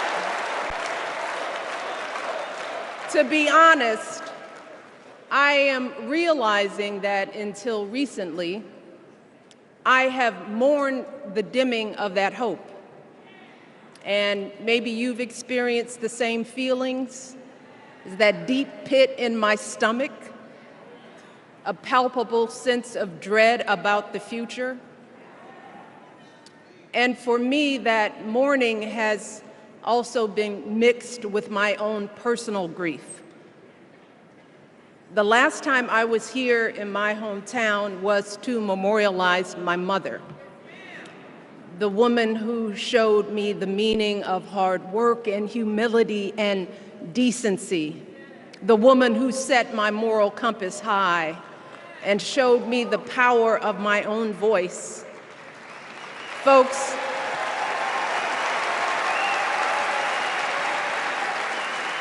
I still feel her loss so profoundly. I wasn't even sure if I'd be steady enough to stand before you tonight, but my heart compelled me to be here because of the sense of duty that I feel to honor her memory and to remind us all not to squander the sacrifices our elders made to give us a better future. You see, my mom, in her steady, quiet way, lived out that striving sense of hope every single day of her life. She believed that all children, all people have value, that anyone can succeed if given the opportunity. She and my father didn't aspire to be wealthy. In fact, they were suspicious of folks who took more than they needed. They understood that it wasn't enough for their kids to thrive if everyone else around us was drowning. So my mother volunteered at the local school. She always looked out for the other kids on the block. She was glad to do the thankless, unglamorous work that for generations has strengthened the fabric of this nation. The belief that if you do unto others, if you love thy neighbor, if you work and scrape and sacrifice, it will pay off. If not for you, then maybe for your children or your grandchildren. You see, those values have been passed on through family farms and factory towns, through tree-lined streets and crowded tenements, through prayer groups and National Guard units and social studies classrooms. Those were the values my mother poured into me until her very last breath. Kamala Harris and I built our lives on those same foundational values. Even though our mothers grew up an ocean apart, they shared the same belief in the promise of this country. That's why her mother moved here from India at 19. It's why she taught Kamala about justice, about the obligation to lift others up, about our responsibility to give more than we take. She'd often tell her daughter, "Don't sit around and complain about things, do something." So, with that voice in her head, Kamala went out and she worked hard in school, graduating from an HBCU, earning her law degree at a state school. And then she went on to work for the people, fighting to hold lawbreakers accountable, strengthening the rule of law, fighting to get folks better wages, cheaper prescription drugs, a good education, decent health care, child care, elder care. From a middle-class household, Kamala worked her way up to become Vice President of the United States of America. My girl, Kamala Harris, is more than ready for this moment. She is one of the most qualified people ever to seek the office of the presidency. And she is one of the most dignified. A tribute to her mother, to my mother, and to your mother too. The embodiment of the stories we tell ourselves about this country. Her story is your story. It's my story. It's the story of the vast majority of Americans trying to build a better life.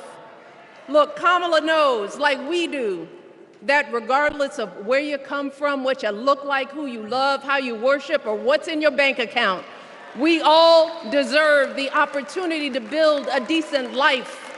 All of our contributions deserve to be accepted and valued. Because no one has a monopoly on what it means to be an American. No one.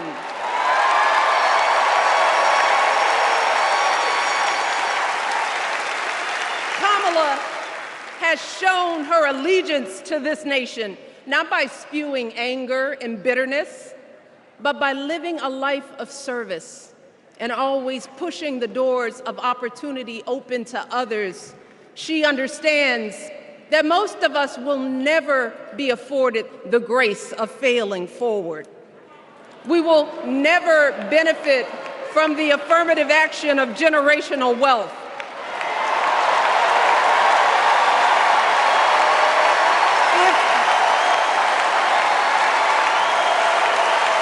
If we bankrupt a business or choke in a crisis, we don't get a second, third, or fourth chance. If things don't go our way, we don't have the luxury of whining or cheating others to get further ahead. No. We don't get to change the rules so we always win. If we see a mountain in front of us, we don't expect there to be an escalator waiting to take us to the top. No. We put our heads down. We get to work. In America, we do something. And throughout her entire life, that's what we've seen from Kamala Harris. The steel of her spine, the steadiness of her upbringing, the honesty of her example, and yes, the joy of her laughter and her light. It couldn't be more obvious. Of the two major candidates in this race, only Kamala Harris truly understands the unseen labor and unwavering commitment that has always made America great.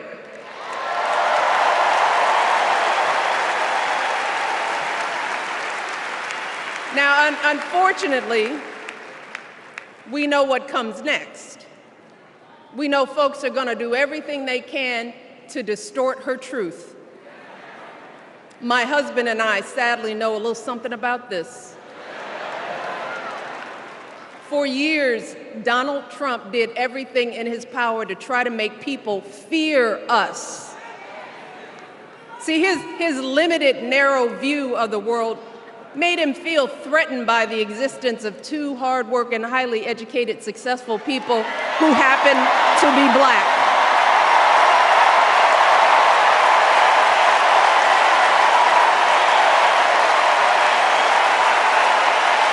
Wait.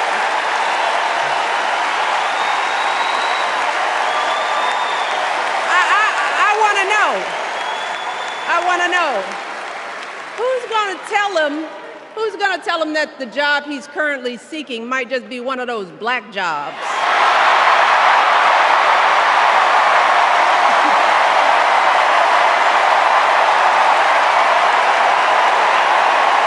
Look, it's his same old con. His same old con. Doubling down on ugly, misogynistic, racist lies as a substitute for real ideas and solutions that will actually make people's lives better. Look, because cutting our health care, taking away our freedom to control our bodies, the freedom to become a mother through IVF like I did, those things are not going to improve the health outcomes of our wives, mothers, and daughters. Shutting down the Department of Education, banning our books, none of that will prepare our kids for the future. Demonizing our children for being who they are and loving who they love, look, that doesn't make anybody's life better.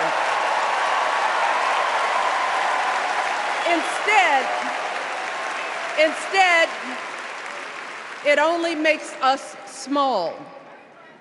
And let me tell you this, going small is never the answer.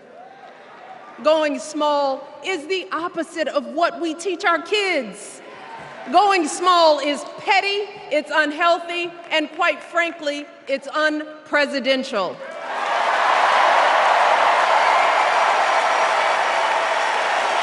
So, why would any of us accept this from anyone seeking our highest office? Why would we normalize that type of backward leadership? Doing so only demeans and cheapens our politics. It only serves to further discourage good, big-hearted people from wanting to get involved at all. America Our parents taught us better than that, and we deserve so much better than that. That's why we must do everything in our power to elect 2 of those good, big-hearted people. There is no other choice than Kamala Harris and Tim Walz. No other choice.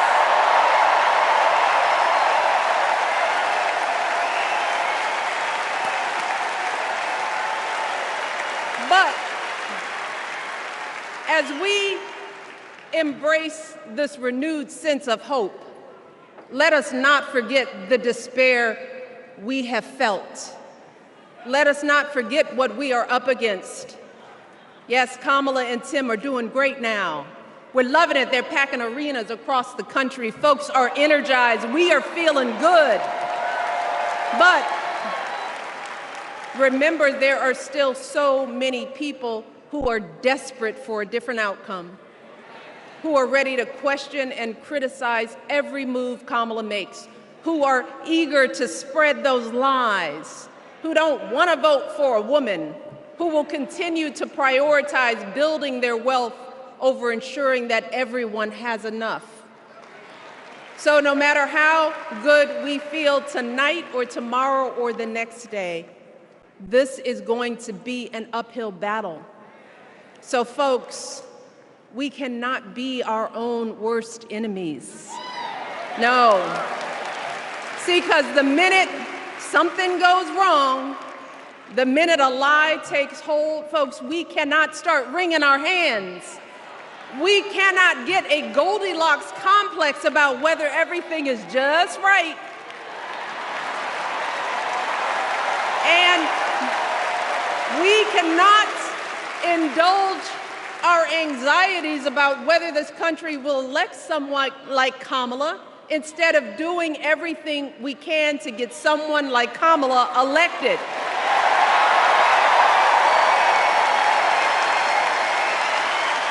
Kamala and Tim, they have lived amazing lives. And I am confident that they will lead with compassion, inclusion, and grace. But they are still only human. They are not perfect. And like all of us, they will make mistakes. But luckily, y'all, this is not just on them. No, this is up to us, all of us, to be the solution that we seek. It's up to all of us to be the antidote to the darkness and division. Look, I don't care how you identify politically, whether you're Democrat, Republican, Independent, or none of the above. This is our time to stand up for what we know in our hearts is right.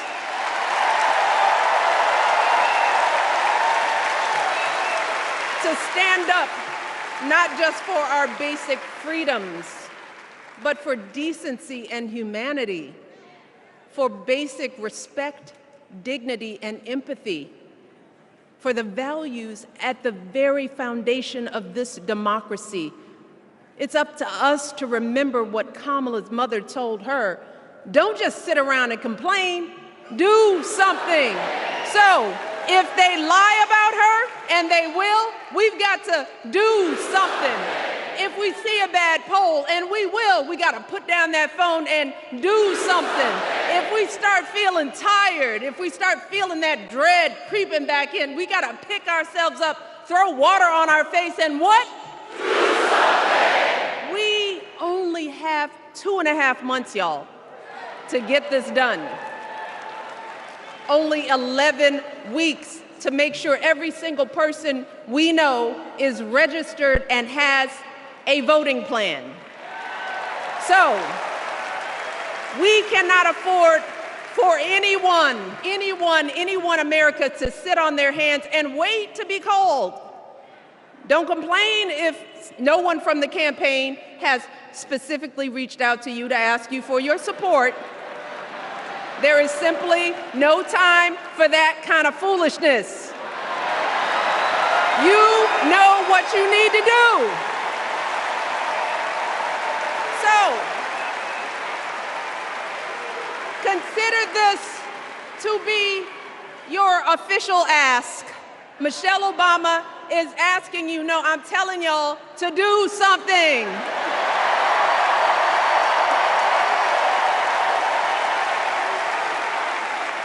Because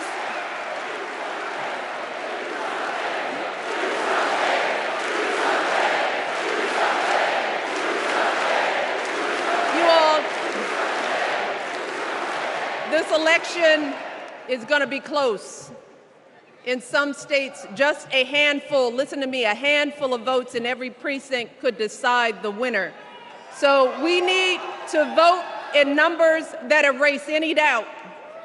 We need to overwhelm any effort to suppress us. Our fate is in our hands. In 77 days, we have the power to turn our country away from the fear, division, and smallness of the past.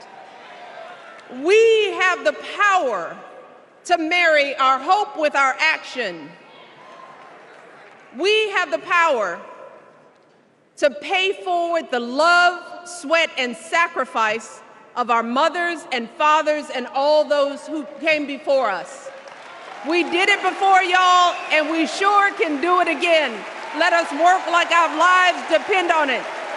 And let us keep moving our country forward and go higher, yes, always higher than we've ever gone before as we elect the next president and vice president of the United States, Kamala Harris and Tim Walz. Thank you all. God bless. That was Michelle Obama. And we are about to hear from Barack Obama. I think she's done. Oh, no, she's not done yet. She's not done yet. I'm sorry. I'm sorry. Before I go, I have one more job tonight.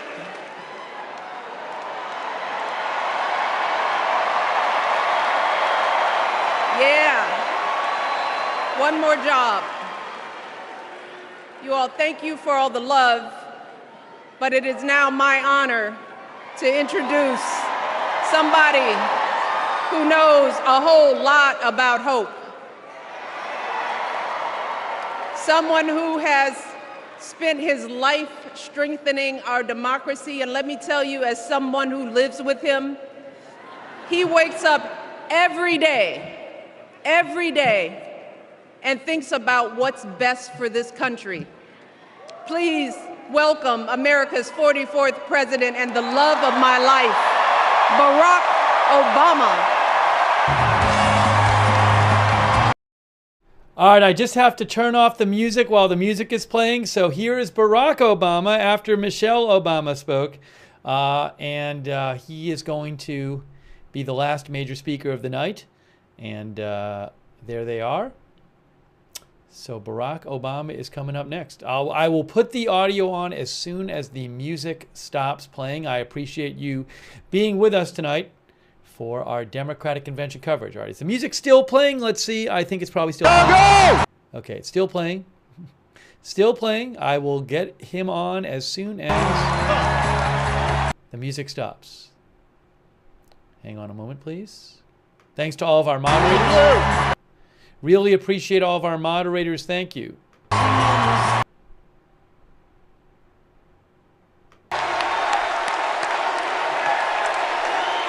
Thank you, thank you. Thank you, everybody. Thank you.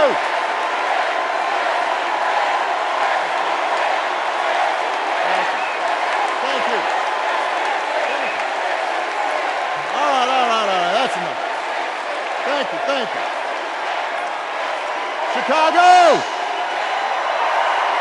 It's good to be home. It is good to be home, and I don't know about you, but I'm feeling fired up.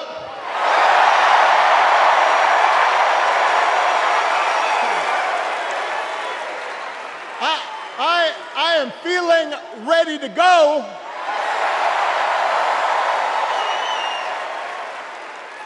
Even if I am the only person stupid enough to speak after Michelle Obama.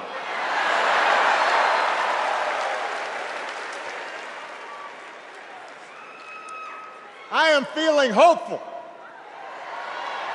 because this convention has always been pretty good to kids with funny names who believe in a country where anything is possible.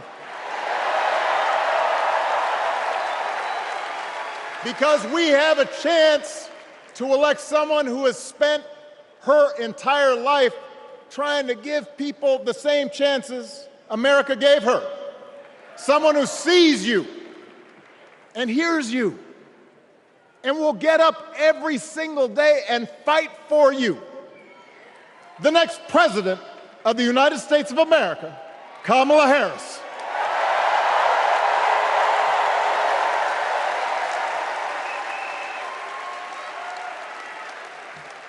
It's been 16 years since I had the honor of accepting this party's nomination for president. And I know that's hard to believe because I have not aged a bit. But it's true. And looking back, I can say without question that my first big decision as your nominee turned out to be one of my best. And that was asking Joe Biden to serve by my side as vice president.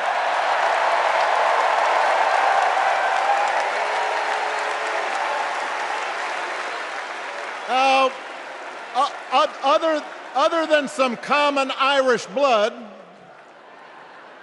Joe and I come from different backgrounds, but we became brothers. And as we worked together for 8, sometimes pretty tough years, what I came to admire most about Joe wasn't just his smarts, his experience. It was his empathy and his decency and his hard-earned resilience, his unshakable belief that everyone in this country deserves a fair shot.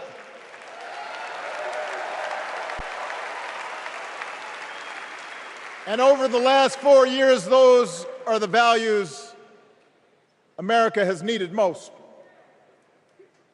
At a time when millions of our fellow citizens were sick and dying, we needed a leader with the character to put politics aside and do what was right.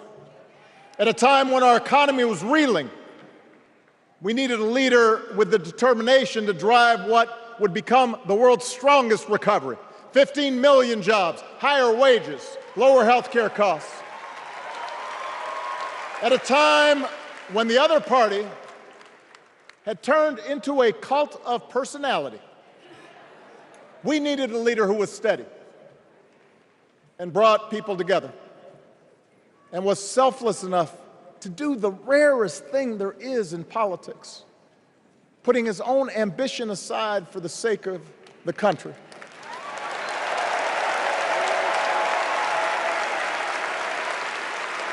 History will remember Joe Biden as an outstanding president who defended democracy at a moment of great danger.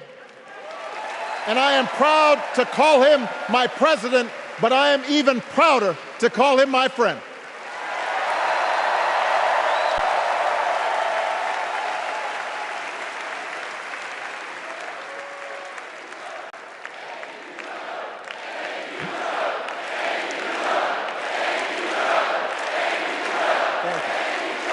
Now, the torch has been passed. Now it is up to all of us to fight for the America we believe in. And make no mistake, it will be a fight. For all the incredible energy we've been able to generate over the last few weeks, for all the rallies and the memes,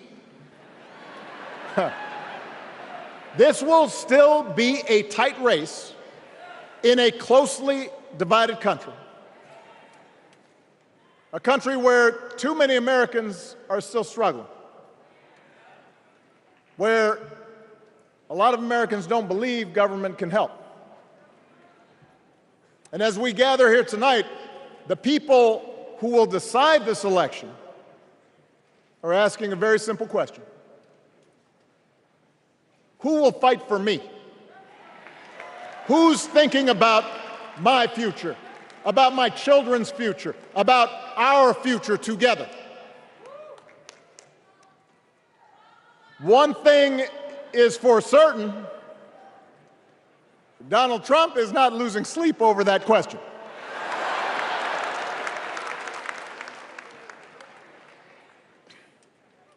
Here's a 78-year-old billionaire who has not stopped whining about his problems since he rode down his golden escalator 9 years ago. It has been a constant stream of gripes and grievances that's actually been getting worse now that he's afraid of losing to Kamala. There's the childish nicknames, the crazy conspiracy theories, this weird obsession with crowd sizes.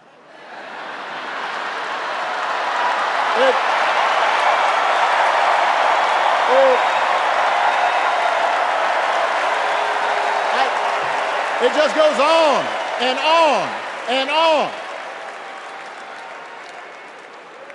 The other day I heard someone compare Trump to the neighbor who keeps running his leaf blower outside your window every minute of every day.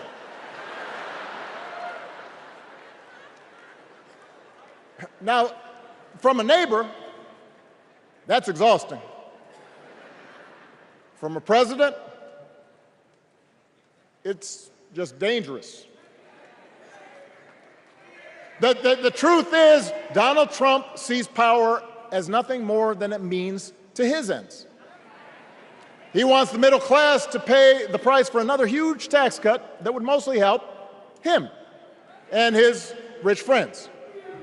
He killed a bipartisan immigration deal written in part by one of the most conservative Republicans in Congress that would have helped secure our southern border because he thought trying to actually solve the problem would hurt his campaign. He doesn't. Do not boo. Vote.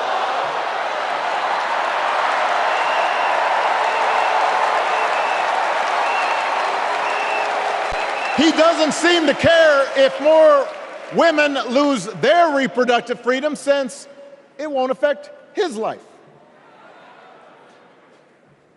And most of all, Donald Trump wants us to think that this country is hopelessly divided between us and them, between the real Americans, who of course support him, and the outsiders who don't. And he wants you to think that you'll be richer and safer if you will just give him the power to put those other people back in their place. It is one of the oldest tricks in politics from a guy whose act has, let's face it, gotten pretty stale. We do not need 4 more years of bluster and bumbling and chaos. We have seen that movie before, and we all know that the sequel is usually worse.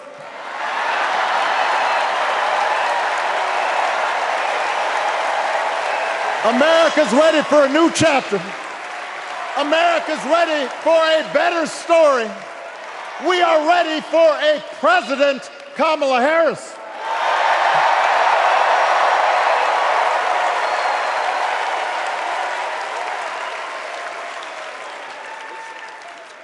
And Kamala Harris is ready for the job. This is a person who has spent her life fighting on behalf of people who need a voice and a champion. As you heard from Michelle, Kamala was not born into privilege. She had to work for what she's got. And she actually cares about what other people are going through. She's not the neighbor running the leaf blower. She's the neighbor rushing over to help when you need a hand. As a prosecutor, Kamala stood up for children who had been victims of sexual abuse. As an attorney general of the most populous state in the country, She fought big banks and for-profit colleges,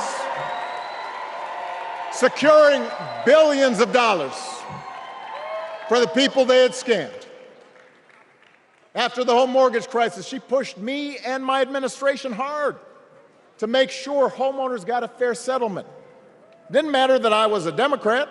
Didn't matter that she had knocked on doors for my campaign in Iowa. She was going to fight to get as much relief as possible for the families who deserved it.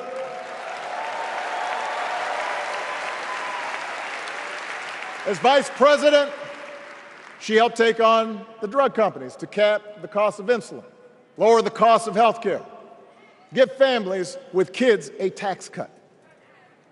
And she is running for president with real plans to lower costs even more and protect Medicare and Medicaid and sign a law to guarantee every woman's right to make her own health care decisions.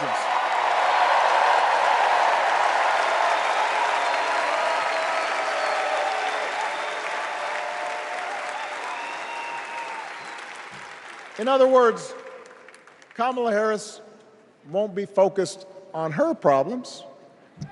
She'll be focused on yours. As president, she won't just cater to her own supporters and punish those who refuse to kiss the ring or bend the knee.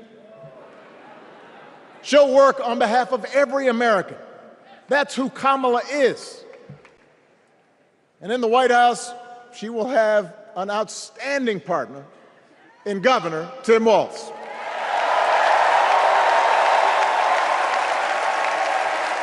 Let me tell you something. Let me tell you something. I love this guy. Tim is the kind of person who should be in politics. Born in a small town, served his country, taught kids, coached football, took care of his neighbors. He knows who he is, and he knows what's important. You can tell those flannel shirts he wears don't come from some political consultant. They come from his closet, and they have been through some stuff.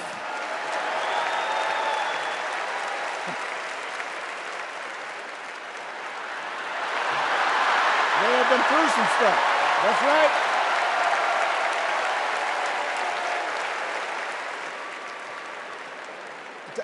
Together, Kamala and Tim have kept faith with America's central story.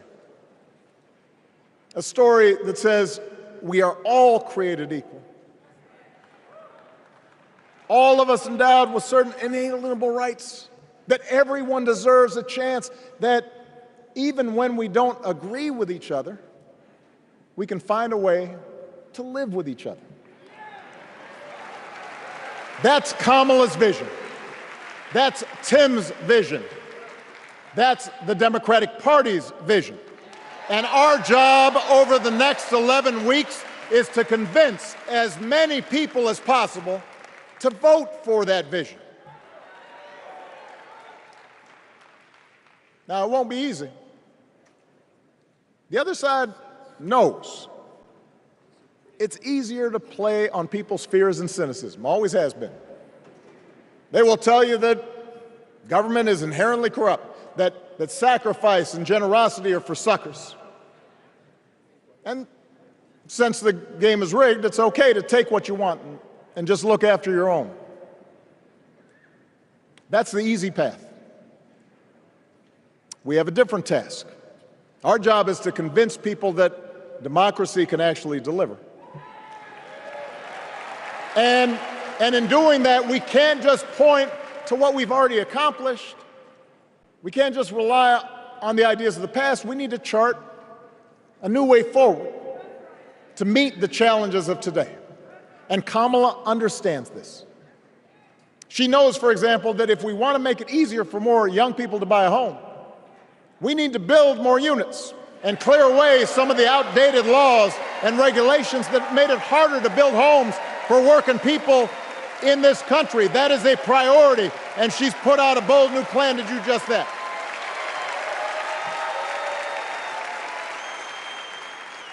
On health care, we should all be proud of the enormous progress that we've made through the Affordable Care Act, providing millions of people access to affordable coverage, protecting millions more from unscrupulous insurance practices. I noticed, by the way, that since it's become popular, they don't call it Obamacare no more.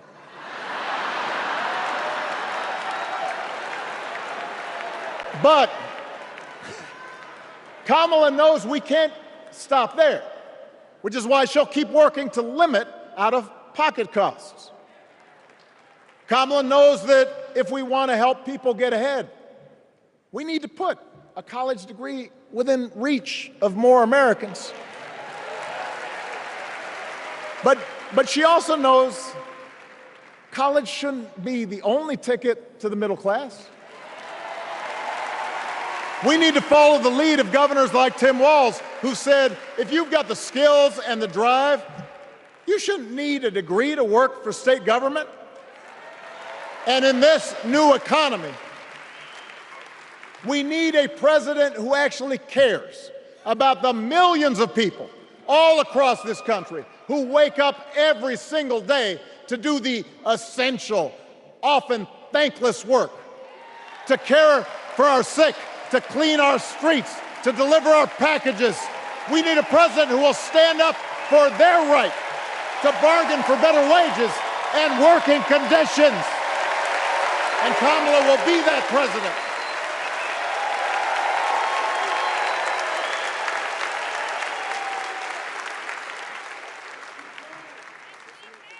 Yes, she can.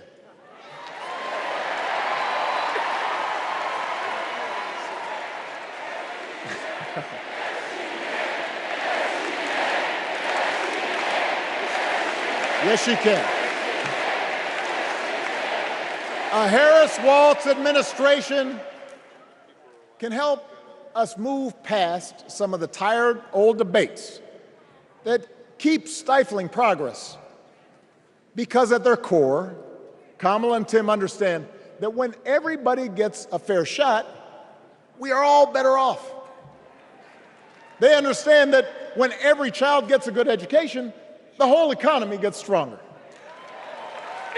When women are paid the same as men for doing the same job, all families benefit.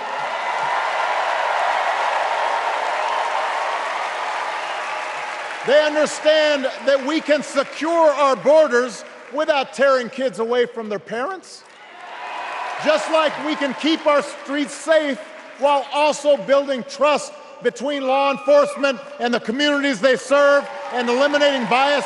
That will make it better for everybody.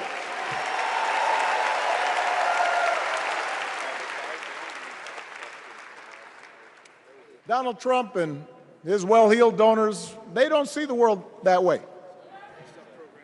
For them, one group's gains is necessarily another group's loss.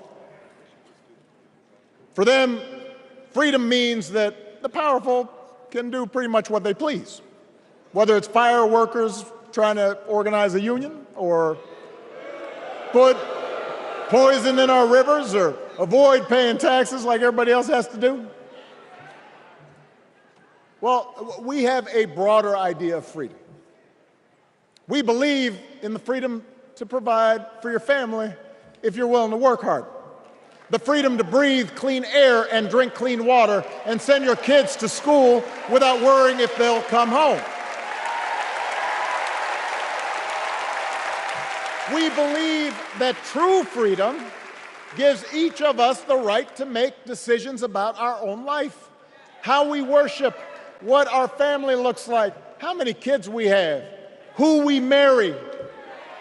And we believe that freedom requires us to recognize that other people have the freedom to make choices that are different than ours. That's okay.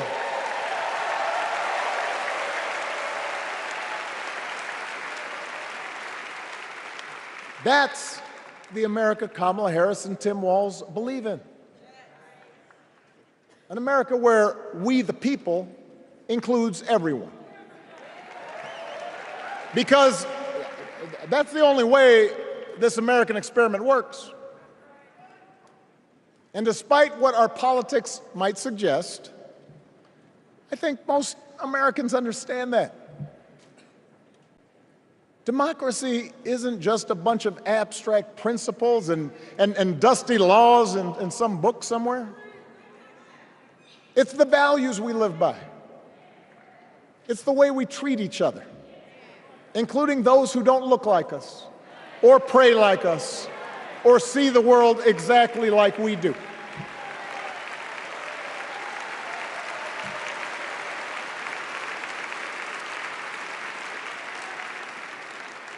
That sense of mutual respect has to be part of our message.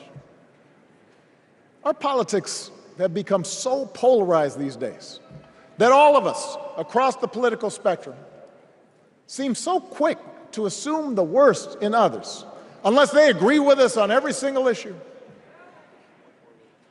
We start thinking that the only way to win is to scold and shame and out-yell the other side. And after a while, regular folks just tune out, or they don't bother to vote. Now, that approach may work for the politicians who just want attention and thrive on division, but it won't work for us to make progress on the things we care about, the things that really affect people's lives. We need to remember that we've all got our blind spots and contradictions and prejudices, and that if we want to win over those who aren't yet ready to support our candidates, we need to listen to their concerns and maybe learn something in the process. After all, if a parent or grandparent occasionally says something that makes us cringe, we don't automatically assume they're bad people. We recognize that the world is moving fast, that they need time and maybe a little encouragement to catch up. Our fellow citizens deserve the same grace we hope they'll extend to us.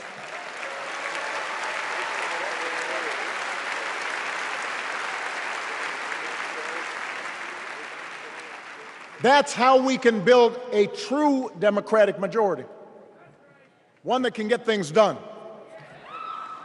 And by the way, that does not just matter to the people in this country. The rest of the world is watching to see if we can actually pull this off.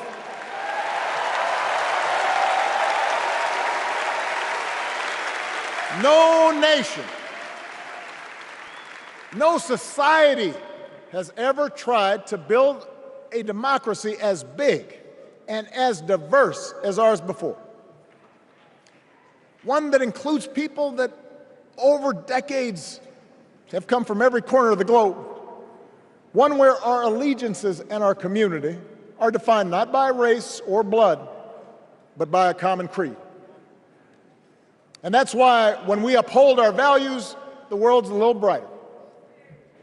When we don't, the world's a little dimmer, and dictators and autocrats feel emboldened.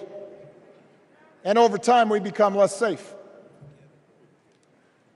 We shouldn't be the world's policemen, and we can't eradicate every cruelty and injustice in the world. But America can be and must be a force for good, discouraging conflict, fighting disease, promoting human rights, protecting the planet from climate change, defending freedom, brokering peace. That's what Kamala Harris believes, and so do most Americans.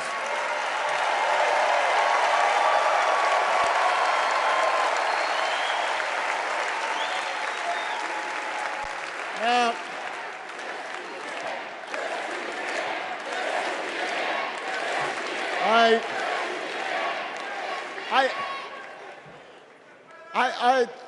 I know these ideas can feel pretty naive right now.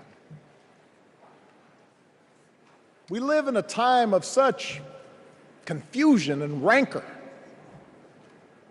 with a culture that puts a premium on things that don't last.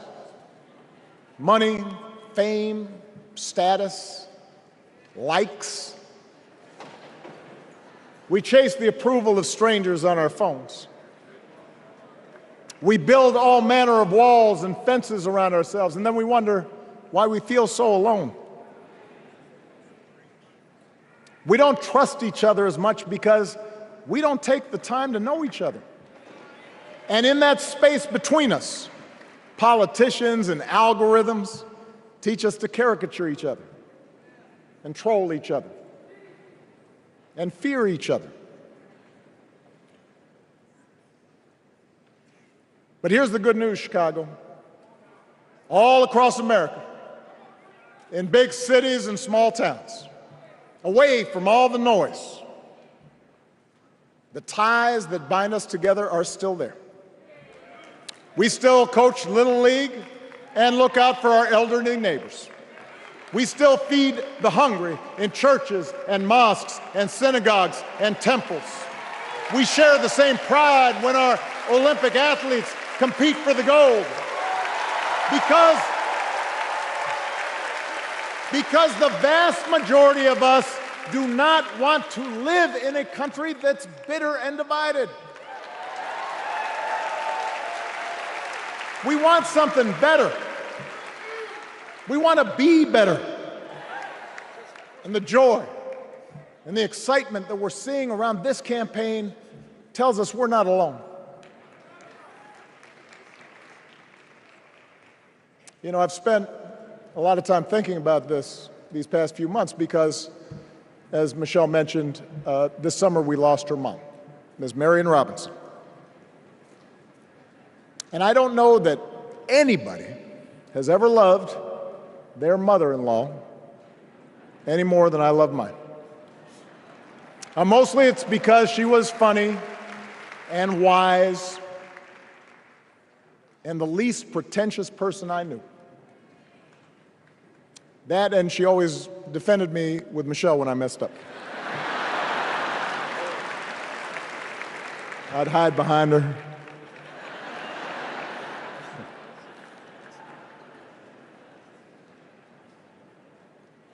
But I also think one of the reasons Mary and I became so close was she reminded me of my grandmother, the woman who helped raise me as a child. And on the surface, the two of them did not have a lot in common. One was a black woman from right here, south side of Chicago, right down the way. Went to Englewood High School. The other was a little old white lady born in a tiny town called Peru, Kansas.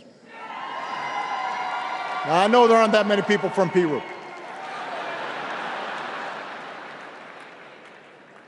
And yet they shared a basic outlook on life. They were strong, smart, resourceful women, full of common sense, who, regardless of the barriers they encountered, and women growing up in the 40s and 50s and 60s, they encountered barriers. They still went about their business without fuss or complaint and provided an unshakable foundation of love for their children and their grandchildren. In that sense, they both represented an entire generation of working people who, through war and depression, discrimination and limited opportunity, helped build this country. A lot of them toiled every day at jobs that were often too small for them and didn't pay a lot. They willingly went without just to keep a roof over the families' heads, just to give their children something better. But they knew what was true. They knew what mattered. Things like honesty and integrity, kindness and hard work. They weren't impressed with braggarts or bullies. They didn't think putting other people down lifted you up or made you strong. They didn't spend a lot of time obsessing about what they didn't have. Instead, they appreciated what they did. They found pleasure in simple things. A card game with friends, a good meal, and laughter around the kitchen table. Helping others. And most of all, seeing their children do things and go places that they would have never imagined for themselves.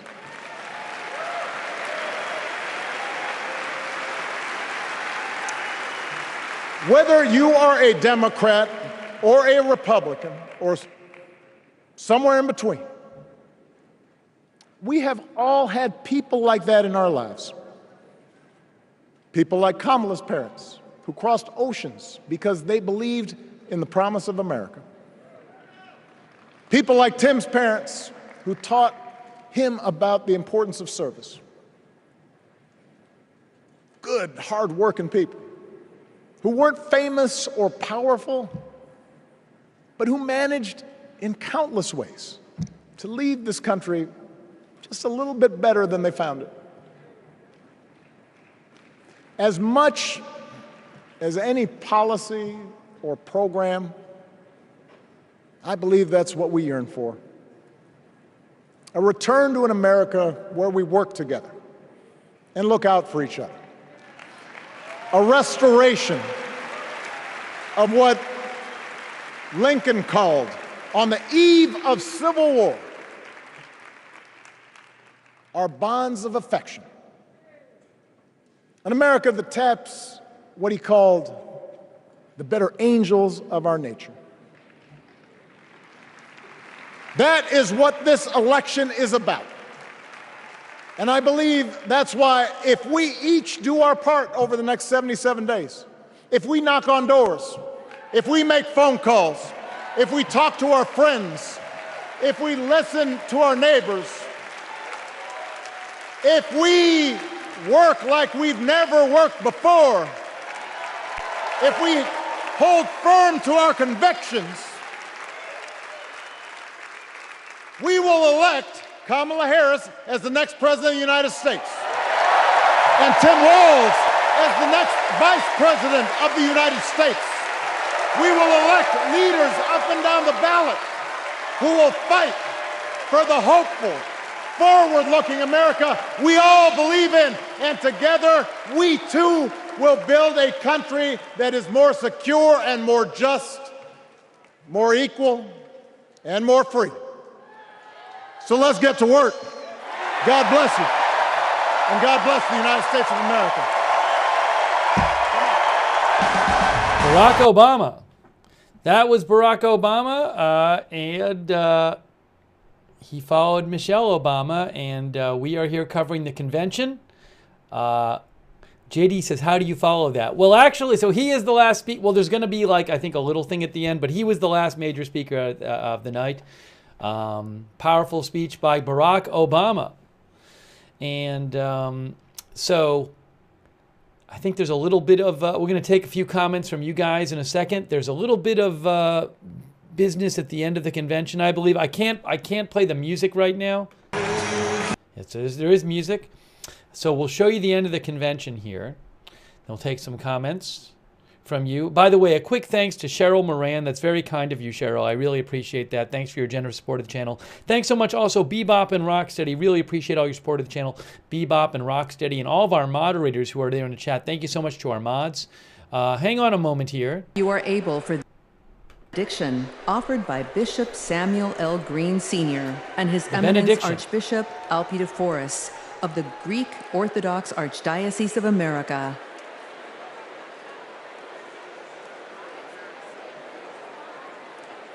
God of our weary years, God of our silent tears, Thou who has brought us thus far along the way, You are the one who broods over the days of our lives, and without You, we would be nothing. So we lift our hopes and hearts to Thee, and we pause tonight to say thank You. Thank you for loving us. Thank you for not giving up on us. Thank you for giving this nation the benefits of your mercy, because all of us can feel that something enthusiastic is rising in the soul of America. And all of us can tell that the tyranny of resentment has finally met its match. The candidacy of Kamala Harris has ignited an era of joy across America.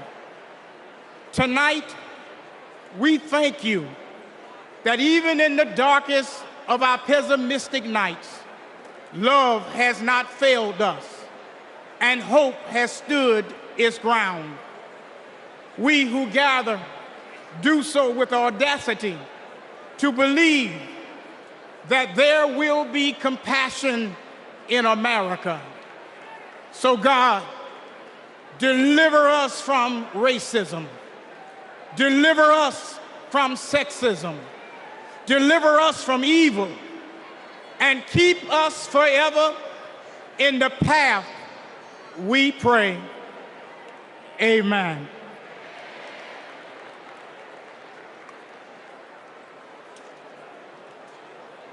It is now time to pray to the Lord.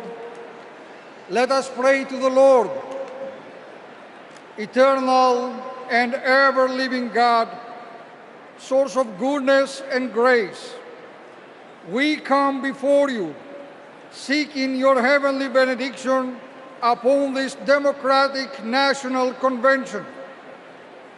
Grant unto the nominee for President of these United States, Vice President Kamala Harris, and her running mate, Governor Tim Walz, to pursue the highest offices in the land with love, with hope, and with faith in our nation. Grant unto the delegates to engage with their fellow citizens in a spirit of joy and duty, always seeking the best for our country. We also ask special blessings upon President Joseph Biden, First Lady Jill Biden, and their family, for he has given a lifetime of service and of sacrifice to the American people, and has stood with nobility and integrity upon the international stage to lead in the best traditions of the United States. Finally, we ask that you protect and defend the armed forces who protect and defend us, so that in peace and security we may offer to you, the one true God, the praise that is in your due. Amen.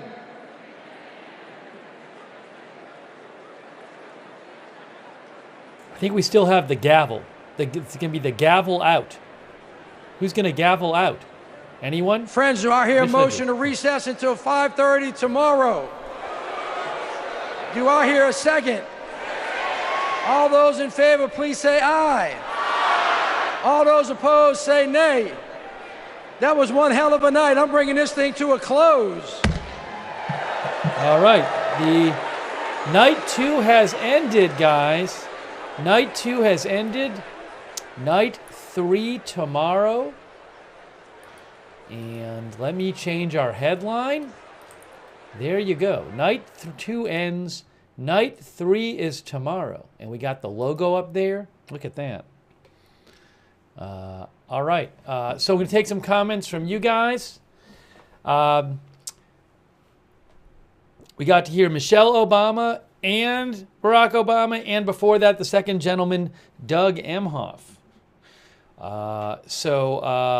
Oops, the live event has ended. Let's go back. I'm going to go back to myself here, and we'll take a few comments from you guys. Let's take a few comments from you. The headline might be messed up when I go back to myself, however, so let's try this and see. Oh, yeah, that's really messed up. All right. I appreciate... hey, you know what I'm going to do? I'm going to take my headphones out. So things might freeze for a second. You might get a pause for a second. Hold on. We're taking the headphones off. Okay. Hey, thanks to Bebop and Rocksteady. Really appreciate that. Bebop and Rocksteady. We froze for a second. Oh, we're good. Bebop and Rocksteady, I really appreciate all your support. Thank you.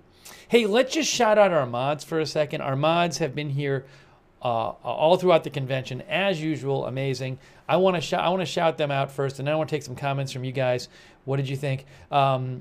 Sarah 55, Ruth Krafasi, and Cynthia Moon, and all of our other YouTube mods. Huge thanks to you, Linda Belk and Larry on X, over there on Twitch.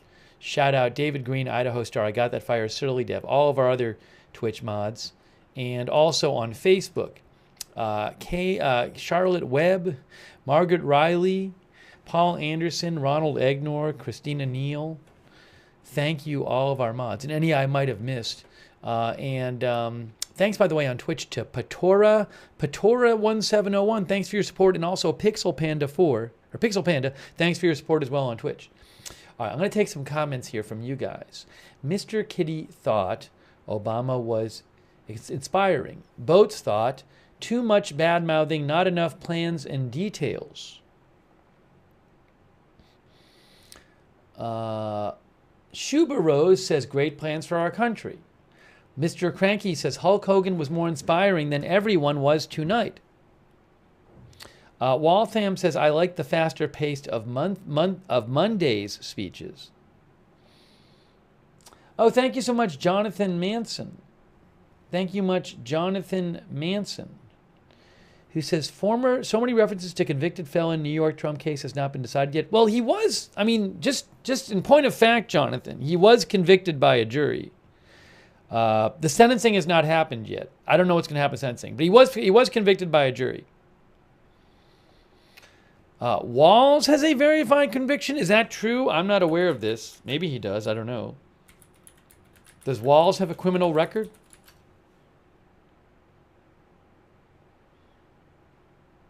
He was arrested. Tim Walz was, just to be clear, I believe he was arrested in 1995, and he pleaded guilty to a reduced charge of reckless driving, which I assume is not a felony. I assume that's a misdemeanor.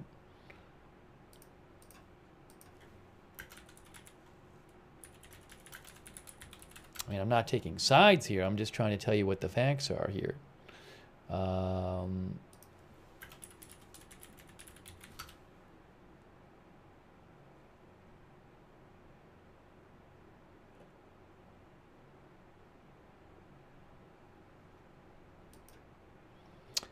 Yes, I'm looking at here. Let's see. Yes, I'm seeing multiple outlets that say he was arrested in 1995 and agreed to resolve the issue in court by pleading a reduced charge of reckless driving. A misdemeanor. That's a misdemeanor, not a felony. That's from a New York Times article. Anyways, thank you so much to Jonathan Manson. Jonathan, I appreciate your support. Also, Crypto King, thank you. And also Parla Media, who thinks tonight was the USA at its best. That's what Parla Media thinks. Thank you. And thank you, Crypto King, for shouting out the mods.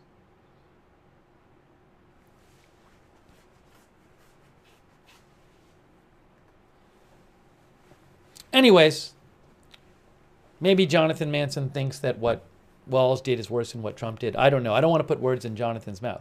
But thank you, Jonathan Manson. Let's see here. I want to take some more comments from you guys. Let me know what you think about tonight.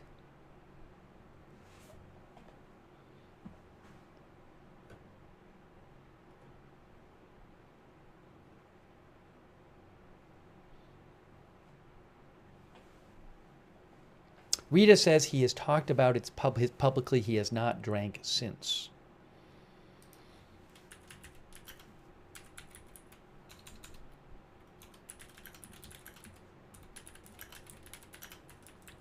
Jeremy Thompson thought it was a great energy and great speeches by Michelle and Barack.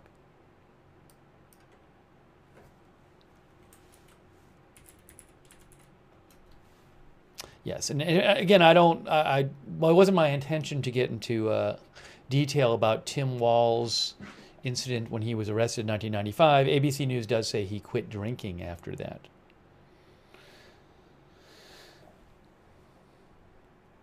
Jonesy says they can't get over Trump. All they talked about was Trump, abortion, and indoctrinating kids. That's what Jonesy thought.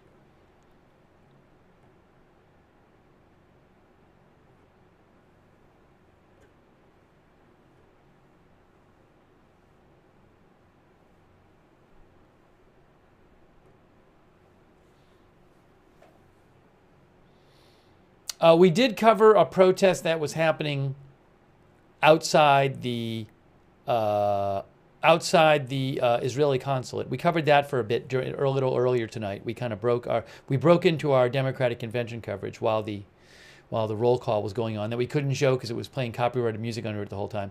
So, I know some protest activity continued at night. I'm not aware of anything like super huge or anything. There is a big protest planned for a march planned for Thursday, but I'll certainly keep an eye on other stuff going on. Thank you to Kian for your support, and also Sunflower for your support. Sunflower thought great speeches which hammered home the importance of this election in our future. Hey, I thought of a question to ask you guys in the chat, which I think you should be able to. I don't think the answer to this question will depend on who you prefer to vote for. So my question is, will Harris get a polling bump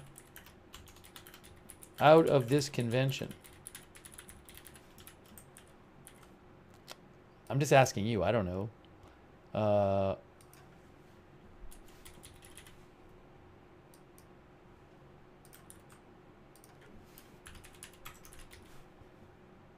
That is our poll question. Let's see what our viewers have to say about this. Oops, give me one moment. Give me one moment. Just one moment.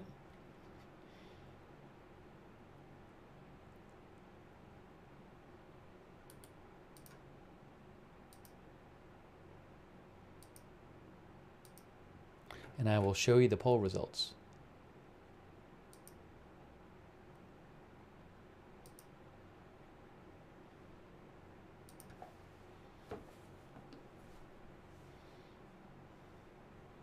Here is an AP article. Obama's closed DNC second night with a rousing Harris endorsement and pointed warnings about Trump. Okay, over there on YouTube, it's pretty close over there. 60% of people think that Harris will get a polling bump out of this convention, and 40% say no. Over there on Twitch, let's see what the Twitch folks are saying. More so think that on Twitch. Over on Twitch, 72% on Twitch think there will be a polling bump, and 28% say no. Ann Walter says, yes, I think the candidate almost always gets a bump after the convention. I think it's pretty common, but I don't know exactly how so. Oops, sorry. What I'll do is leave that up there for a second.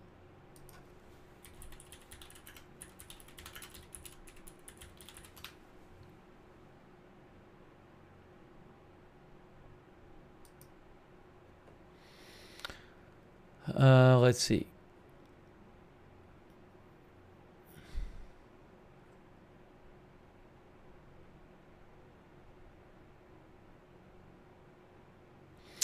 So I'm looking at a Politico article right now. Why is that all weird? Oh, I see. I'm sorry. I covered up the Twitch poll. Well, that's not what I wanted to do, obviously. There's the Twitch poll right there. Okay. It says 70-30. Sorry. That was just unintentional. 70-30 on Twitch, she'll get a bump, and 658-42 on YouTube, that she'll get a bump. Okay. Thanks for voting in our poll.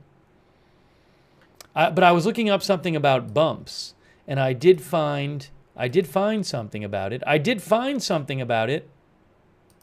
Which I will mention to you. So there's a recent article from Politico entitled Harris's Momentum is Growing. Our polling expert explains whether it'll last.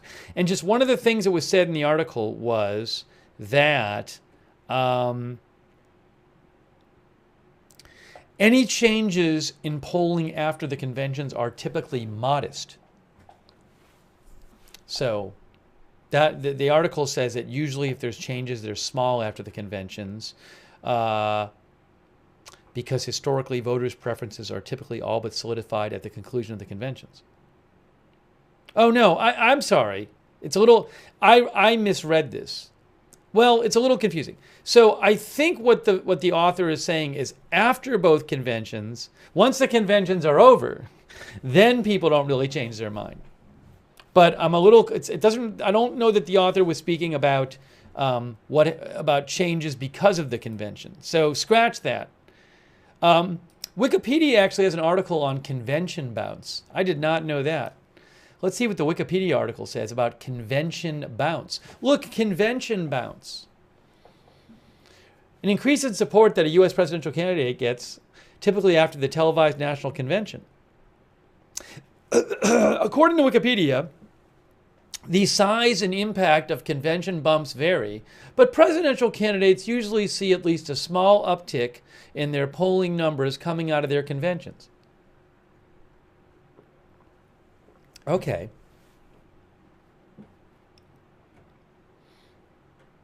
In 2020, Biden did not get a convention bounce. Trump did not get a convention bounce. In 2016, polls and news sources differed on Trump and Clinton's convention bounce. But both Real Clear Politics polling index showed both candidates trending upward leading up to and after their acceptance speeches.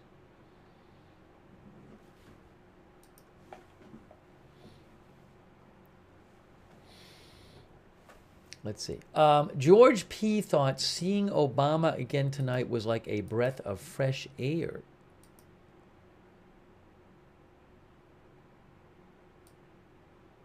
HomeAwares UK asked, HomeAwares asked before, .co.uk asked before if the protesters were trying to get closer to the convention. You know, the convention is, I'm not aware that they were, but the convention has, there's an area around the convention which has a lot of security and has a couple fences. So I was not aware tonight that protesters were trying to get close to the convention. I can't speak for them though, but you know, they've really blocked off. It's not just a building. They've blocked off blocks, a whole area around that convention. And I saw something about how there was like a new fence at the convention because the one of them got taken down yesterday by some protesters. I wonder if I can find this here. I definitely saw a report on it. I don't know if I can find it.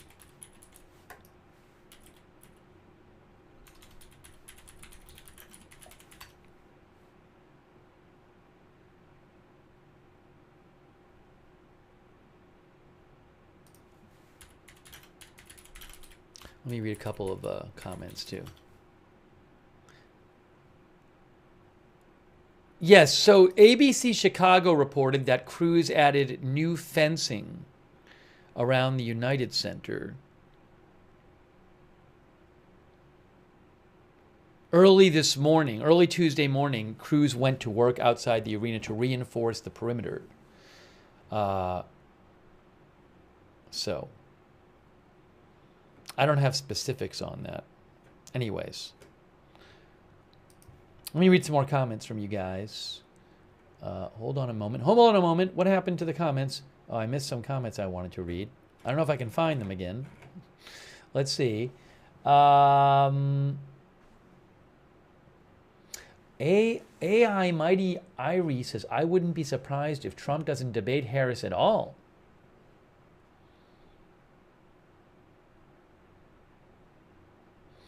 Skybreeze says, we've never seen a candidate thrown into a general election so close to the election. I don't know that we ever have.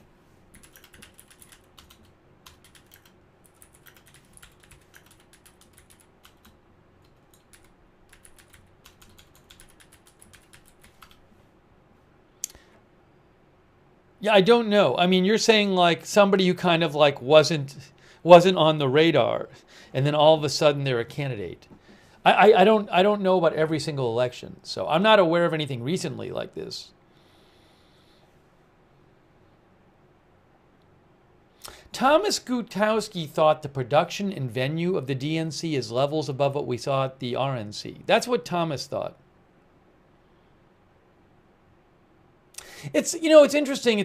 I don't have like a thought at the top of my head. One thing I think of is that, I mean, they did have, so I will say this, they had more big musical numbers at the RNC, right? Because they had this, I think they were featuring the band more prominently, but also like, they definitely had people, like, they had like the Kid Rock thing, and I remember other people performing with the band.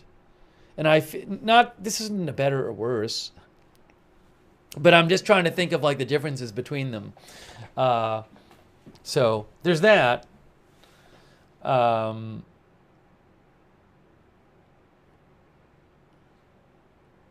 They're both in big arenas.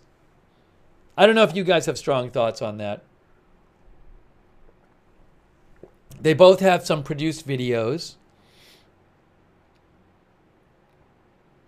Oh, thanks to Alex Price. Alex says Poly Market seems to be course correcting even before the convention.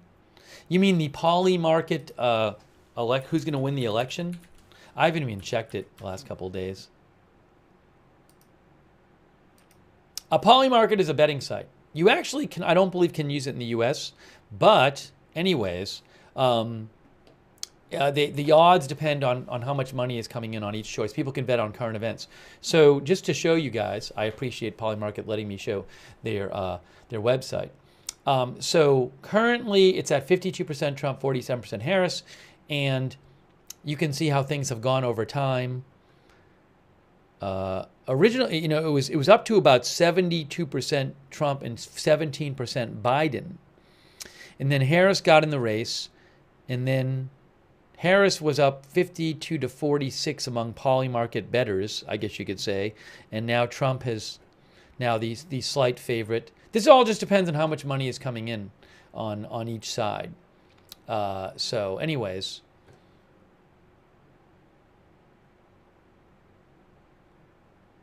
Doesn't look like anything's have gone really much of in the last couple days. If I go here. Can I get another chart here or something? Well, anyways, it's Poly Market.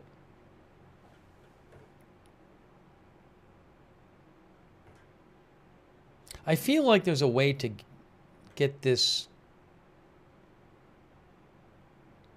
zoom in on this chart, but I'm not going to worry about it right now.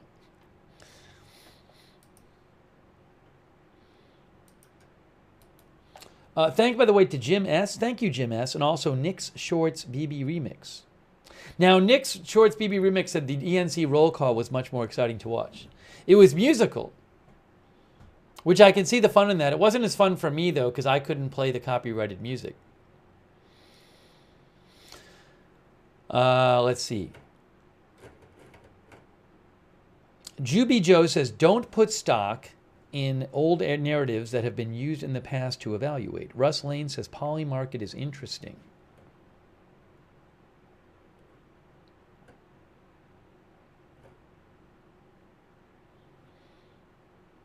Pezzi says can't trust gamblers. I think it's interesting sort of just to see. Certainly, it's not the case that every election the gamblers get it right. But it's interesting to see how people are thinking about it.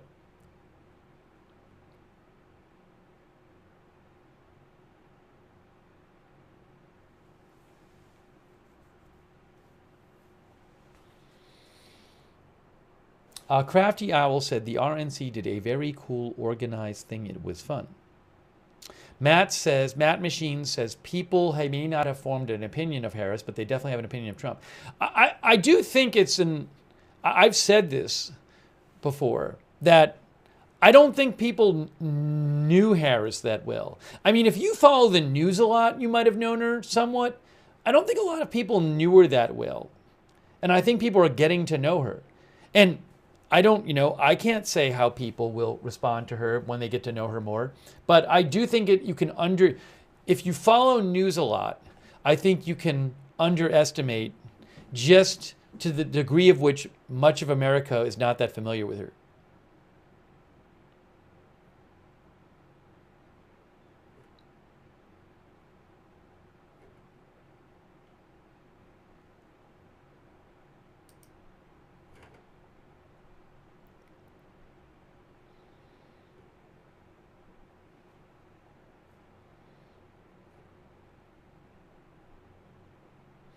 Stephanie says, I don't want to see Harris and Trump debate. It would just be super cringy and not change anyone's mind.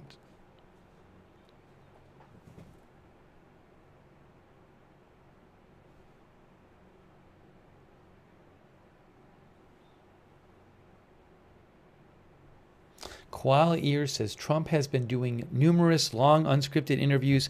We'll probably never know what Kamala is actually like. We'll see what she does in the coming months. We still have 2.5 months until the election.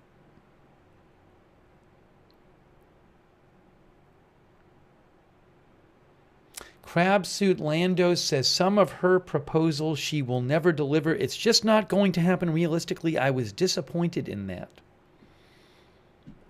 We'll hear more from her on Thursday night. Next Bike thought the DNC has much better music.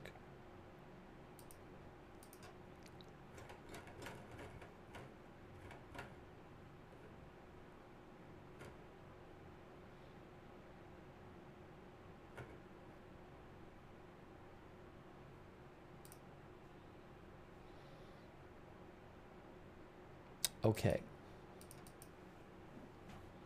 And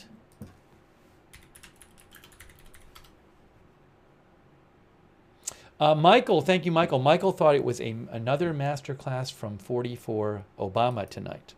I think he means his speech. Thank you so much, Michael.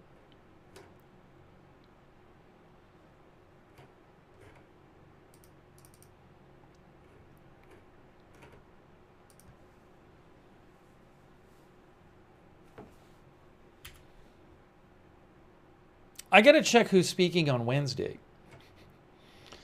No,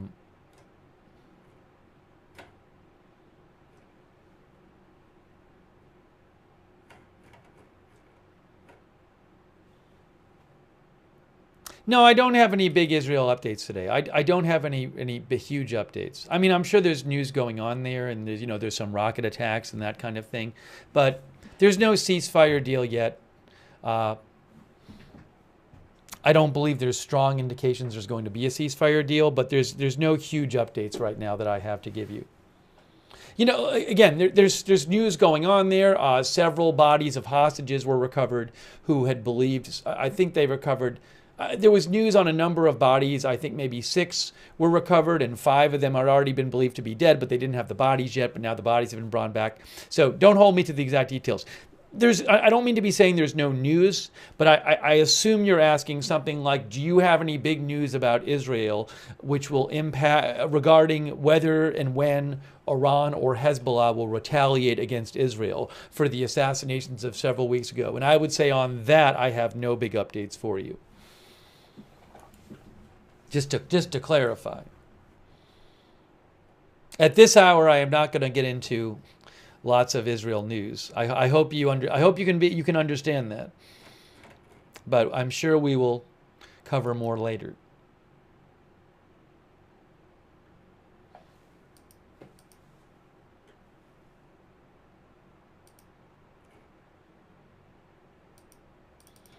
Okay. I was going to mention who's speaking.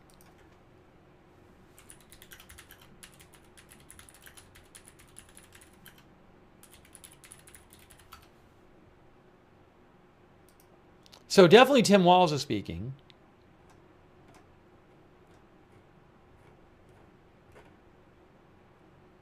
Former President Bill Clinton is speaking.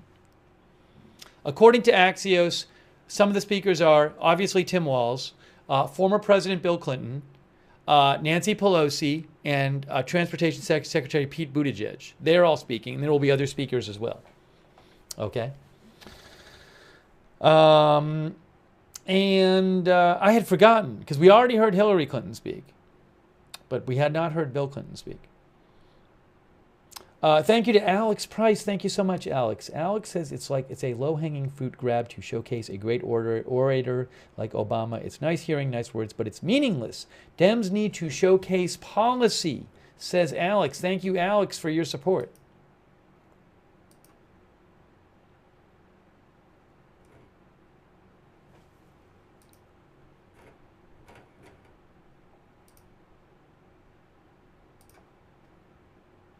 And hang on a moment here.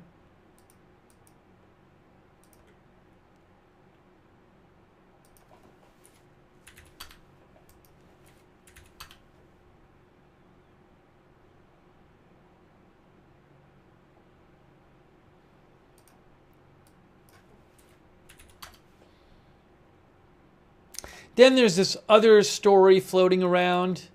Who knows if this will happen? You can see this here. From Reuters, RFK Jr. to weigh dropping U.S. presidential bid to join forces with Trump. Independent U.S. presidential candidate Robert F. Kennedy Jr. is considering ending his campaign to join forces with Republican rival Donald Trump, his running mate said in an interview posted online today. Or on Tuesday. His vice presidential candidate, Nicole Shanahan, said that as independents, she and Kennedy ran the risk of drawing support from would-be Trump voters and clearing the way from Democrats Kamala Harris and Tim Walz to win the election. Or we walk away right now and join forces with Trump, she said in an interview. Asked when they would make a decision, she did not say.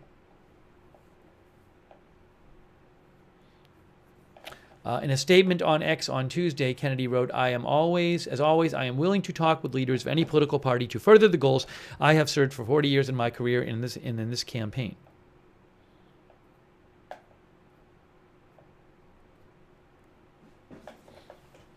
Kennedy initially sought to challenge U.S. President Joe Biden, says Reuters, for the Democratic nomination, but switched to run as an independent. Kennedy faces an uphill battle qualifying for the presidential ballot in many states, but he could siphon enough votes away in a tight race between Harris and Trump to have an outsized impact. His support stood at 4% in an Ipsos poll taken this month. Trump has sought Kennedy's support.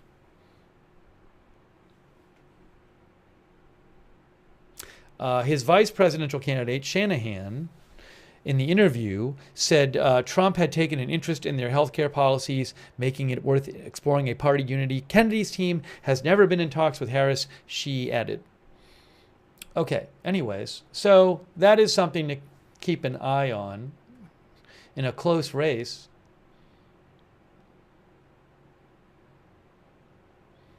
Raina Hood says, this is why you should never vote third party. They will not do what you want. That's what she believes. Thank you, Raina, for your comment.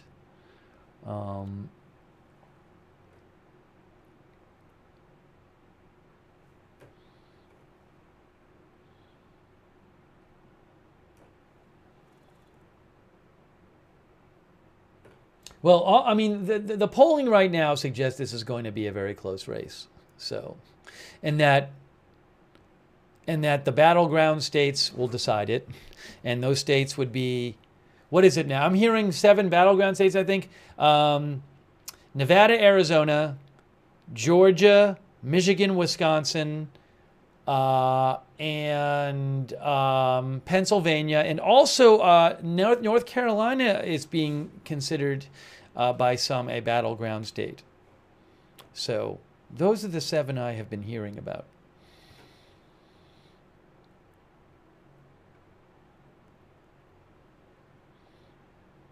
Blarn says, I didn't know about Harris. Her Kimmel interview really showed her personality. She did it about 2 months ago. I have not seen that.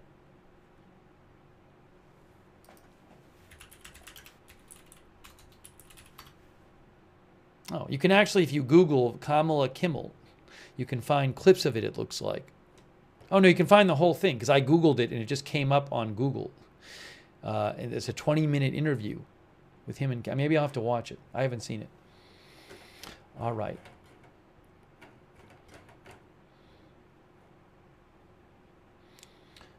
Guys, I think we are getting close to that time. Busy news time. Jean Romaine thinks Trump should have picked Kennedy as his running mate. Oh, Blarn says, I watched the whole thing on YouTube. All right. Stephanie hates that we have the Electoral College and says, we need to do away with it. It's not necessary or democratic. 17 Birdie 17 says, even the founders hated political parties. My audio is screwy. Is there an audio problem? Now, nobody else has said there's an audio problem. I'm sorry if there is an audio problem. That's the first complaint I've heard all night. Well, we got one complaint about it. One complaint tonight about the audio. Anyways, everybody else is saying it's fine. Look, so we are going to be covering tomorrow night. Well, it's tonight now because it's 12:15 a.m. here. But we will be covering night 3 and night 4 of the convention.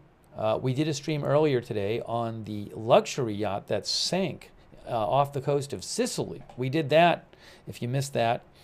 And I will keep you updated on other big news stories. If there's huge news, we'll cover it.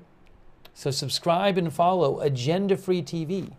Agenda Free TV, we cover all kinds of breaking news without an agenda. And I really, really do appreciate you being here for our convention coverage. Thank you. And more news coverage to come. And I will post news when I am not on the air. I post news on my X account, which is @Lookner.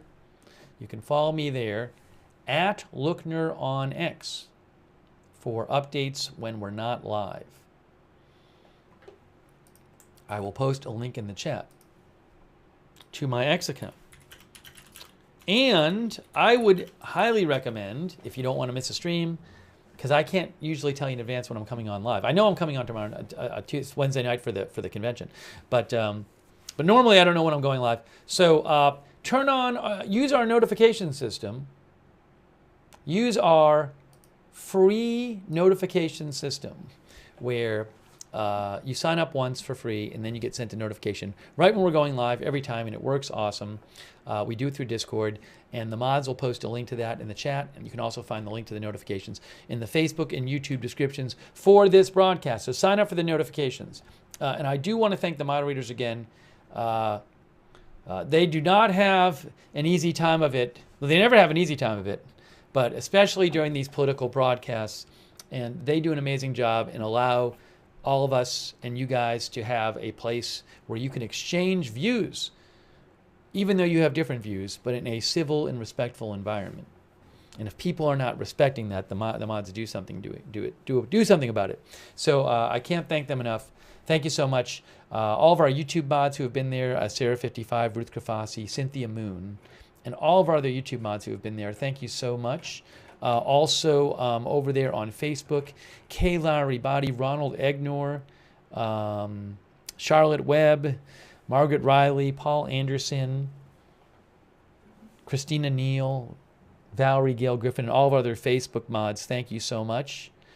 And our Twitch moderators, such as David Green, Idaho Star, I Got That Fire, Surly Dev, and all of our Twitch mods. Thank you, and Linda Belk and Larry who moderate for us on X. Thank you so much, moderators. And thank you to Optical Clock for the support on Twitch. And thanks to you for everybody who donated to the channel. That is super nice of you. Super nice of you. I really appreciate your support for the channel. That is what let this channel exist and let me, buy news footage like we showed tonight, like the convention and the protest footage. So that is thanks to you. So I really appreciate it. If you ever want to donate to the channel, you can go to agendafree.tv, agendafree.tv. But thank you so, so much for supporting the channel and watching the channel. And by the way, we do have a chat where you can chat with other viewers on Discord when we're not on the air. you can find that chat at the same link as the notifications, which I just talked about. And thanks to our Discord mods as well. Thank you so much. If you watch on YouTube, a quick reminder for those YouTube subscribers. If you subscribe on YouTube and you want to turn the notifications on, so if you want to get your notifications from YouTube, you got to subscribe. But even if you subscribe, that doesn't give you notifications. To get notifications on YouTube, after you subscribe, you must, 1, click this bell and activate the bell, and 2, click on all notifications. Make sure you do that to get the YouTube notifications. And a quick reminder, I do have a personal channel over there on YouTube called Lookner. It's called Look Nerd with a D on Twitch. And I do some non-news live streaming there. It's been too busy to do that lately, but soon, at some point, I will get back there and do some more non-news live streaming. Cherry Cola says, I'm still undecided. Well, you got 2.5 months to decide.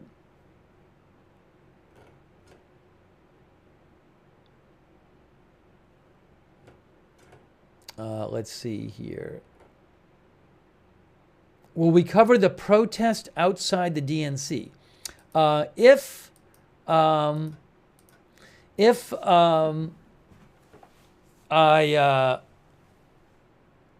there's a big protest and I have video of it, I'll cover it. That's the way I'm approaching the protest stuff. We actually covered a protest earlier in this stream. I'm not aware of a big protest going on right now, but I will keep my eyes peeled, and we may have more protest coverage.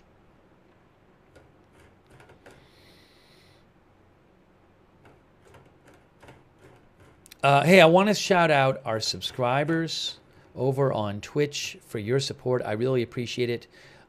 People like Tech Slug and Daddy Dino, Wall Street and Shaggy, Karcha and SD. Thanks for subscribing and supporting on Twitch. Pucker War. And also James54 and Tatsiki. And all of our other subscribers on Twitch, thanks so much for your support. And thanks, Rain Mist, for subscribing on Twitch. Oh, that was a little while ago, but thanks, Rain Mist, anyway. I think I've thanked Rain Mist before, but you get thanked again. Also, thanks so much to our Facebook subscribers, Eve Richards, Lou Green, Robert Rial II, Diane Allworth, Kay Lowry, Body, Margaret Riley, Leanne Ticknor. Big thanks to our Facebook subscribers for supporting this channel. Thank you. And also all of our other subscribers over there, and our YouTube members. Thanks so much to all of our YouTube members. People like Dolores Wilson, JD, Crafty Owl, Joe Bishop, Crypto King, Catch22, Fine Wine, Paul Tissue, Joe Kajit. Kajit? I think Salmon, Sarah Milligan, Alex Price. I might be repeating some of these. Krista Barisi, Dr. McRib, Juby Joe, Regina.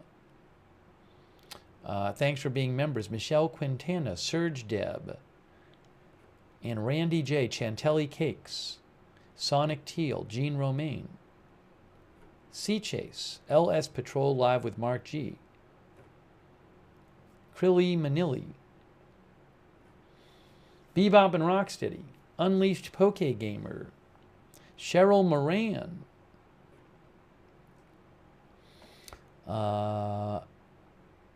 Darian Carroll, Waltham, Mayor, Blarn, Parla Media, Surge Deb, and all of our other members, thank you on YouTube. All right, guys. French Toaster as well, UV Lightning as well, Ricky Gonzalez as well, Eamon O'Leary as well. And all of our viewers and chatters. I really appreciate you guys being here for the stream. Oh, thank you so much. Jonathan Sharp. Hey, that is so nice of you, Jonathan. I really appreciate it. Thanks for your comment as well. Jonathan Sharp, thank you. Very nice of you. So thanks for joining us. I know you have a lot of choices for the Democratic Convention, so I appreciate you being here with us for your Democratic Convention viewing. All right, guys, it is time. It is time. And thank you, Paul Tissue, so much for the gift membership. Paul just gave somebody a membership. Thank you. Thank you, Sandra Jett, for watching too, and Jennifer 918 and NAH. Okay, so wrapping this up, Really appreciate you being here. We will be covering night 3, and who knows what other news there will be. So that is it for now. Thank you so much for watching. Thank you again to our moderators, and we will see you soon with more live breaking news coverage right here at Agenda Free TV.